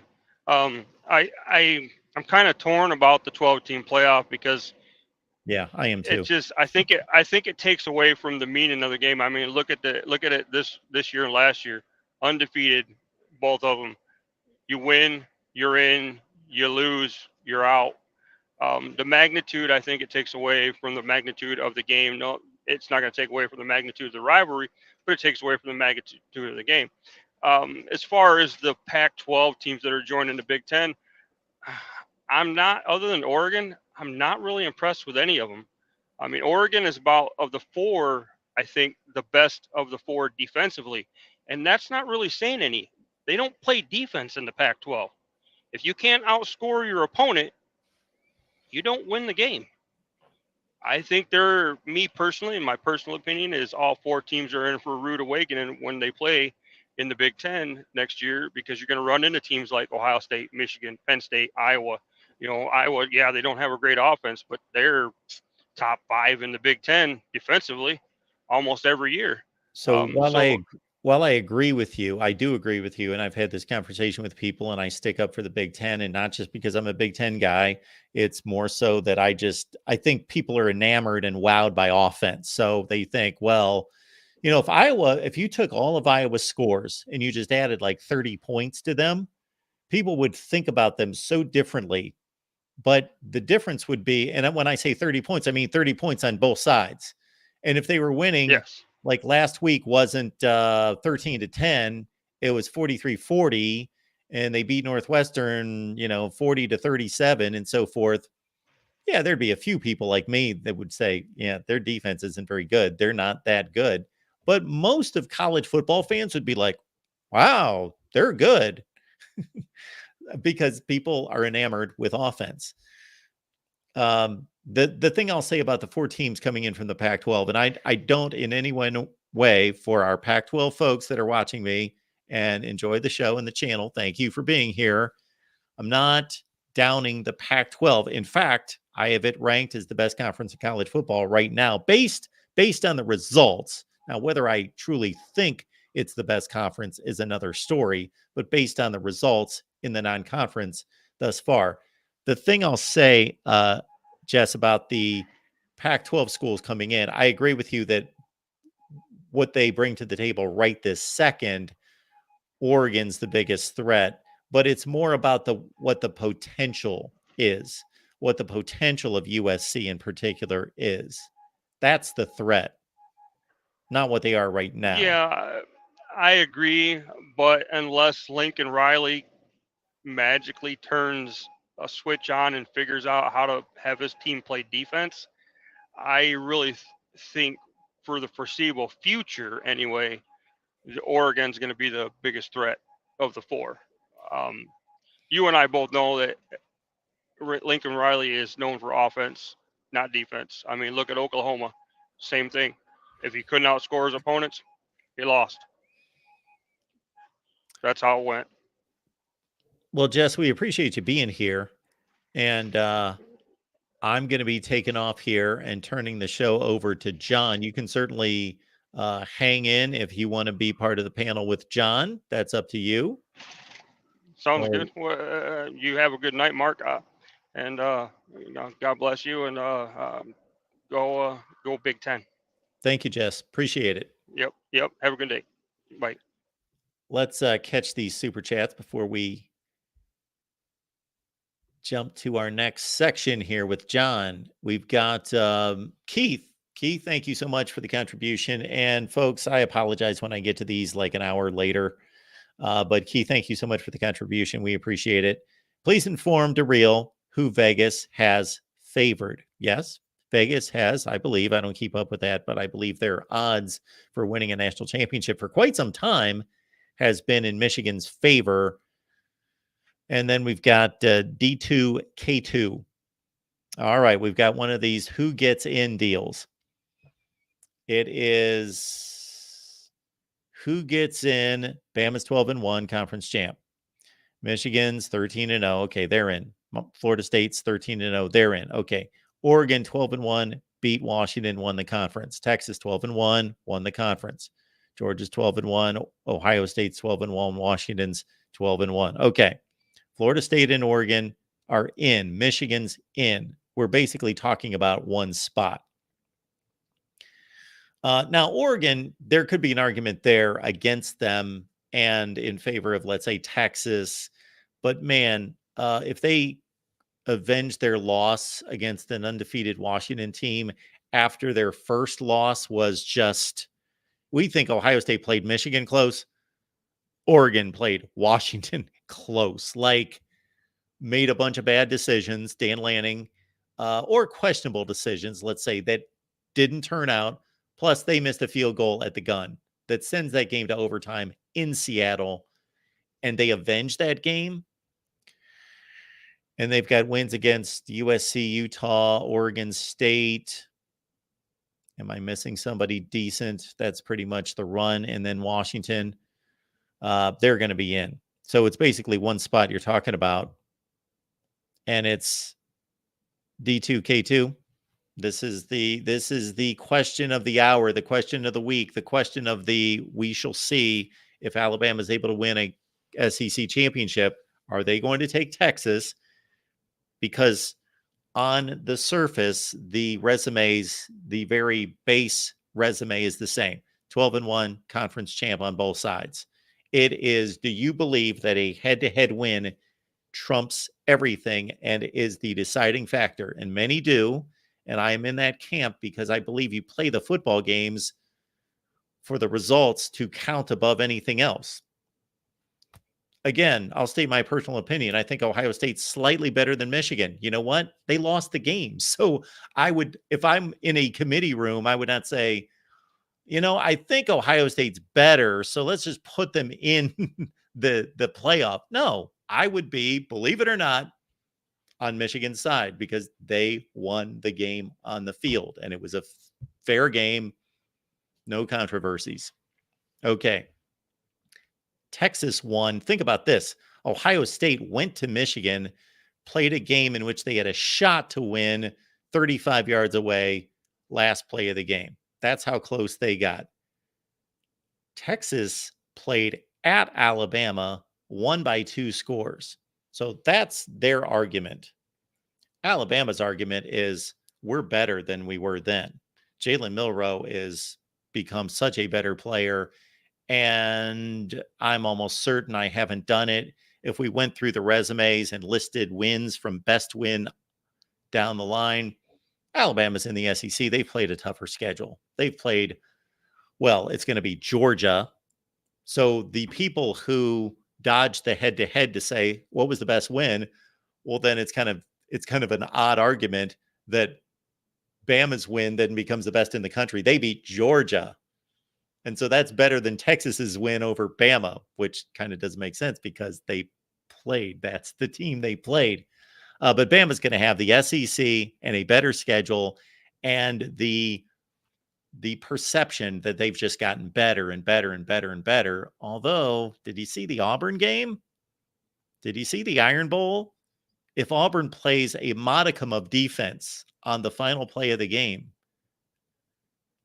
and I am no defensive coordinator by any stretch. I just watch a lot of football. But you got to go 31 yards. You're not running 31 yards. You're throwing it over people's heads. Just line these guys up at the goal line and say, do you know how difficult it is to throw a ball? And I know Jalen Milroe's an amazing deep ball thrower, but to throw it over a guy's head and have it land in a 10-yard area behind them and not go out of bounds, that's an amazing throw, and he made it, but they should have been better prepared for that. And I know it's easy for me to sit here and say that it's much easier for me to sit here and say that than to execute it. But my goodness, for the second consecutive time on the Plains with a chance to knock out their arch rival out of the playoff, Auburn basically handed them the game. Did the same thing 2 years ago. Ran the ball out of bounds when they could have killed the clock, gave the ball to Bryce Young to drive it all the way down the field. And for a second time, we have a host here who is outclassing me with a nice shirt and tie on. Yeah, I got the memo about the shirt and tie, Mark. Nice. There's, I guess, a memo going around, and I joked a little bit with Corey when I first jumped on, and I had this around my neck. Yeah. Like nobody watching is going to remember this except maybe if Cheryl's around, but I used to be dressed up quite a bit when I would do these way back, and the shirt and tie was pretty common. Well, we're bringing it back. Nice. You look good. Appreciate it. I don't know how much you've caught. I've seen you in the chat a little bit, but yeah, some lively discussion here. Oh yeah. I was disappointed that Darrell didn't bring it up to 1.5%. I was just, I was waiting for that, 1.5 or 2%. When he said adjusted odds, John, both trains of thought went through my mind at the same time. Is he setting us up? Is he trolling just to basically throw down the 1% again? Or is he, in fact, has he increased the odds? Absolutely.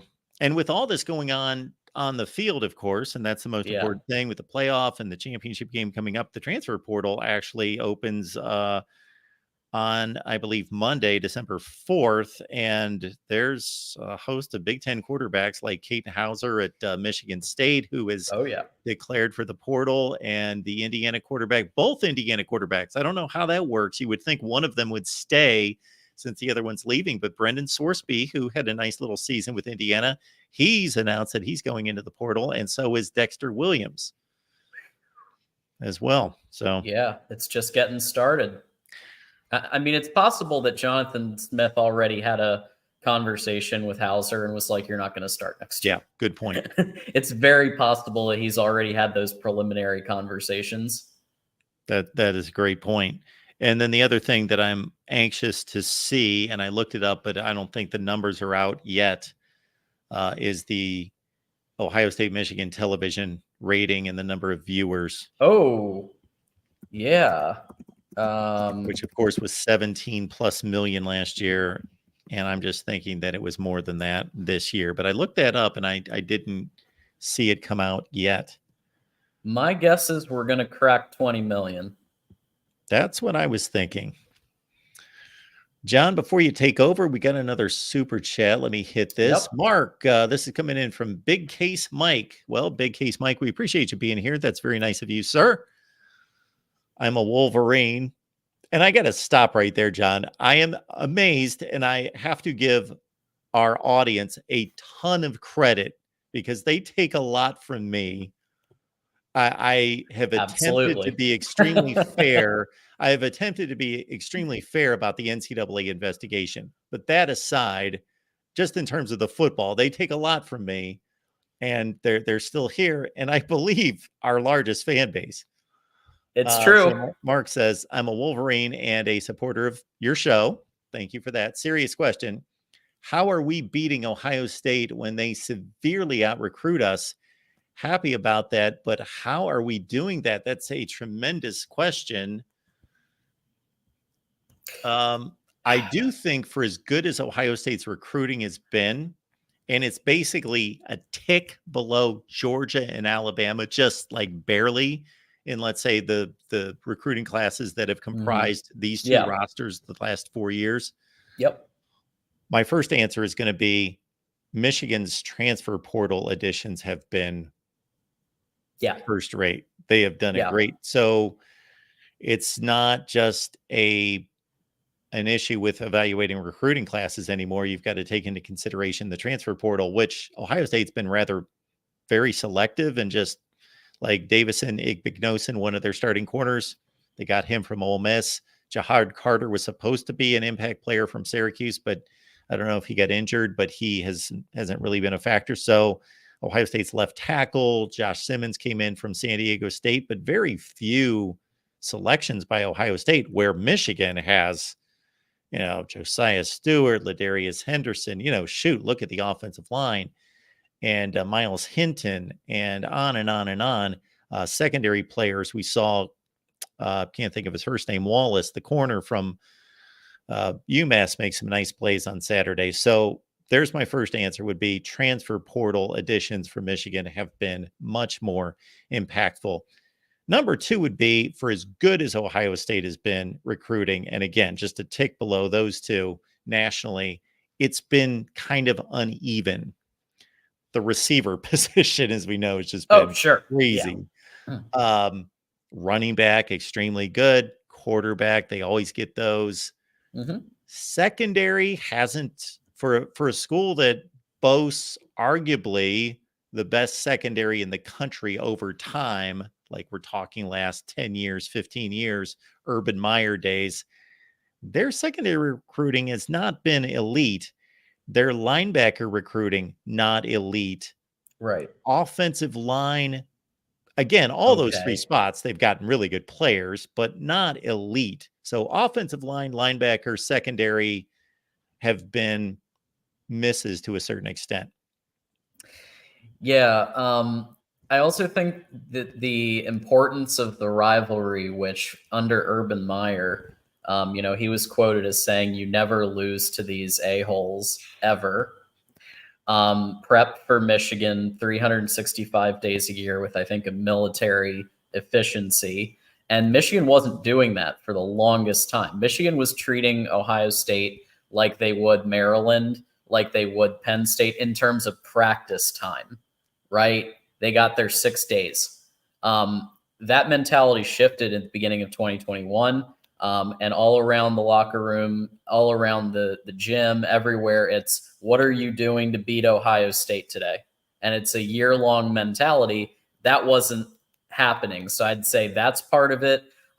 Changes at defensive coordinator on the Michigan side, going from Don Brown to then installing the Ravens defense, Mike McDonald, Jesse Minner, that played a role. We can actually defend against crossing routes now.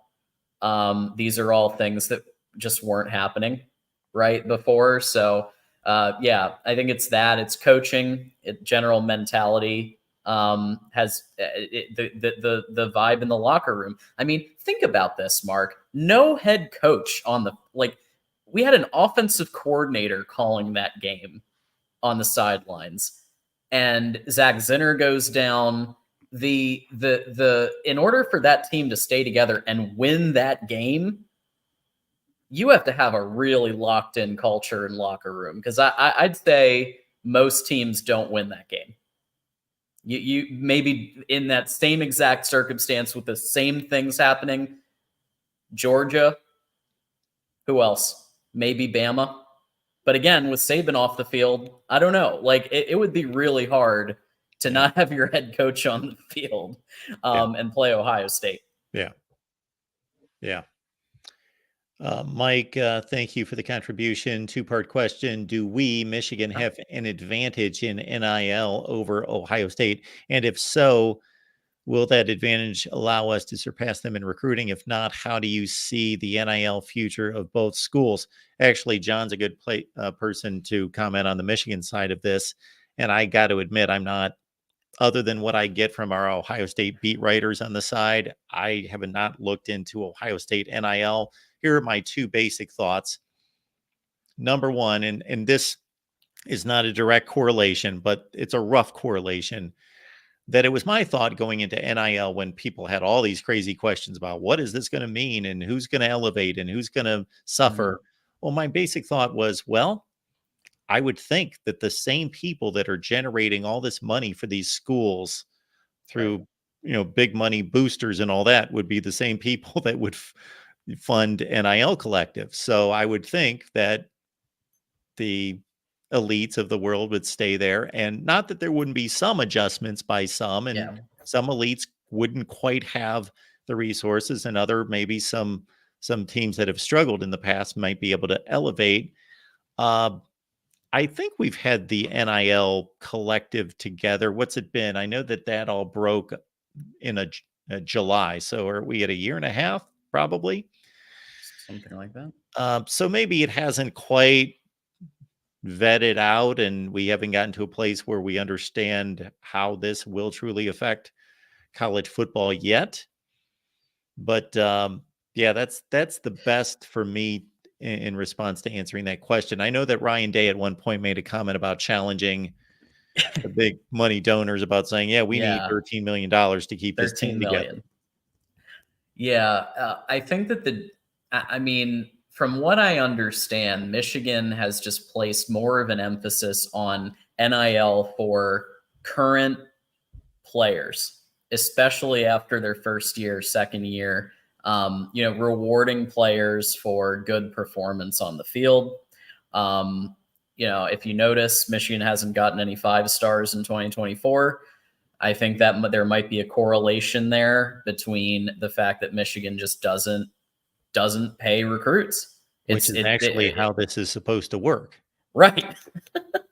And I'm not saying Ohio State does, although, we don't really know how their mix of recruit sponsorship dollars versus retaining players. But I'll say this, I don't think Blake Corum, Zach Zinner, Trevor Keegan, Cornelius Johnson, Roman Wilson, I don't think any of them are coming back without the One More Year Fund, who, your buddy who's been on the show before, Justin Rowe, he helped put that together, the Valiant. So I think that might be part of it. Very good. All right, John, take it away. We appreciate you taking us home tonight, as always. And have a good time. And everybody hang in here with John. And we will see you later on the USC show. And then we got I'm not going to even start down the programming schedule for the rest of the week.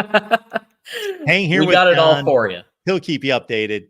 Absolutely. And, John, we appreciate it. Thanks, Mark. All right, everybody. It's another episode of The Ocho here at the Voice of College Football. My name's John D'Adamo, and I'm going to take you through the next hour and a half or so.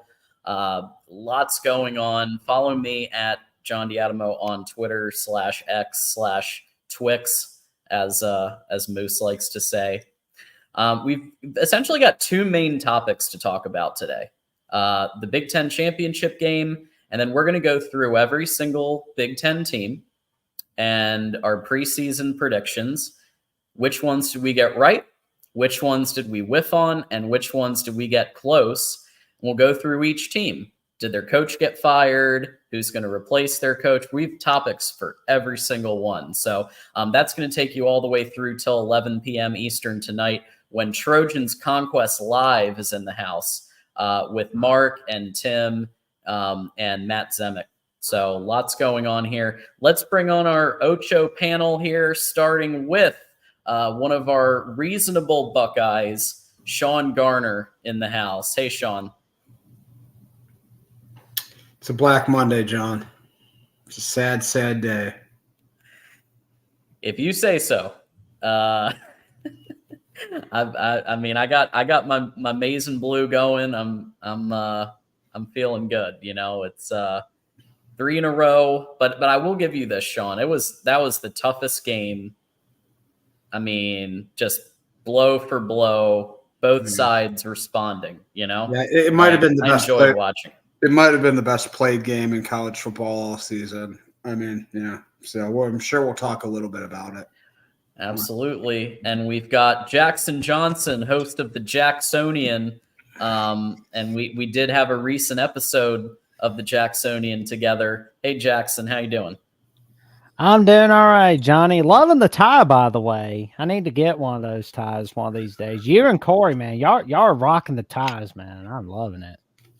Yeah, we had a memo that went out that today was shirt and tie day. So I've got my my Michigan tie on here from, I believe I got this at the MDen way back when. So, oh man, that's awesome, man.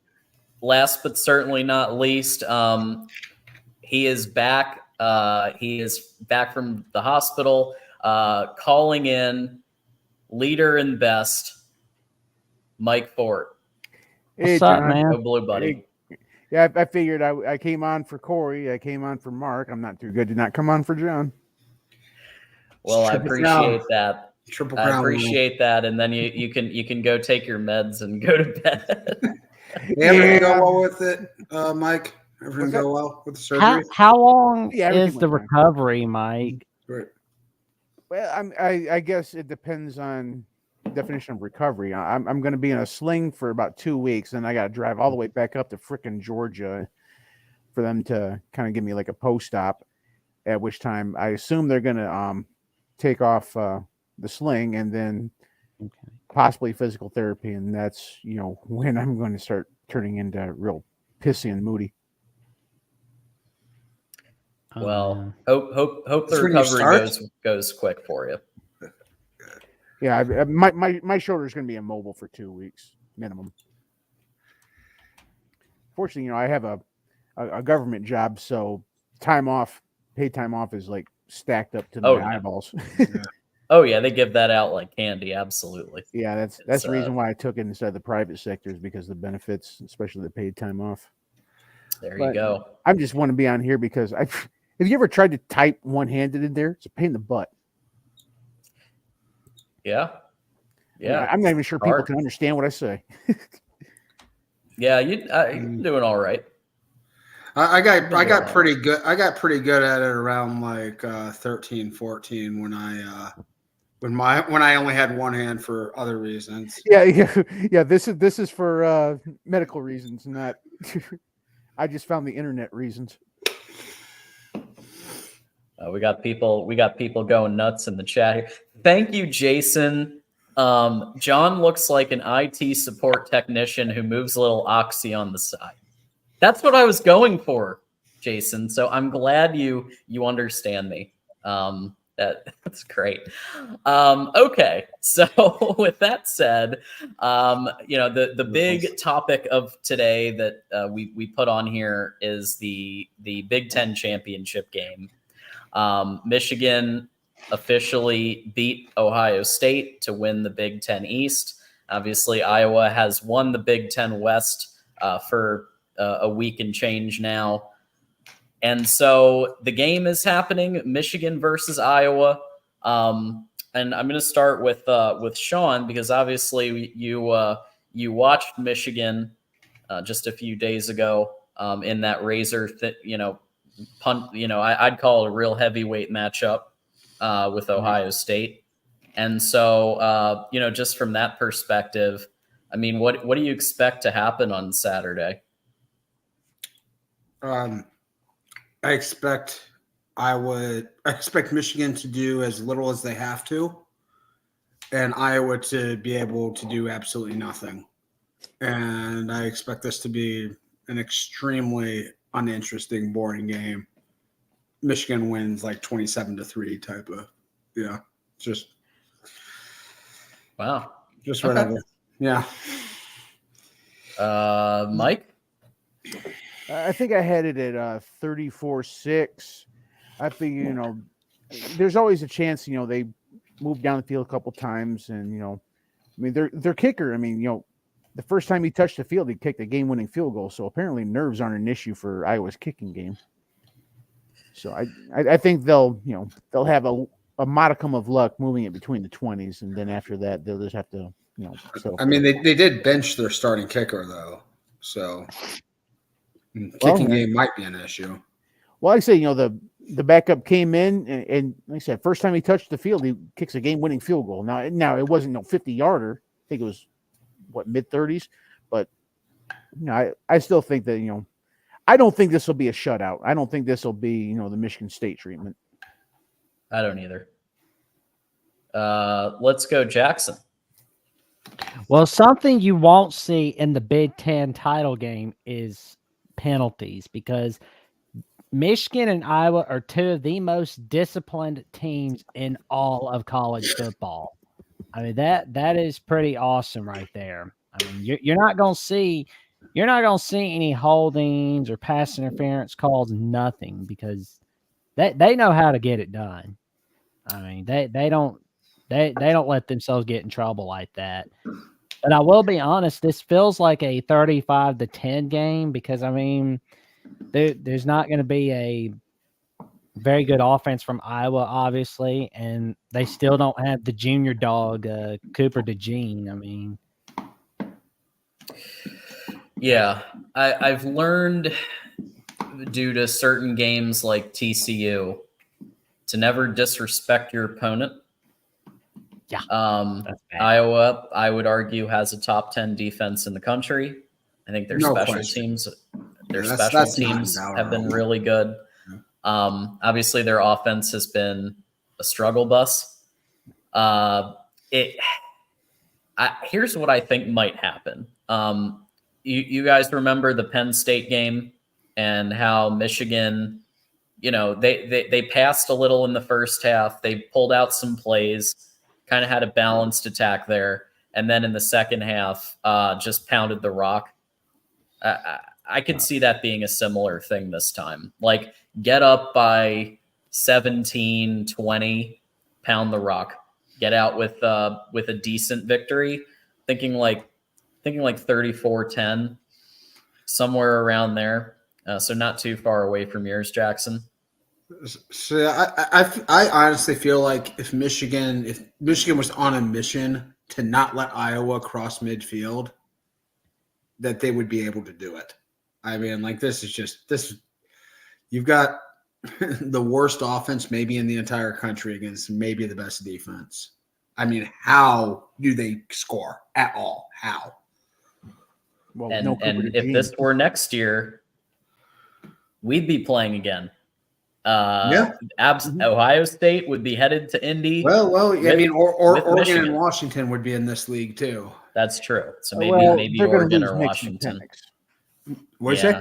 They're going to lose Nix and Penix. Dunze's probably going. And Michigan's going to lose McCarthy. Michigan's quarterback situation, I don't know. I mean, I'm not trying to like stomp. I mean, next year, like, they're going to have to do something. Well, okay. Who do you think loses more, Michigan losing McCarthy or Washington losing Penix? Oh, Washington's built around Penix for sure. Yeah. But I'm saying Michigan, but Michigan loses a lot more than just McCarthy. Oh, yeah. And I'm just saying, too, like, their depth chart at quarterback, their backup is Jack Tuttle right now, right? Well, it's probably going to end up being Jaden gets to start. We'll see what happens. Jaden Denegal there. There's three possibilities, I think. Alex Orji, Jaden Davis, or a bridge transfer quarterback unknown as of now.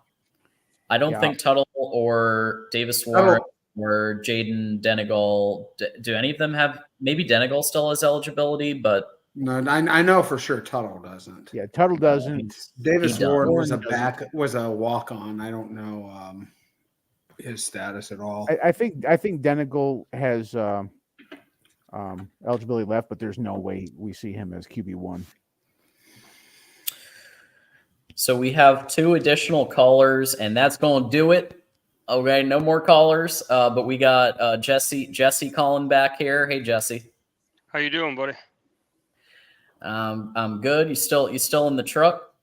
Yeah, over here in Elsinore, Carter, Missouri. Dang. Okay. Down by the Ozark Mountains. Okay. Well, ball howdy. And John looks like a character from Ozark. Yeah, I'm just continuing the Corey Bretta trend here. So an excuse to pull out my maize and blue tie from the M-Den. And last but certainly not least, we got Moose. Go Blue What's Moose. up, guys? Yeah. Moose. What's going on? Oh, I'm doing great. I'm doing real great. It's great to be a Michigan Wolverine. That's all I know. It is great to be a Michigan Wolverine. Here. We do. I do want to get Jesse and your take, and we'll start with Jesse on the Big Ten championship game and what you might expect to see from Michigan and Iowa. Jesse, what do you think? I think it's going to be similar to the 2021 game where it's going to be close in the first half and Michigan's going to pull away in the second half. I mean, it's going to be tough for Iowa being without Cooper DeJean and, they're both their tight ends and Cade McNamara. I don't see Deacon Hill getting it done. If the lame duck offensive coordinator they have in Brian Ferentz, if he's smart, he will get some advice on how to call the game and try to throw everything he can at, as far as the kitchen sink goes at Michigan's defense. I just don't think that they rattle Michigan's defense. I see Michigan winning this one comfortably. I will actually be there. I just bought my tickets, so I got a buddy of mine that are going. So we are going to go and check it out. Actually, they weren't that expensive. You can get tickets on StubHub for less than $85. So come on, John, pony up. Are always 85 bucks. That's it, man. I should go. Yeah, so, but I do think that it's going to be close first half. Similar to the 2021 game, and I look forward to them coming out in the second half and pulling away and winning comfortably. I do say they cover the spread. I don't think it's going to be 42-3, but I'm going to go out on a limb and we'll probably say 35-10. Oh, you're like literally one off from me. I said 34-10. Oh, so man, Jesse, great nice. Minds think alike, man. That's pretty awesome. And we've got, Moose, based on what you've seen from both of these teams, I would say this. If Iowa had Cade, Eric All, a healthy Caleb Brown, Cooper DeJean, if they had all those pieces, I'd be slightly worried. But basically all they have is maybe Caleb Brown. So I don't know. What do you think about this game? Yeah, I'd be a little worried if they had all those guys, but my take is Iowa's got a very good defense. And that might keep them in the game early. I just I don't think it's elite, but I think it's top 10. It's very good. I think that will keep them in the game early, but I don't know. It's just what's got me is their offense. Their offense is one of the worst in the country. And I think that's going to be the difference in the game. I just think that Michigan's just got their offense is too good, and their defense is probably, in my opinion, probably the best or one of the best in the country.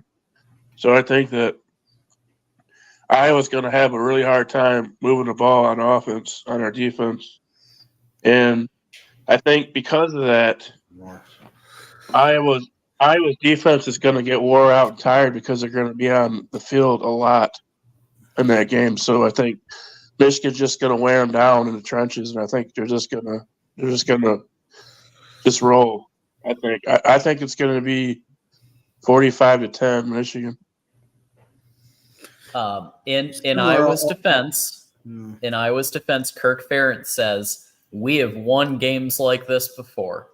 So there you go. No, I don't. Yeah, think actually, not like this. You got to watch out for Iowa because Iowa makes me nervous. I mean, to an extent, they find ways to win the game. They find ways, and I don't think that they're going to win, but nobody thought that they were going to beat Ohio State, was it 2017, like they did either. I'll be glad when it's over and that final buzzer, and Tony Petitti, uncomfortable as it's going to be, has to hand the trophy to Jim Harbaugh. Say, hey, you guys won the Big Ten. Oh, I can't wait. That's going to be delicious. That's what we're all waiting for. That's going to be glorious for Michigan fans. Well, the other thing that you get to stare him right in the face and give him a trophy after everything that's been going on, that's going to be awesome. Well, another thing that people fail to mention is that we don't know how well Iowa's defense would stack up to Michigan's defense because Michigan isn't a perpetual 3-and-out machine, whereas Iowa is. Iowa's defense spends much more time on the field than ours, so that needs to be taken into consideration. Absolutely. One thing Iowa's defense hasn't done actually an amazing job of this year that they're usually really good at is creating turnovers. I haven't looked at this. I haven't looked at it a few weeks ago, but they're not creating a ton of short fields for their offense. They're actually, you're right, Sean. They're actually in the red when it comes to turnovers this year. So they're not forcing the turnovers this year that they have in years past. Right. John, I mean, they're an excellent defense still, obviously, but they're forcing. John, I just looked at Michigan's defense. They're plus 14 in turnover differential. Yeah, I'm surprised. I'm surprised it's not higher than that. That's crazy. It's a little. I mean, their defense, Iowa's defense, is still up there, but yeah. Yeah, I mean, like I said, 34-10. I would be surprised to see a pass from Michigan in the second half. Maybe a play action, keep them honest, but I could see it playing out really similar to Penn State because Drew Aller just couldn't do anything when he was pressured by Michigan's defense. I don't think that Deacon Hill is going to be able to hang either. And with that said, then really all you have to do is pound the rock. You're not scared by Nico Reganey just taking over the game? Well, anything's possible, I guess. I guess I see it a different way. I think this is kind of the perfect time to, get Blake, a little extra healthy. Yeah, but you got Donovan and Khalil. Cole Cabana. Iowa's quarterback can play defensive end for Iowa. That dude's like 260, man. Yeah, he's huge. Yeah. Mike, what were you going to say? I would Mike, what were you going to say? I would rather see Michigan, kind of pass the ball, maybe even 55-45 pass. I think JJ is probably healthy enough. And he won't run, but just keep him in the game to pass. Kind of air out the ball a little bit. Just kind of keep some treading the tires. Make sure. Because we all remember what happened with Blake. Ran him really late in the season, and poof, we don't have him for when rubber meets road. So I think it's best to kind of protect our ground game. Just speaking of Blake, didn't Blake just break the all-time record for rushing touchdowns at Michigan? Wow, that's awesome. Yeah, I have to check. So Blake the Great. Blake the Great. So we're A-Train? We're going to go through every single prediction that I made during the preseason. If you guys want to go back to Big Ten episode 17, I believe it's been 23 episodes since we did this. Hey, John, you were talking earlier about Michigan going for a transfer portal quarterback.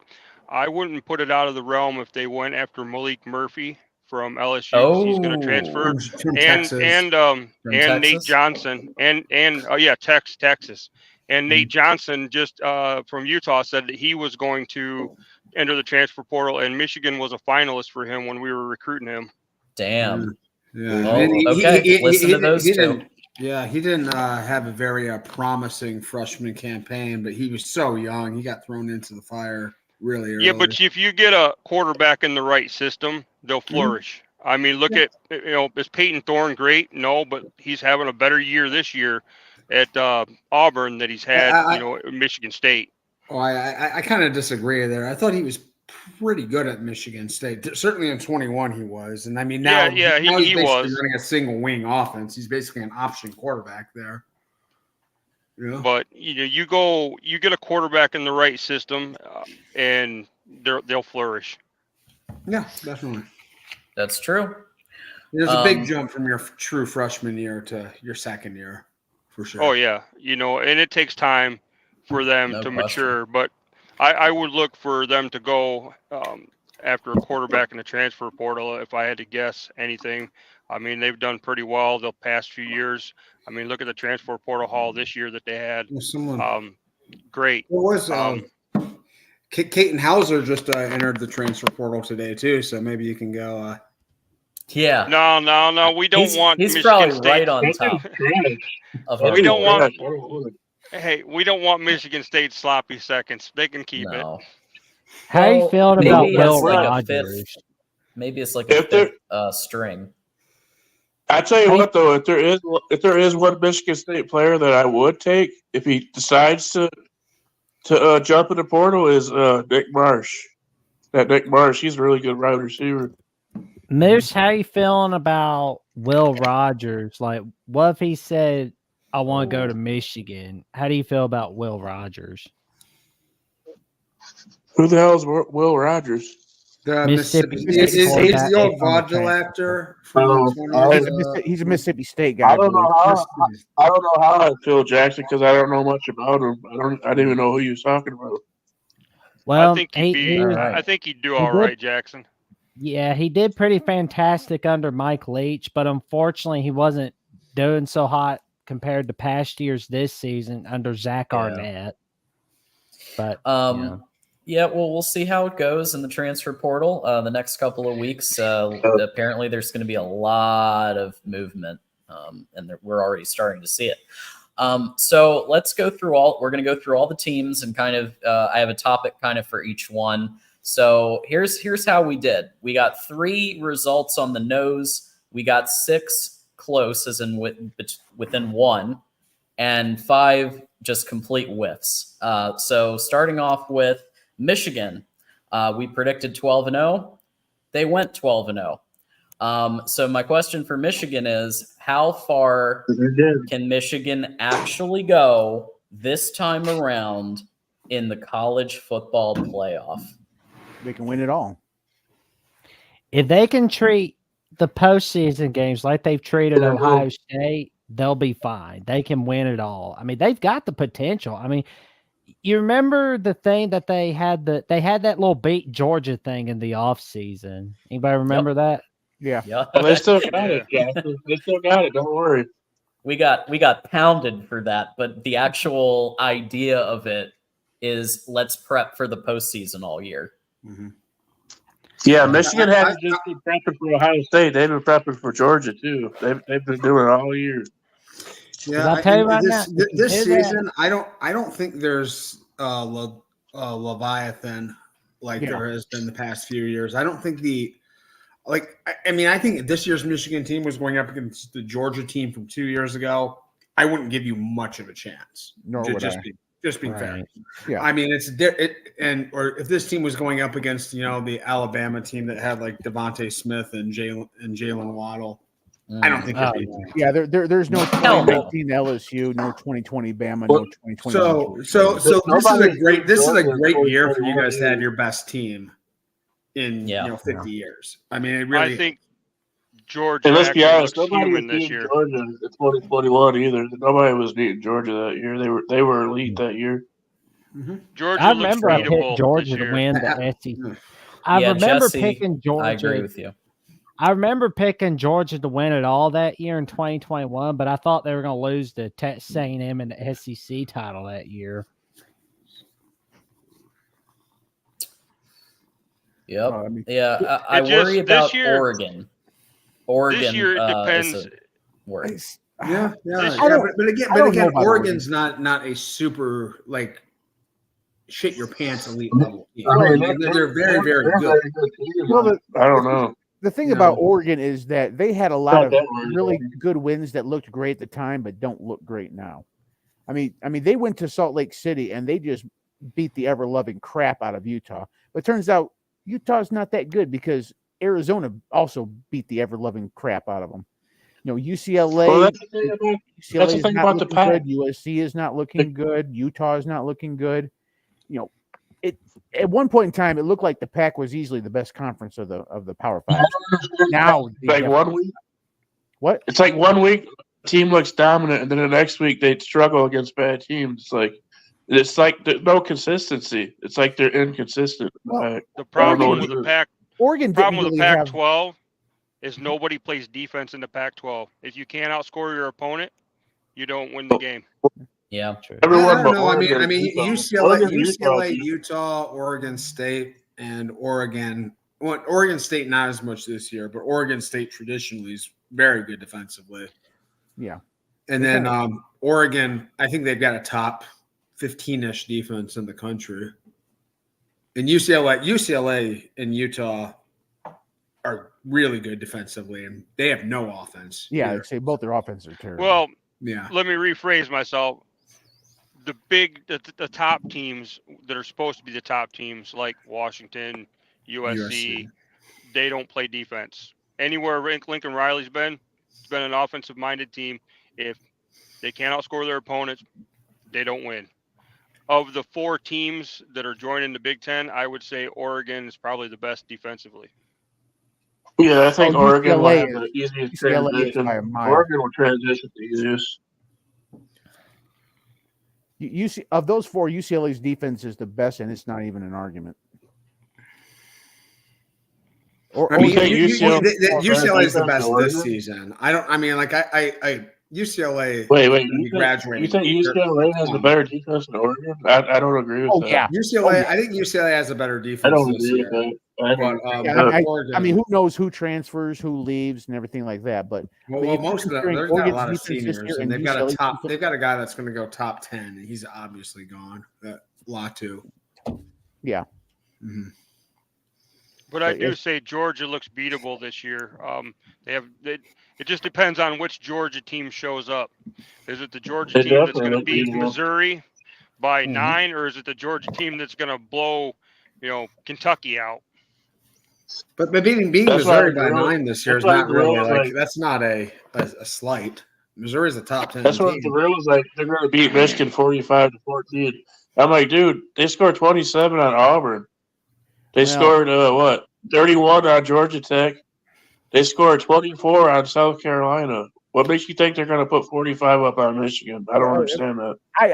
I'm not willing to crown Missouri king of anything yet, because I think they're a good team, though. I think they've shown that they're good. But, I mean, they're a good team, but they're not top 10. Yeah, I would think that if Georgia's not elite this year.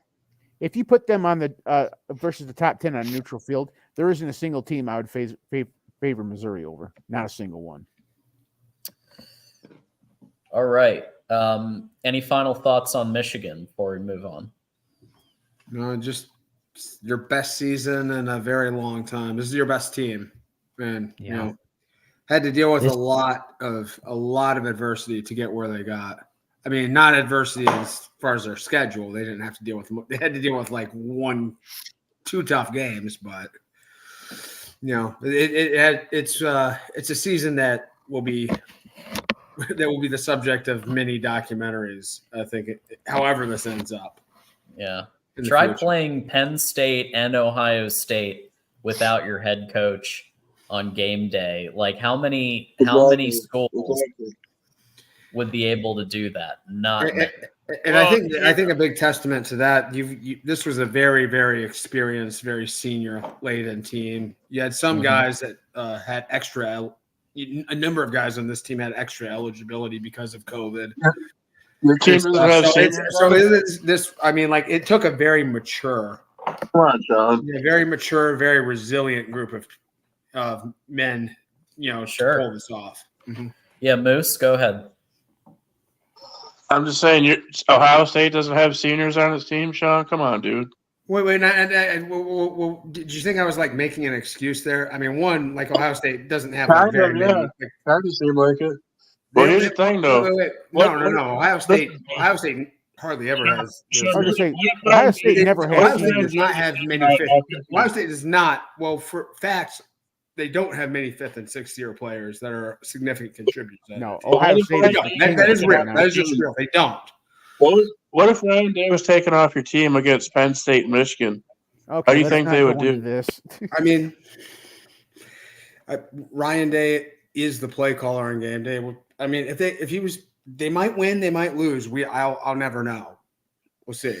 Right. Well, that does lead into the next topic. So my prediction for Ohio State was 11-1. Fine. And we actually did get that right, 11-1. So Sean, since it's your team, Mhm. do you see any changes in the offseason potentially at quarterback? Because I've been hearing Devin Brown is going to get a shot at least to take some snaps in the bowl game. Okay, like you have to have some sort of competition. It can't just be handed to McCord. Yeah. But he played well this season. I really do believe. I'm not a fan of moving on from him, but if Aaron Nolan comes in and comes in the spring and he is just so much more dynamic and provides another, like he has to be a threat. Like there has to be something to push Kyle to get better here. And, he developed through the season. I thought he played a good game overall against Michigan. Honestly, I'm like one of the few people that will defend his performance in that game.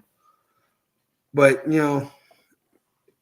there needs to be competition pretty much all the time. I mean, you can't just hand it to him. He played well throughout the year, but when you have receivers like Marvin Harrison Jr. and Emeka Egbuka and Cade Stover, they can make an average quarterback look like a superstar. Yeah. Yeah. That's might have been what was going on there. I mean, you look up his statistics, and I mean they're almost superstar like, and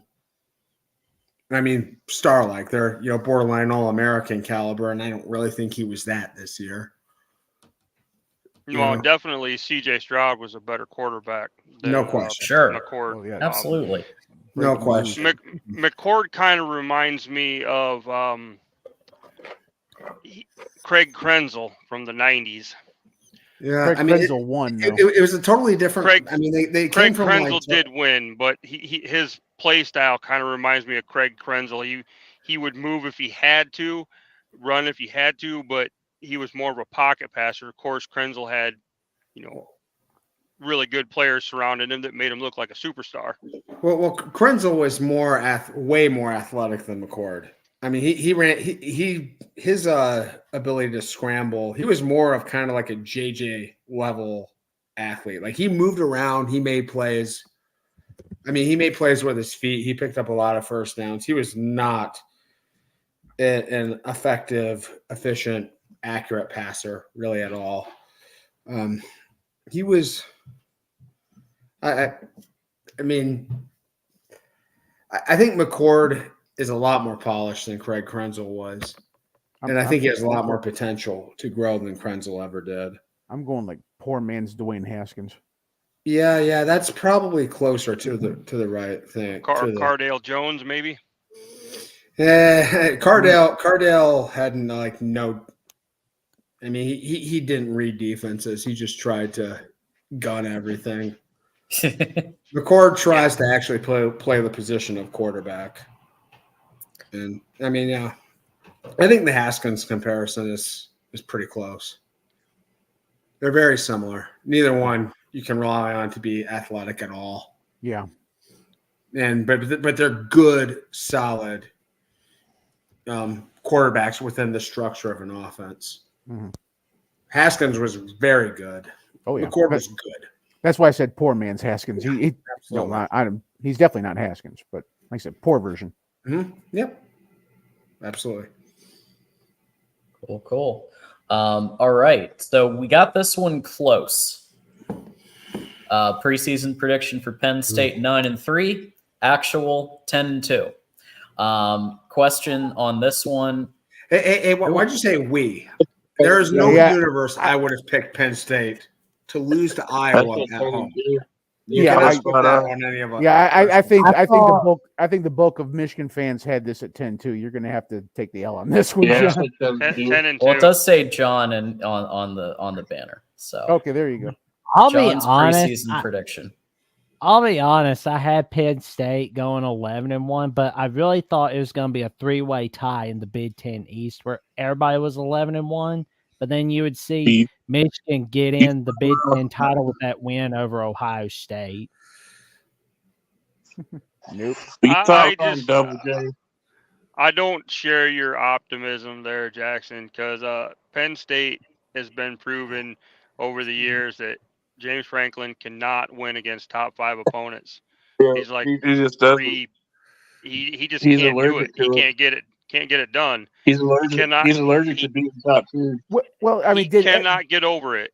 The hump. It- He cannot Yeah. beat Michigan. He cannot beat Ohio State. He's like what 3 Well- and I can't even remember. well, did anyone think that Drew Alar was going to stink the bed this much this year?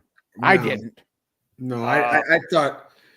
I mean, and honestly, if they got McCord level play from Drew Aller this year, they would have been right there with Michigan and Oh yeah, Ohio State. absolutely. Mm-hmm. So, Any thoughts on who will be the next offensive coordinator? One name I like is really hot is Ben Arbuckle, the coordinator from Washington State.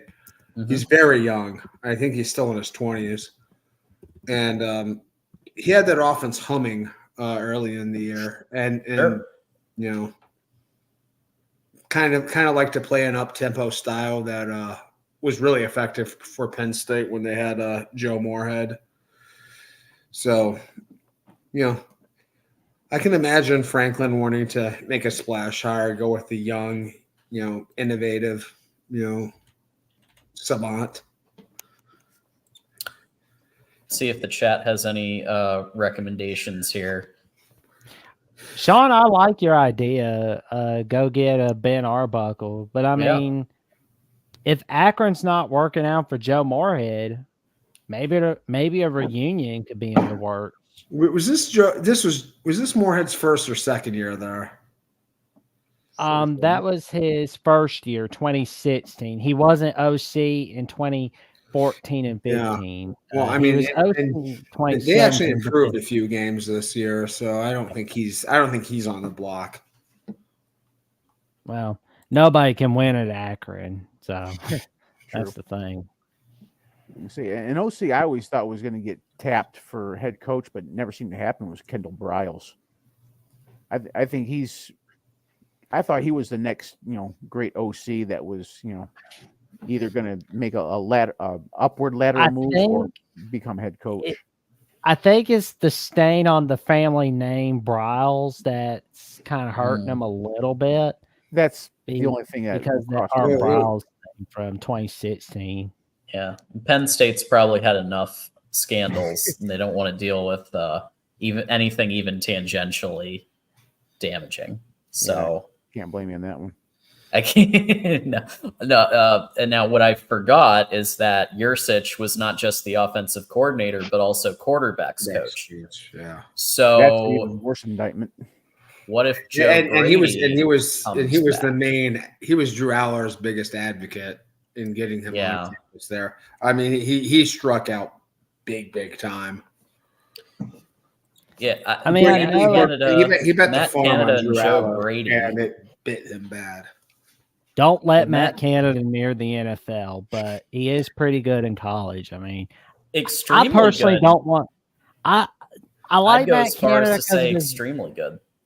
Yeah, I mean, I love his work from Maryland, but I just don't like they had that. It was from the first game that the Steelers had against the Ravens this year where he got all pissy at Kenny Pickett for calling the play without his permission. It's like, he's dude, a control freak. Yeah, I'm just like, if you're getting pissy with your with your quarterback for coming up with the game-winning play because you didn't call it, I don't want you on my staff, period. I don't want that kind of crap. There's none of that. No. Yeah, Matt Canada impressed the hell out of me at times at Pitt, and also the year when he was head coach and OC at Maryland after the scandal at Maryland, and he came within a 2-point conversion of beating Ohio State. Like that impressed the hell out of me. I don't care. I mean, he didn't have the talent, nearly the talent of Ohio State. And maybe he caught them looking ahead a bit to the Michigan game. I don't know, but that was a masterclass. Almost made it. That should go game back to almost put college. me in the hospital. I mean, I just like, I thought I was going to die several times. It was just like, okay, we've got to that's settle true. down. Oh my God, they just ripped off another 90-yard run. Well, now that you talk about offensive coordinators in Maryland, dare we say his name?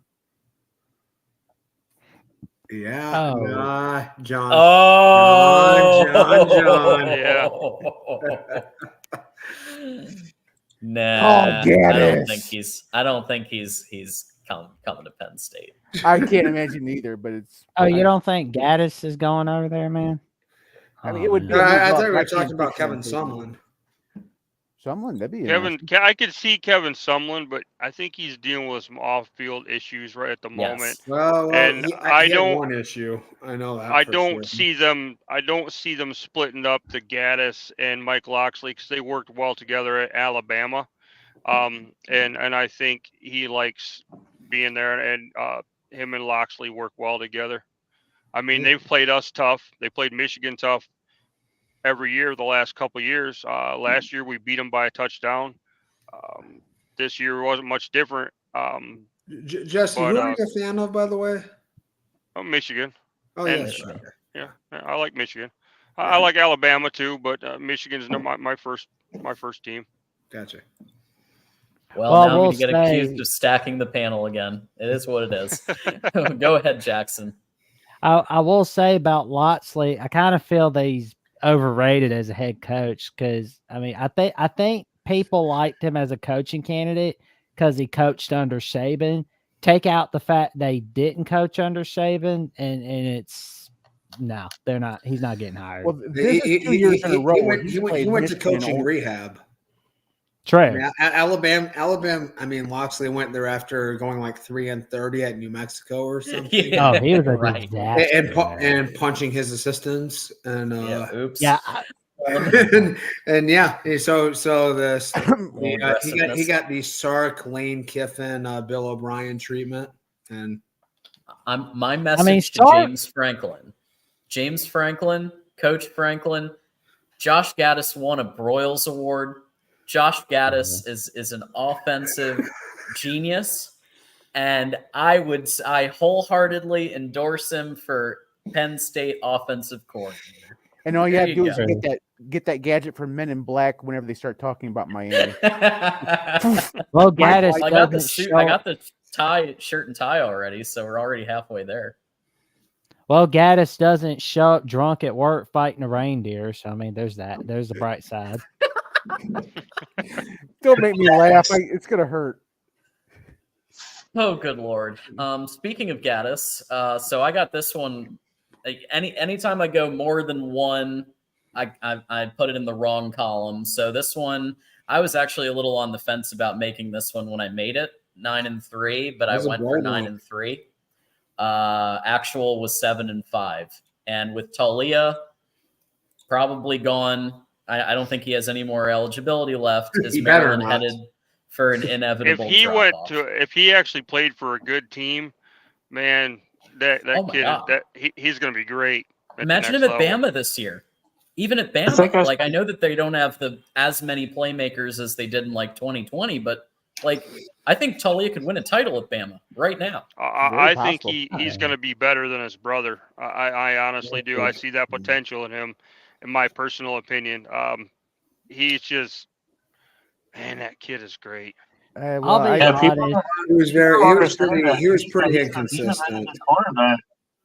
He's a very good quarterback. He didn't have the weapons though, and I agree with you, but I do this, full disclosure. I called Tua a bust coming in the NFL. Wow. So. I'll be honest. It looked like he was going to be a bust for. Yeah, I was gonna say the first couple years in Miami, it looked like I was right. Yeah. Well, let's see. The next year or so with Maryland, they're gonna have to nobody's expecting them to be a 12, 11, 10 win team. That's not happening, of course. But are they more than a 6, 7 win team? That's something they're gonna have to ask themselves. Are they a 9 win team or are they a 10 win team? They That's can they can 9 wins. they 9 can wins deliver is probably they can deliver top. seasons like that. I don't think they're like that on a regular Well, basis. The thing with They have to Maryland be is on a consistent basis. they're gonna get tired 7 to 8 eventually, wins. just like how 7 to 8 Syracuse, wins probably. just like Jackson, go how ahead. Syracuse got sick and tired of the second half collapse from Dino Babers. I think eventually Maryland's gonna get sick and tired of it with Mike Lotzley. I mean, Oh, yeah. they always forget how to play football after the Ohio State game for some reason. I mean, my prediction year in advance is he will not be the head coach for Maryland going to 2025. Damn. I think they're going to go like 3 next year wins? Maryland gets a reality check. Yeah. Maryland always And- starts off good, but they can't finish the season. They start to tank about mid-October, and then they're just not consistent enough to finish out the season. Oh, speaking of starting good and finishing like crap, where's the real MVP been? he's around somewhere. He's been I commenting. haven't seen him in chat. Go on. Yeah, I actually, Jackson, I don't know. I think 3-9, 4-8 could be possible, depending on who. I don't know who they have behind Tolia, and if he's any good. I have to look into that in the off season, and Well, they might get a transfer. that kid that scored, I can't remember his name, but Billy. Oh, Billy. right. I don't even think he's the primary backup. He was just kind of their Billy. They brought him in, and he then scored they 3 scored- touchdowns in that game. Yeah. They had like 3 I don't carries. care. 3 I don't yards, care 3 who you are. touchdowns. I don't care who you are, what defense you are. That is hard. You're not stopping that play at the 1 yard line like that on a quarterback sneak. You're not going to do it. It's just not going to happen. Yeah, you're just not going to stop it. You could do it if it was Talia, 180-pound Talia Tagovailoa trying to push that pile. That might not have worked. Yeah, I don't think it's impossible that Loxley goes in 2025. If Maryland has a 3-9 season, it's possible. But I don't know. I would say 2026 personally, because you're Maryland, okay? Maryland was in the freaking basement for how long? I remember going to the Maryland game in 2017. There was like 10 Maryland fans there. They were nice people, but they knew they were going to lose. They were all liquored up. And they were good to go. But it like back then the program was in the basement, and Loxley comes in and he brings Tolia, which the only reason Tolia is at Maryland is because of Loxley. He followed him from Bama. So, I would give him till probably 26 if I were Maryland, but if they have a really crap season, it's possible. Yeah, but generally, if you're in your 5th year, they want to see that you've made progress in the program. And if they have a bad season last year, it's like, okay, we're not any better than we were when you came here. Yeah, because by the 5th year, actually by Time the to 4th try year, something new. you're playing with your own guys, and if you're not winning with the guys you're recruiting for your system, then you got to go. Well, and they might just see it as, okay, you don't got Talia anymore. Now you've kind of reverted to the mean. So this might be what you expect to look forward to. Because I remember, Maryland not too long ago, I remember they had a linebacker starting at quarterback. They were just terrible. So if they can't find that one, that next Talia that's gonna, bring them back into at least the conversation, and they go like 3-8 or 3-9 or 4-8, yeah, I don't see Loxley surviving the end of the next season. Well, got this one wrong too. But I do remember somebody on the panel predicting this correctly. I don't remember who. Was it Mike? Okay. I had him 6-6. 6-6. Okay. I knew it was somebody. I predicted 4-8, but they did get 6-6 this year. Had a couple of. I thought their defense took a step up, and they had a running game, but obviously fell short of probably I'm sure they probably wanted closer to 7 or 8 wins, but still 6-6, not too shabby. Finally really bowl eligible. They got in with 5 wins like 2 years ago. But what's next for Rutgers? Where do they go from here? I think they probably right up there for one of the most improved teams. Greg Schiano is he an elite coach? No, but he is building something slowly there. I wouldn't be surprised if Rutgers is a 6-6, 7-5 team year for the next couple of years, as long as he can keep up the recruiting. Their defense made major strides this year. Gavin Wimsett was head and toes better this year than he was last year. I saw a lot of growth in him, where last year he would flee the pocket a lot, and this year he stood and took some shots and was more patient. Yeah, Monangai was a pretty good running back, I thought. Yeah. I was worried about him going into the Rutgers game. Yeah. Yeah, and it's interesting to say, considering Maryland just beat the crap out of Rutgers this weekend, but the future's situation is just better at Rutgers, I think, than it is at Maryland. I mean, as long as Schiano's there, I think they're going to compete hard. They're going to, they're going to be all the cliches. They're going to be disciplined, right?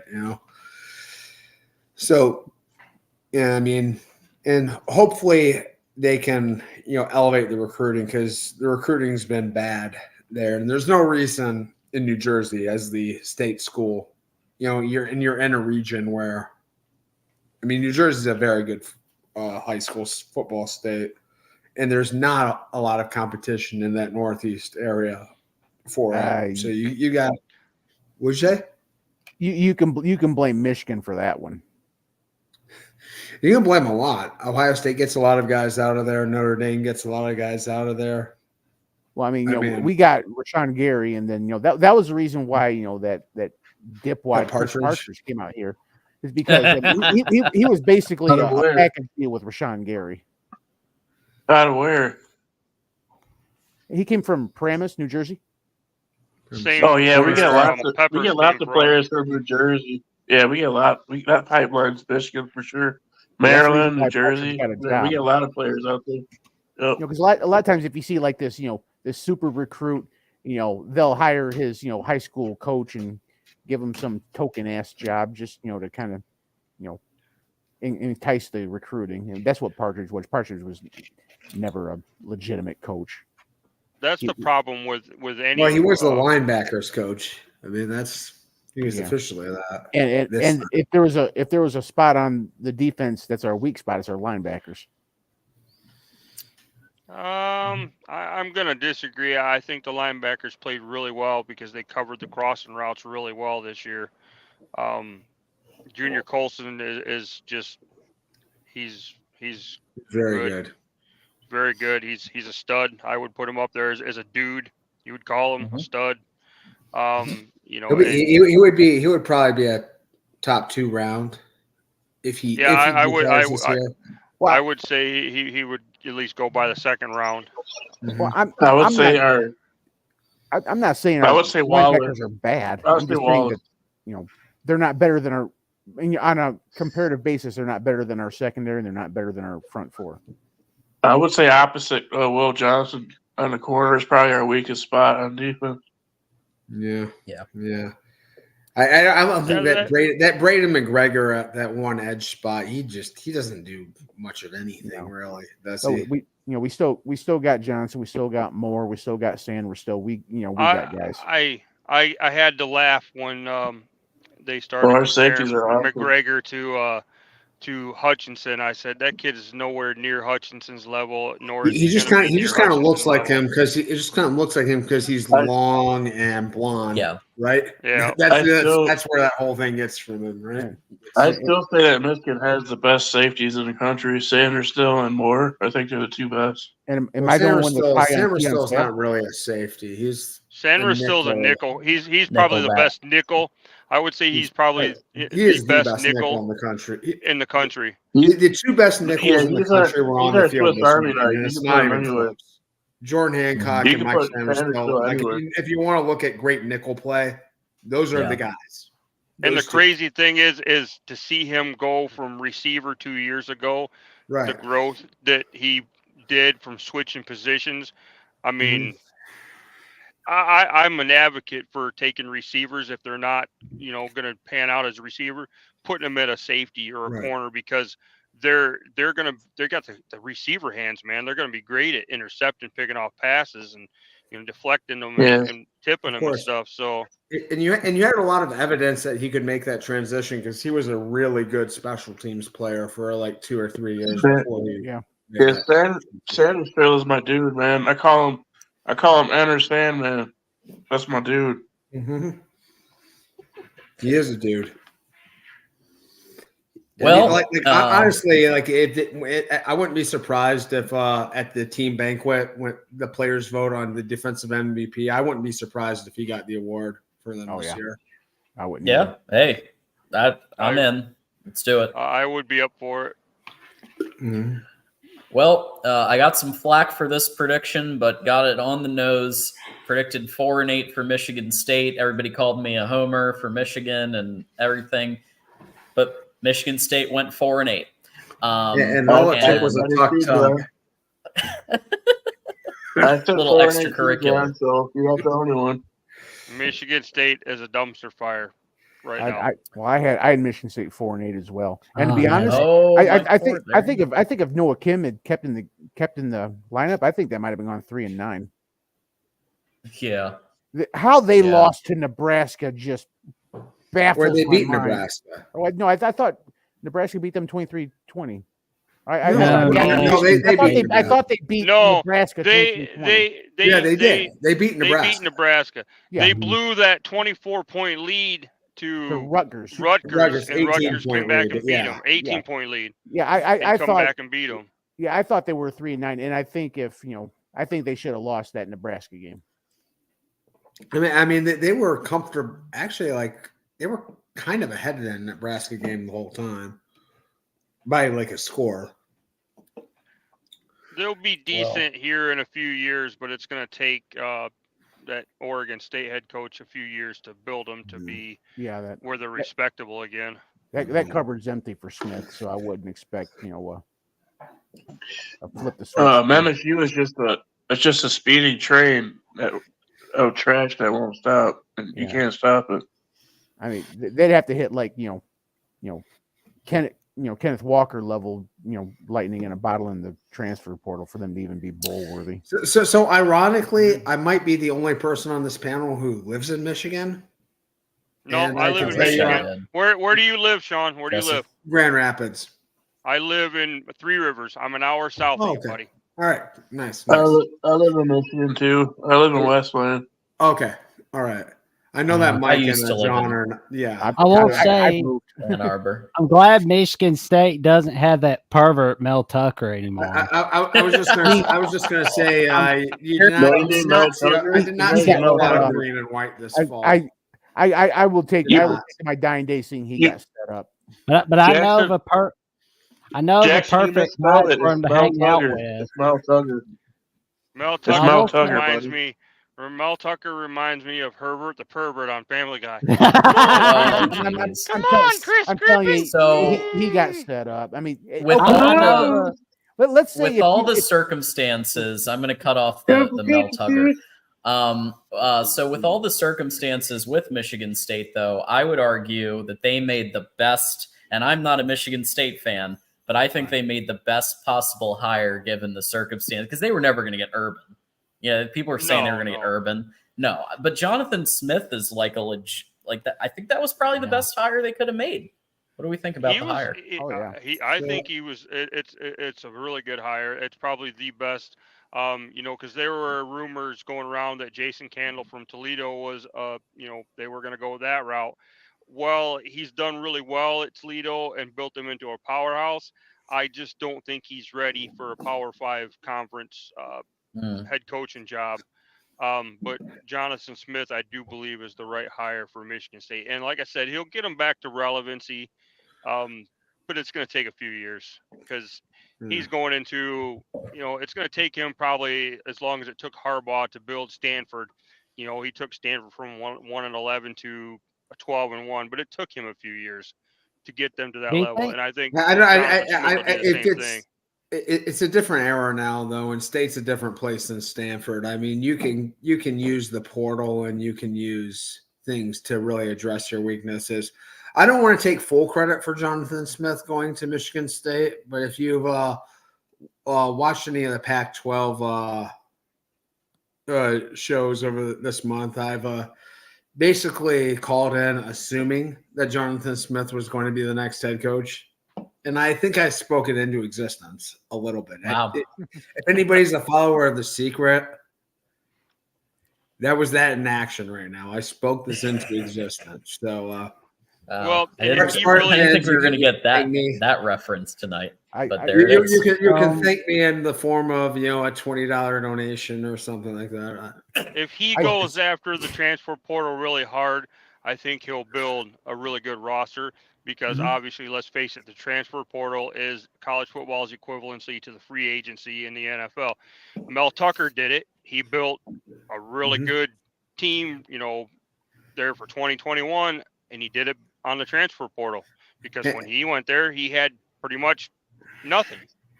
And he did it before NIL really was in place, and I don't think people really realize how much capital, how much money is behind the MSU athletic department, how many rich donors they have. The Secchia family will absolutely open the wallet to build a contender right there. So that's their equivalent to Stephen Ross for the owner of the Dolphins for Michigan. Right. That guy he opens his pockets to get whatever they need to get in there to the athletic department for Michigan. Well, John, I gotta run. You guys have a good night. Take care, Moose. Later, Moose. Bye, everybody. Go Blue. I will say take me with you there. we're looking at the situation from Corvallis, and when Jonathan Smith saw that he didn't know what was going to happen for 2024, he's kind of like, this looks like an unsure thing. We don't know what conference we're going to be in. We don't know what our schedule's going to look like. Nothing. But on the other hand, East Lansing, Michigan is more of a sure thing. So what Plus do I do? they gave it. Plus it's a pay. Plus Jackson, it's a pay raise for him. He's going to get a significant amount more money going to Michigan State and coaching in the Big Ten than he was in Corvallis. Don't get me wrong. I am sad that he left Oregon State. I wish he could stay at his alma mater, but I understand why, because you got to look out for yourself and those around you. I mean, that's what you got to do, especially in this business. Yeah, Jackson and I talked about this at length on College Football After Dark last night. This just had to be a brutal decision for Jonathan Smith, and I'm sure it's been a very difficult year for him. So he landed on his feet. He has a great job at an institution that is committed to winning, and I think this is a great situation for both. The best possible situation for both parties involved. I mean, Michigan State, honestly, the last few coaching hires they've had, I mean, D'Antonio came in from Cincinnati where he had done a decent job, but there was no reason to suspect he'd do what he did.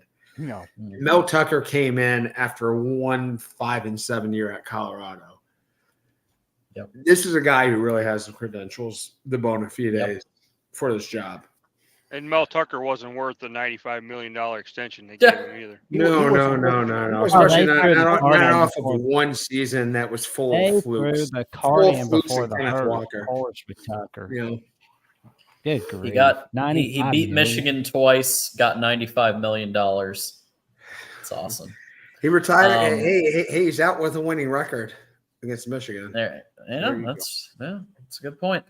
Tim has a great analogy a comparison. Jonathan Smith leaving his alma mater where they loved him reminds me of Rich Rod. leaving his alma mater. Hopefully Smith gets better support at his new school. I think he will. Let's not get into Rich Rod. That was an embarrassment. Yeah, I mean, there's a day that goes by that most of us don't wish he had stayed at West Virginia.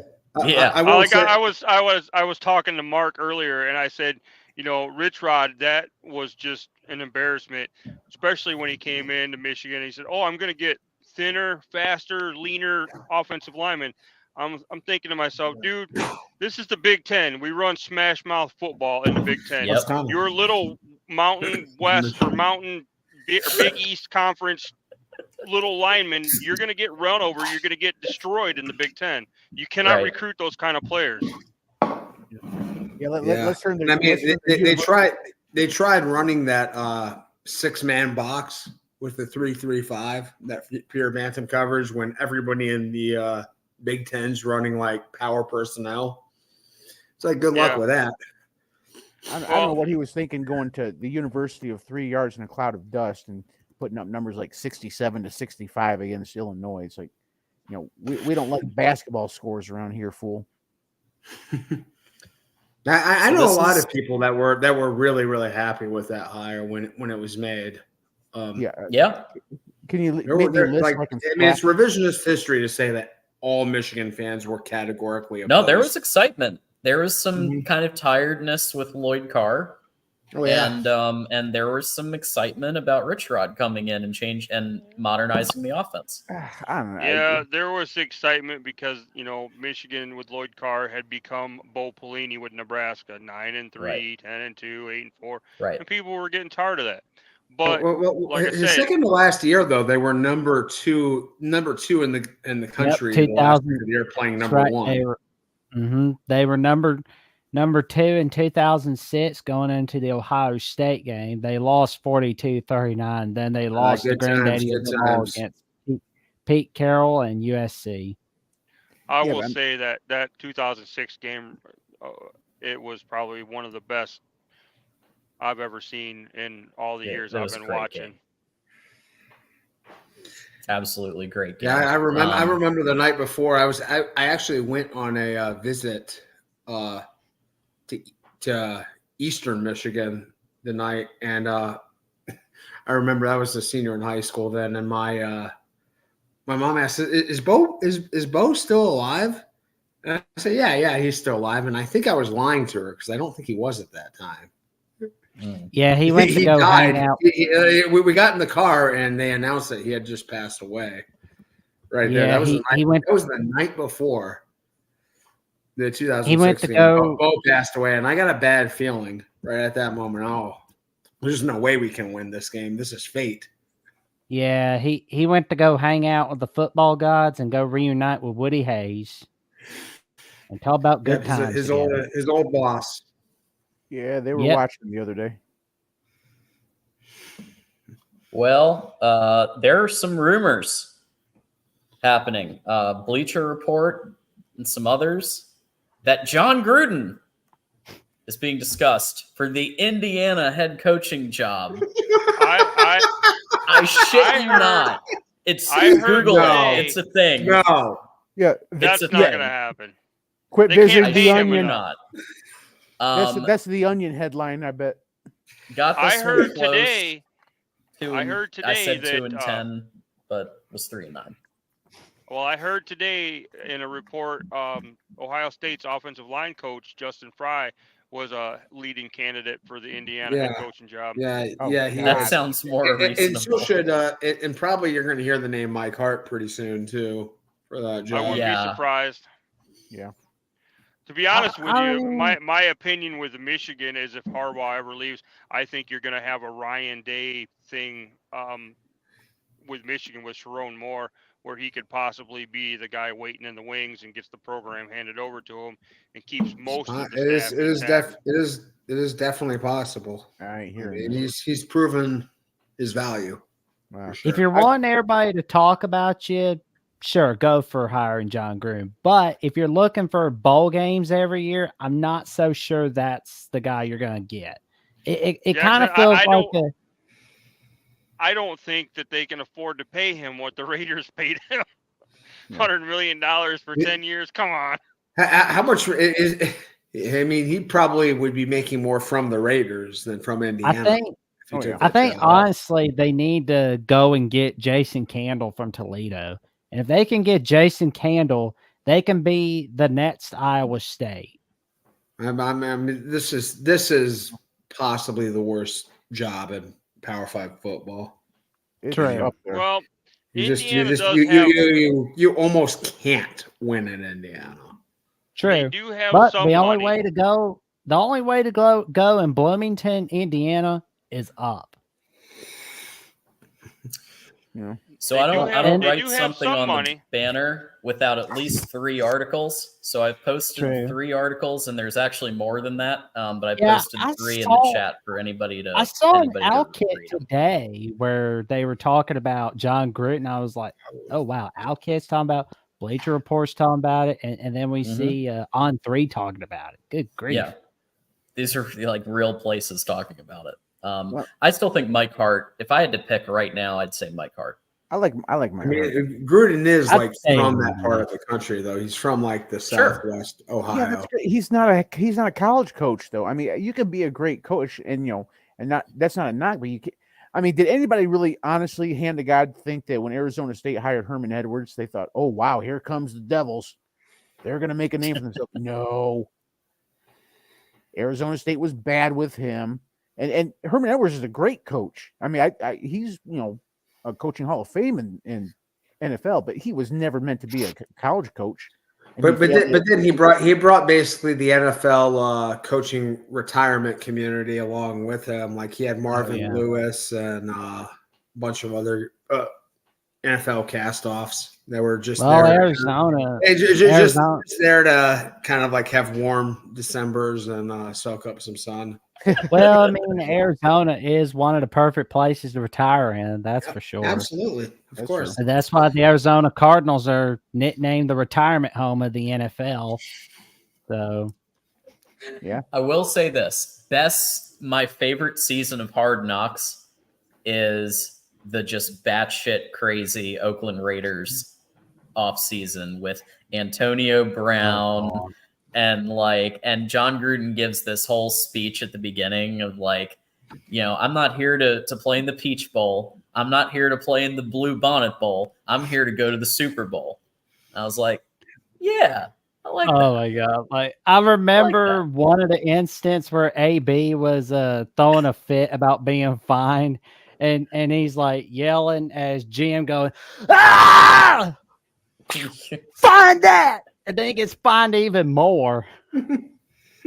I was a big fan of the Browns whenever Baker Mayfield was that dude's a wackadoo. I tell you what. I'm glad I'm not anywhere near Antonio Brown. I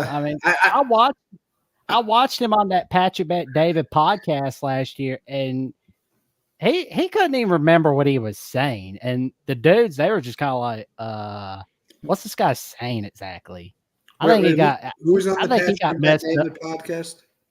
Huh? Sorry, Jackson. Who are you talking about? Antonio Brown. When he went on there a year ago, I mean, I think he got messed up by Vontez Burfict big time. Yeah. That Burfict one of Central Michigan's finest right there. Oh, God. There.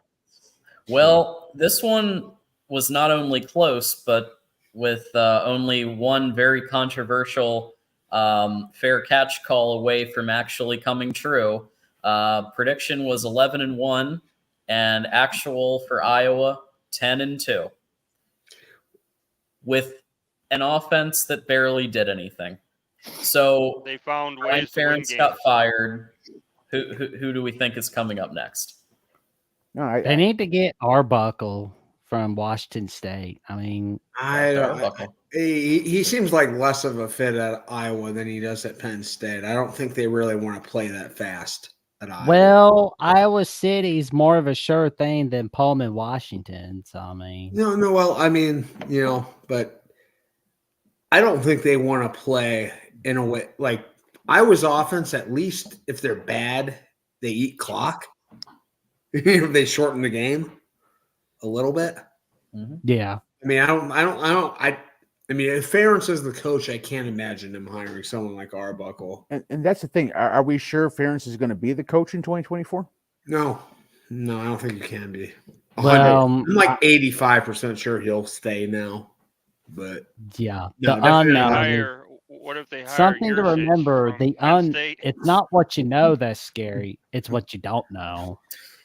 Yeah, It always Jeremy, scares- I agree. If Ferentz stays, I'm thinking Paul Christ is coming.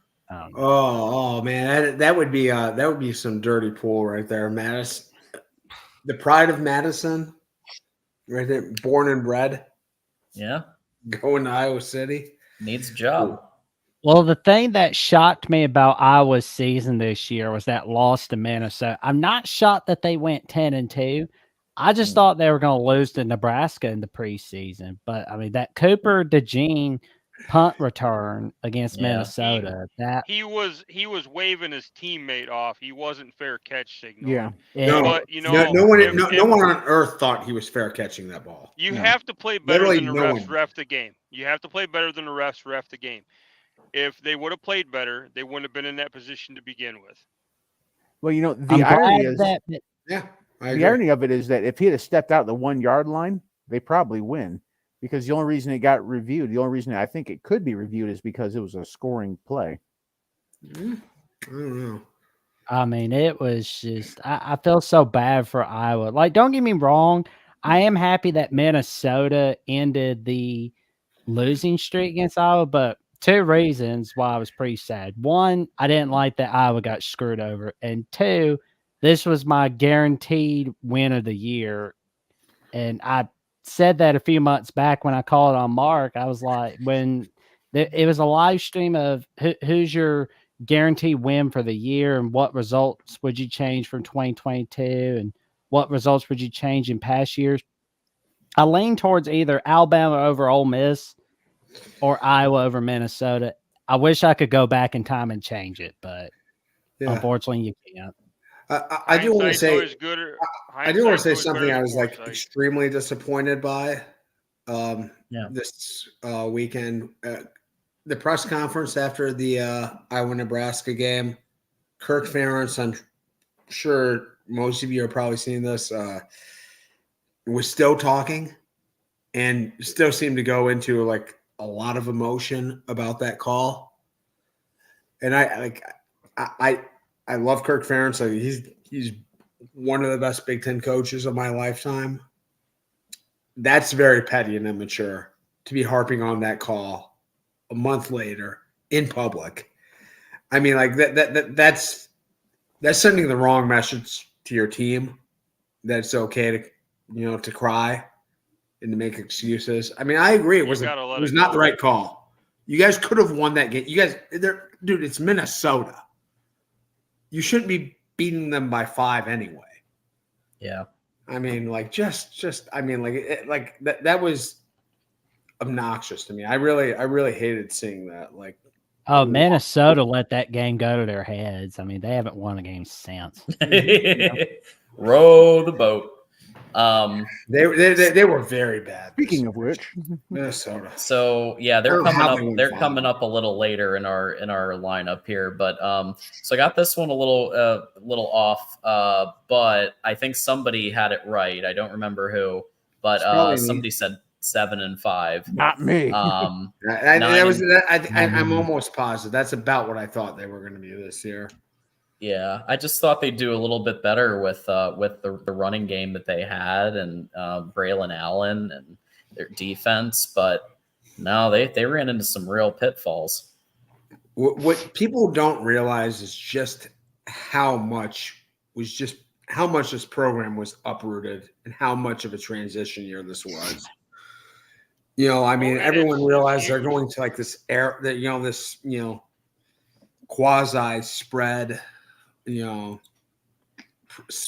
pro spread offense with a lot of RPOs and stuff. Very foreign to Wisconsin. What I don't think a lot of people realize was there was a lot of defensive transition too. I mean, Mike Tressel comes from sort of a one gap, defensive front, 4-3. The front four just create all the pressure versus the 3-4 that Jim Leonard had been running forever. That's more akin to like what you're watching with the Steelers, where the defenders just sort of beat up, where the front three just sort of beat up the line and the linebackers make all the plays. I mean, there was just a ton to overhaul this year. This year, basically, I don't think Luke Fickell cared about the results, what happens this year. And well, I'll be honest. I think those wins against Nebraska and ending the 2-game losing streak to Minnesota, and if they win their bowl game, whoever they play or wherever they play, I think they're setting momentum for the 2024 season. And we're going to find out and see what happens in 2024 for the Wisconsin Badgers. But I've got a feeling it's definitely better than 7-5. Once Luke Fickell gets his guys in there, I could see it being similar to what he did at Cincinnati, and he'll have them up and running and winning. But I agree with Sean. It's going to be a big transition for them because Wisconsin has always been similar to Michigan, smash mouth football. We're going to run it down your throat, try and stop us. And their defense has always been phenomenal. They've got some big dudes for offensive linemen. You remember Joe Thomas back in the day. They've got some big dudes that they recruit from Minnesota and Wisconsin, and they're able to keep them guys at home, which is tough for a lot of other programs. Even Michigan and Ohio State, Alabama, Auburn, these guys, they have Texas even, they have a hard time sometimes keeping the top recruits at home. And Wisconsin does pretty good at keeping their top in-state recruits around, home. And it's going to be a big transition, but I think once they get the system implemented, I would look for them to be a yearly contender. 9-3, 10-2 team probably. Yeah. Oh, well, I think so. They're gonna be a thorn in everyone's side. I mean, people are afraid of the teams coming into the Big Ten. I think you might need to be more afraid of teams in the Big Ten who now have good leadership. And Camp Randall's a tough place to play. It's one of the toughest places, other than College Park, to play. I was there on my birthday to watch my Buckeyes. As a Bama fan, I'm nervous about heading over to Camp Randall next year. It's just that's right. You're going over there. Yeah. I do wonder if it'll be on CBS though, because of the Big Ten TV contract, or if it'll be a big noon kickoff game. Wow, an out of conference, true road game for Alabama. Yeah. Hey, I love it. God, how old was everybody else when that happened last? Big noon kickoff. So 2022, Alabama went on the road to get Bama. 2011, neutral. They went on the road to Penn State. Oh yeah. Say neutral does not count. Neutral is not a road game. Yep. And I will say, Jackson, I saw that. I saw the writing on the wall of them losing to Texas this year, just because of the game last year and how they had to kick a last-second field goal to win. They struggled against Texas. I sometimes think that maybe Wisconsin kind of suffers from Jimbo Fisher syndrome. And I say Jimbo Fisher syndrome is whenever somebody comes over from the ACC that looks good, and suddenly they're not in the ACC and looks bad, which is what I thought Phil Longo was going to go to Wisconsin and really make a name for himself. And the name he's made for himself so far. I think Phil Longo can still get the job done. It's just that Luke Fickell doesn't have all his guys yet. He's stuck with Paul Chryst guys for another couple of seasons or so. Well, I still thought with Braylon Allen, because everybody just kind of dismisses Longo as an air raid, but if you look at him, this was brought to my attention before, and it's true. In was it 2021? North Carolina had 2 running backs that broke 1,000 yards. Javonte Williams and Michael Carter. Yeah. So it's not like Longo made his bones with Drake May throwing it for Texas Tech yards. Well, yeah, I think I agree with people who are saying that as Fickle has his second and third year, that they'll probably get back up to that 9-3, maybe even 10-2 type record. I agree with that. Yeah, this year was a transition, but I thought they were going to do better with Braylon Allen, but he did get injured, so that's also a factor. But moving on to Illinois, where we did I did get it pretty close. Predicted 6-6. Actual was 5-7. So we knew they were going to take a dip. We just didn't know how much of a dip they were going to take, and they seemed to drop a little bit more than at least I expected. So Illinois, do we think that last year was kind of a fluke good year, or do we think it might kind of go up and down? Well, I think I it's don't know going if to it be was a more up fluke. and down in Champaign, Illinois, and besides, I think Brett Bielema is a pretty good coach. I mean, he'll be able to right the ship in year 4. I don't think it was a fluke because he had back-to-back wins versus Wisconsin, both in Champaign and in Madison. I mean, if you're just a middling team or just a flash in the pan, you don't do that. Yeah.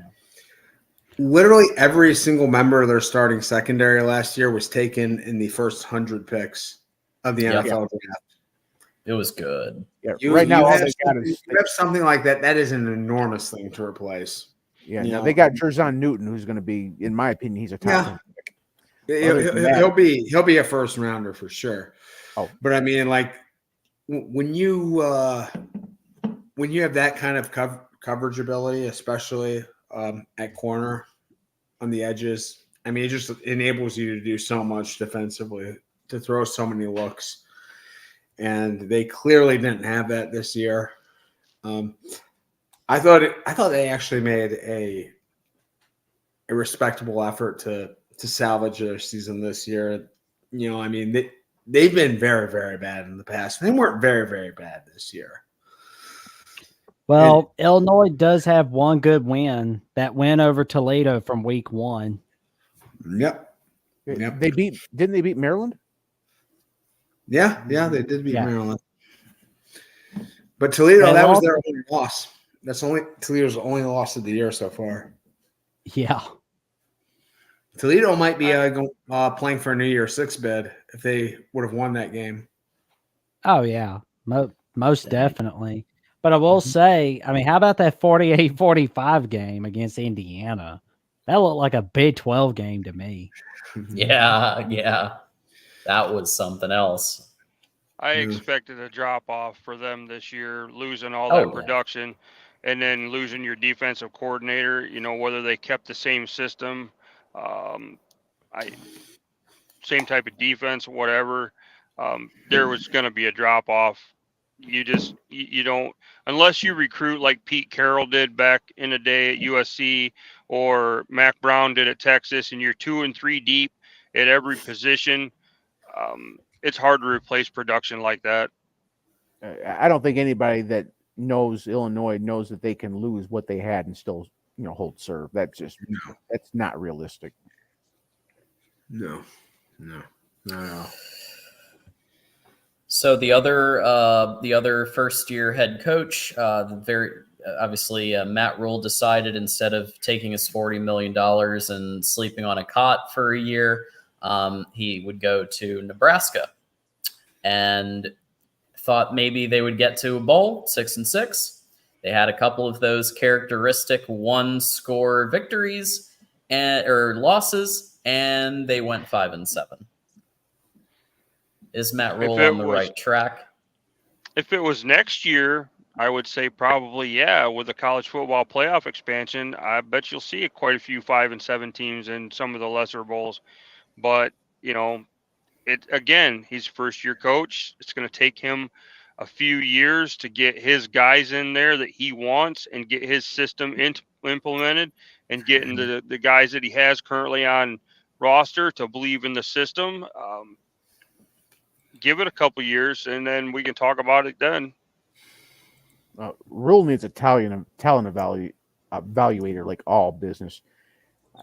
I mean, the Jeff Sims, I mean, I don't know what people were thinking. I mean, anybody that thought that, getting Jeff Sims was going to be a good move.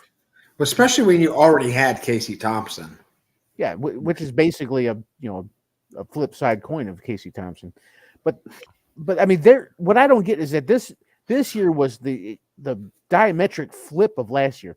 Last year, their offense was clicking, and they just couldn't stop a nosebleed. And now, on this first year, their defense was legit. In fact, there was a brief period of time where they were the number one rushing defense in the nation, and their offense was just shit poor. I mean, Jeff Sims, I swear to God, that man could throw picks in his sleep.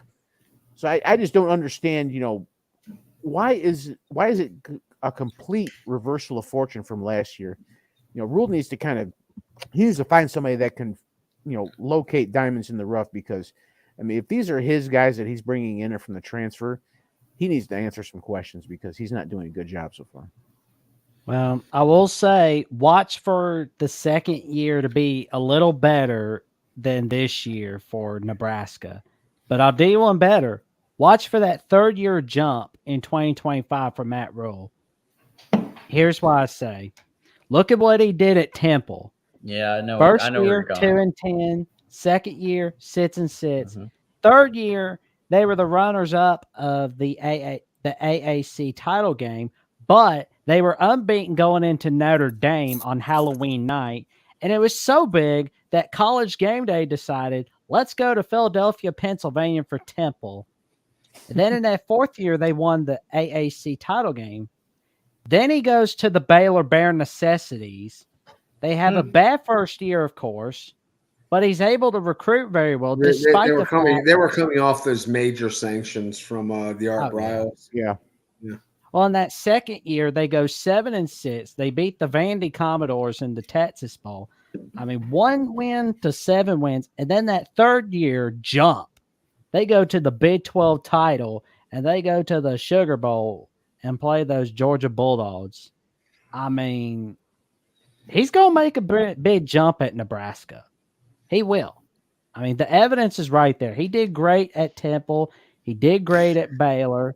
And I know that back then they didn't have the transfer portal as much, but still, though, he can adjust.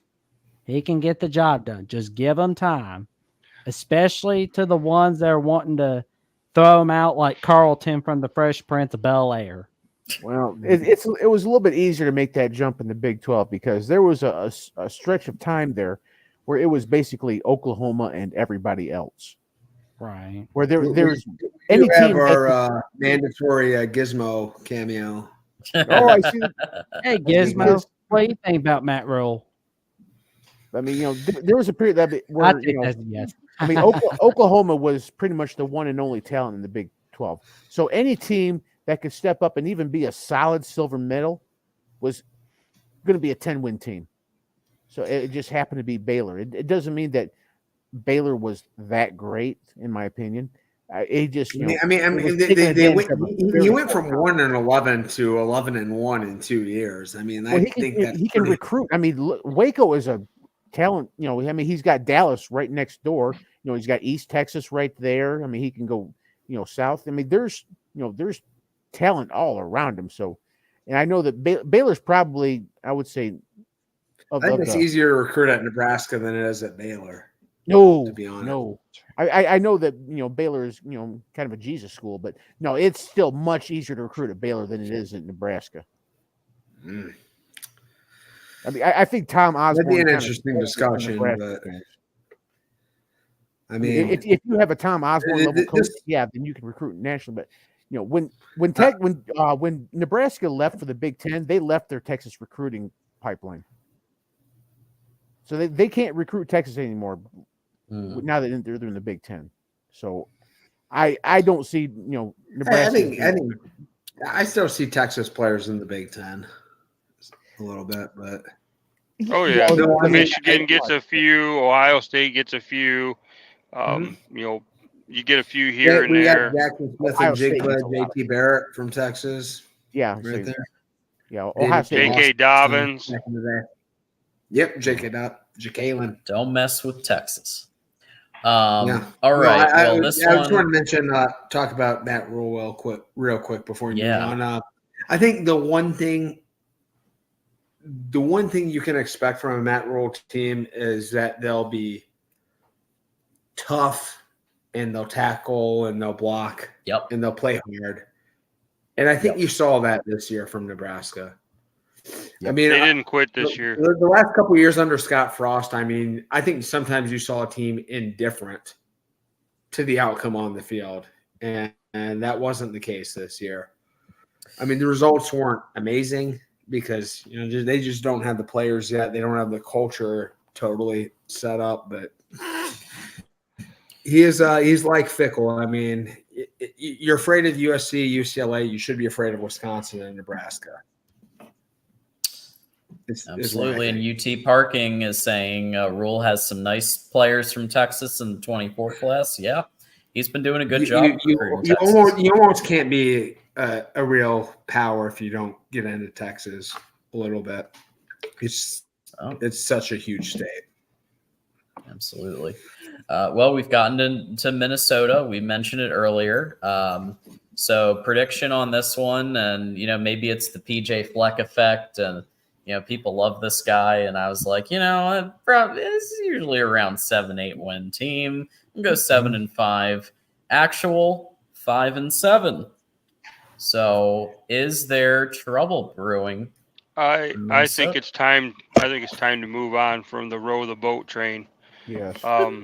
This is not the MAC. You can't do at Minnesota what you did at Western Michigan. It's not going to happen.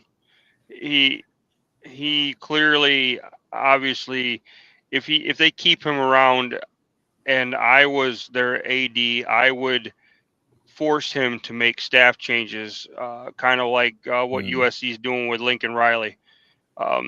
He needs to overhaul his staff. They need to recruit better. Like you said earlier, find somebody that's going to find you the diamond in the rough, and recruit them, develop them. You got to get guys in there, coaches in there that can develop players. I've seen 5 stars play like 2 stars. I've seen 2 stars play like 5 stars. If you have the right coaches in there that can develop talent and get the best out of the guys, you can find those diamonds in the rough, and you can turn your team into a powerhouse. I would say if PJ Fleck doesn't get things turned around by 2025, he's gone. I mean, I think he might be on the hot seat going into next year. I mean, he's done a lot of really good things to that program. He's he works very, very well with boosters and benefactors. I think people mostly like him. But eventually that shtick kind of wears thin, when you're not winning games. Yeah. So I mean, I think he'll be given at least another year. And I mean, he's definitely not getting fired right now. He's done too many good things to I was gonna say, but I don't know if he can find anybody. I don't know who he can find as like the next coaching candidate for Minnesota, honestly. After what New Mexico State did, I say give Kill another shot. Why not? Let's do it. I know he's getting up there in age, and his health issues aren't going to go away. But I mean, he still wants to coach because he's coaching now. And after watching, but maybe he just wants to stay. But maybe he just wants to stay in that Las Cruces sun and doesn't want to deal with those. Those 20 below Minnesota Januaries. What if you go after, say, a name like Dan Mullen? I mean, it's not out of the question. He was being considered for the Syracuse job for a while. Mm-hmm. Dan Mullen, he doesn't want to put in the work though. That was the whole problem with him, and I think you have to work really hard at Minnesota to get them. To I mean, like you, I don't know. To turn that program around, you're going to have to work hard. He didn't have to put in the work at Florida. Florida was a national brand that spoke for itself. A lot of kids want to go to Florida. Of course, but he didn't even recruit. Like he was pulling in like number 30 something recruiting classes there. I mean, like he was doing a terrible job recruiting at Florida. I mean, can you imagine at Minnesota how bad those classes would be? Oh yeah. You know? Well, I will I would say given Minnesota's current standard of classes and stuff, if he's going to pull in a number 30 class, that would be a step up for them. But maybe he's not going to do that at Minnesota. Like Minnesota's not. I mean, PJ Fleck is pulling in like top 50 class, top 40, 50 classes, and if you don't put any work at Minnesota, like you're going to turn to a MAC team. Yeah, he's a good recruiter. Yeah. But I will say Minnesota is still going to a bowl game despite the 5-game losing streak. Why is that? Why it's are they because going of to a bowl the game? APR. Yeah. This is very interesting. Yeah, they're tied 8th in the APR. And what they needed was Hawaii to beat Colorado State with a game-winning field goal. And guess what? It happened. They got a little worried, though, when California beat UCLA. But fortunately, Hawaii did their job, and Minnesota is back in the saddle for a bowl game. Good for them. Yep. Well, they still can't have a winning the record, extra. I was they, the one. They let that Iowa game go to their head big time. I was the one that said 5-7 for Minnesota, and the reasons I said that is because Mo Ibrahim is not going to get a 12th year of eligibility, and although I was never a Tanner Morgan fan, there's a significant drop off between him and was it Calic Manis? Yeah, he's not Tanner Morgan, that's for sure. So I saw that Minnesota was going to drop considerably. So I don't know why PJ Fleck can't raid the recruiting classes of Western Michigan anymore. Yeah. No. Yeah. Yeah. Can't hit up the max schools. He pulled in a few portal guys from Western onto this team, and I think they both had season-ending injuries. So at some point, Yep. There we go. Well, Purdue also had some radical changes this past offseason. Obviously, Jeff Brom went to Louisville, where they're 10-2. Pretty cool. But Purdue lost its head coach, lost its quarterback, top receiver. A lot of players went to the NFL, and so I didn't think they were going to do that hot, but I still had them. In that 5-7, but they turned out to be 4-8. Did Purdue perform about as expected, given all the changes with the program in the offseason? I thought they overachieved. I had them as 3-9. I mean, they put up some points. Purdue's not a bad team. They've got some of the best edge rushers, in the country. If they can get it together on offense, I think that they'll do all right. Their defense is not that bad. I mean, I was at the night game when Michigan played them. They were giving our tackles all that they could handle, and they were struggling. I think that once they put it together on offense, they'll be better. I was really pleased with just the effort. I thought Purdue did about as much as a 4-8 team can do to give their fans confidence for the future. This team was pretty disciplined every week.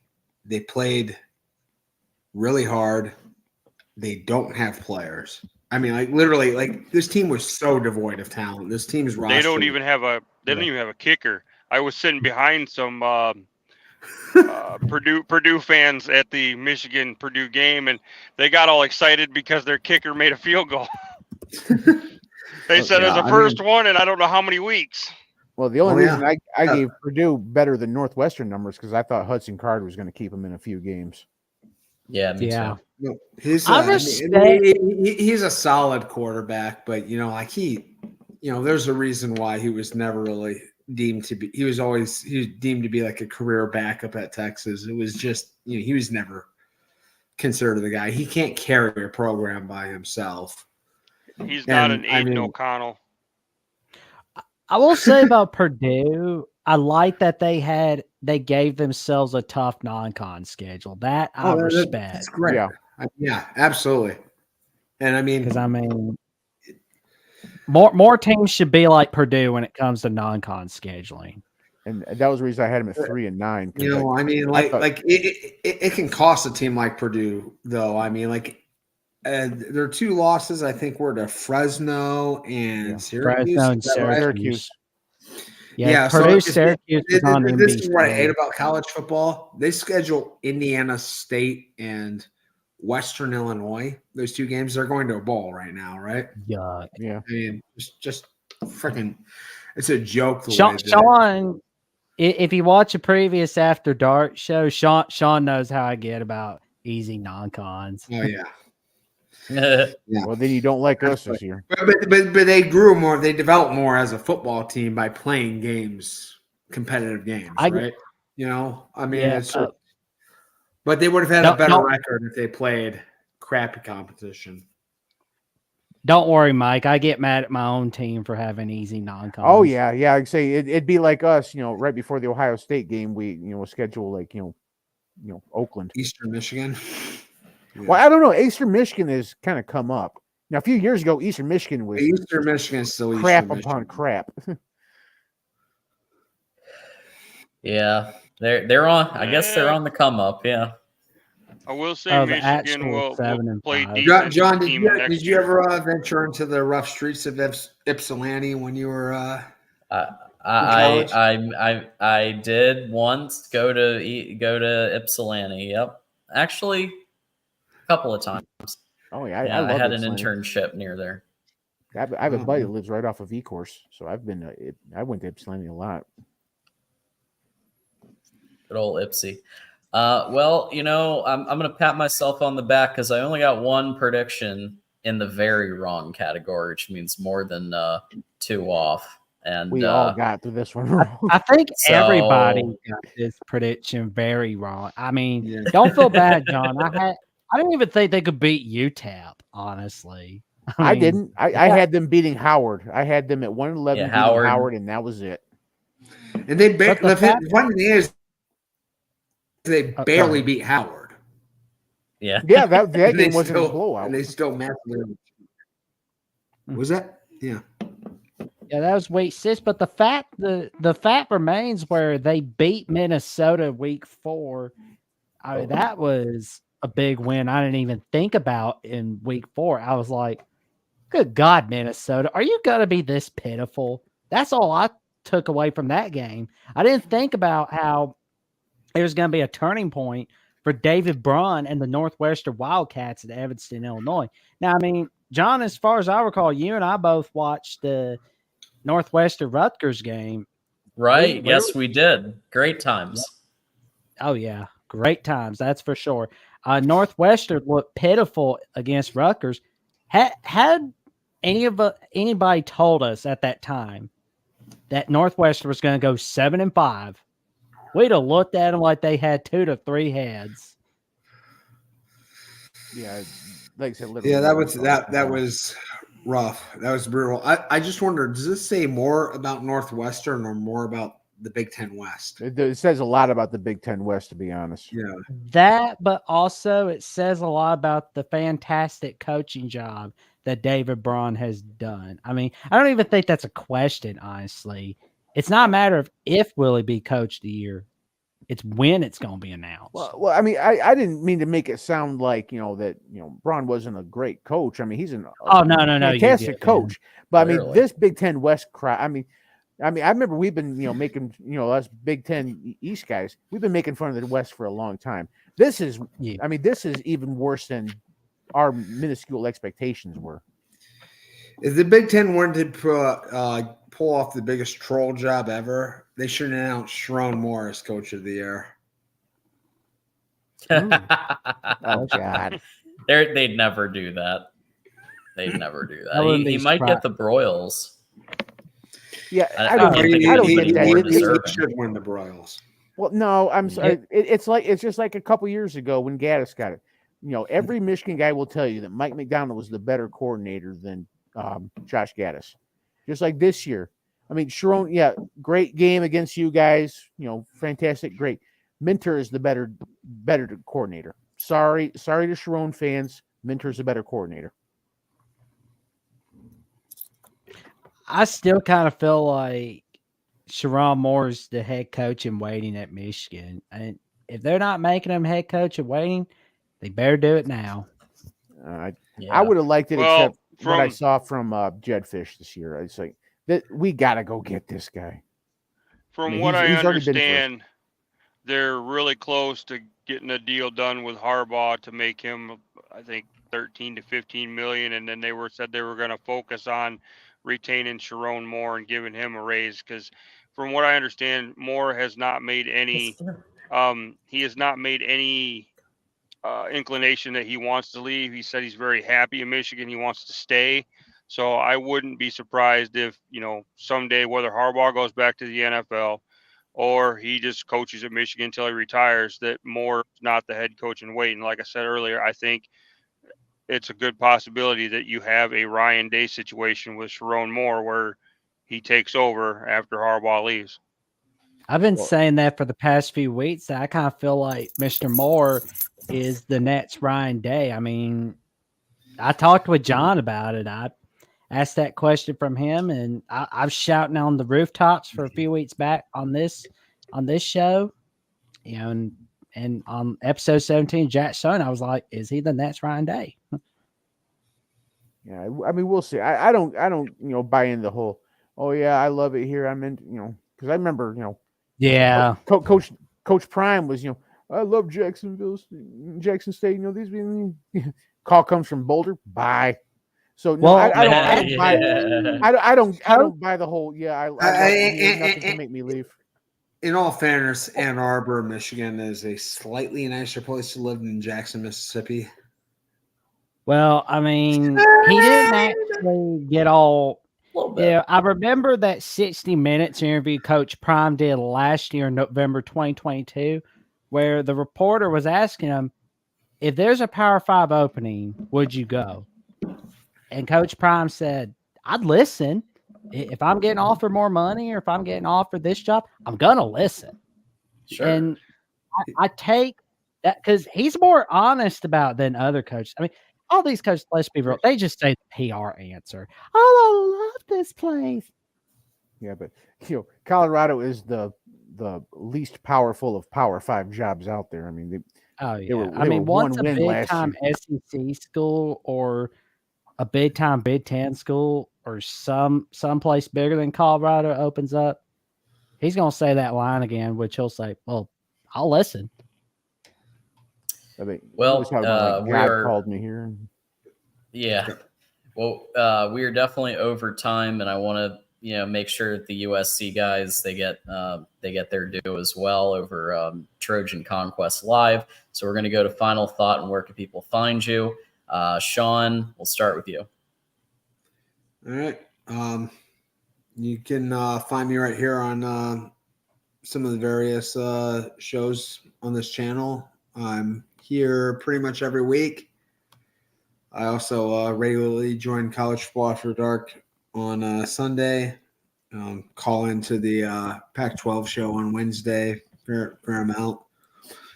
And just love talking ball and rough weekend, but you win some, you lose some, and that's what sports are all about, right? So you guys there you go. Have a great one, and I hope everyone had a great Thanksgiving and didn't get annoyed by their family too much. Likewise. Thanks, Sean. All right, Jackson, you're up. Final thought, and where can people find you? Well, my final thought is I am definitely looking forward to seeing what happens in the Big Ten title game. And I will say it was a crazy battle between Michigan and Ohio State. But what I have is tomorrow afternoon and tomorrow night, I will be releasing episode 18 of the Jacksonium with Sonny Verna host of Illini Cast, where we will be going over our take as to what happened in the 2023 Illinois football season. We give our take on Illinois Northwestern, plus many, many amazing topics tomorrow afternoon. It will be pre-recorded, but one episode that will not be pre-recorded is episode 19 of the Jacksonian with Oregon football at the Voice College Football co-host Ben from Exploring with Ben and Sam. Oh, 9 p.m. Central Time, 10 p.m. Eastern Time, where we will be going over the preview of the Pac-12 title game. What has Oregon learned from the loss against Washington? We will also be going over the good, the bad, the ugly, and the common opponent that Oregon and Texas have, Texas Tech. I will also be doing a college basketball preview show Friday night with Will and D. I will be doing late night recaps Saturday night for the conference title show with Sports Talk with Austin on my channel and on Austin's channel. And on Sunday night, you'll definitely see me right here on Voice College Football After Dark, if you're all right with me. So stay tuned. And thank you for having me on, John. Stay safe, stay warm. It's cold out. Definitely colder where you guys are at, but y'all stay safe, stay warm. Except for Florida. We're good down here. It's like 70. We're good. Well, thank you for having me on discussing the Big Ten, and thank you for having me on another exciting edition of the Ocho. Thanks, Jackson. All right, next up we got Jesse. Oh, it was good talking with you guys. This is probably first time I've called into your show, John. Yeah, thanks. But I look forward to being able to hopefully do it again as my schedule will allow it. I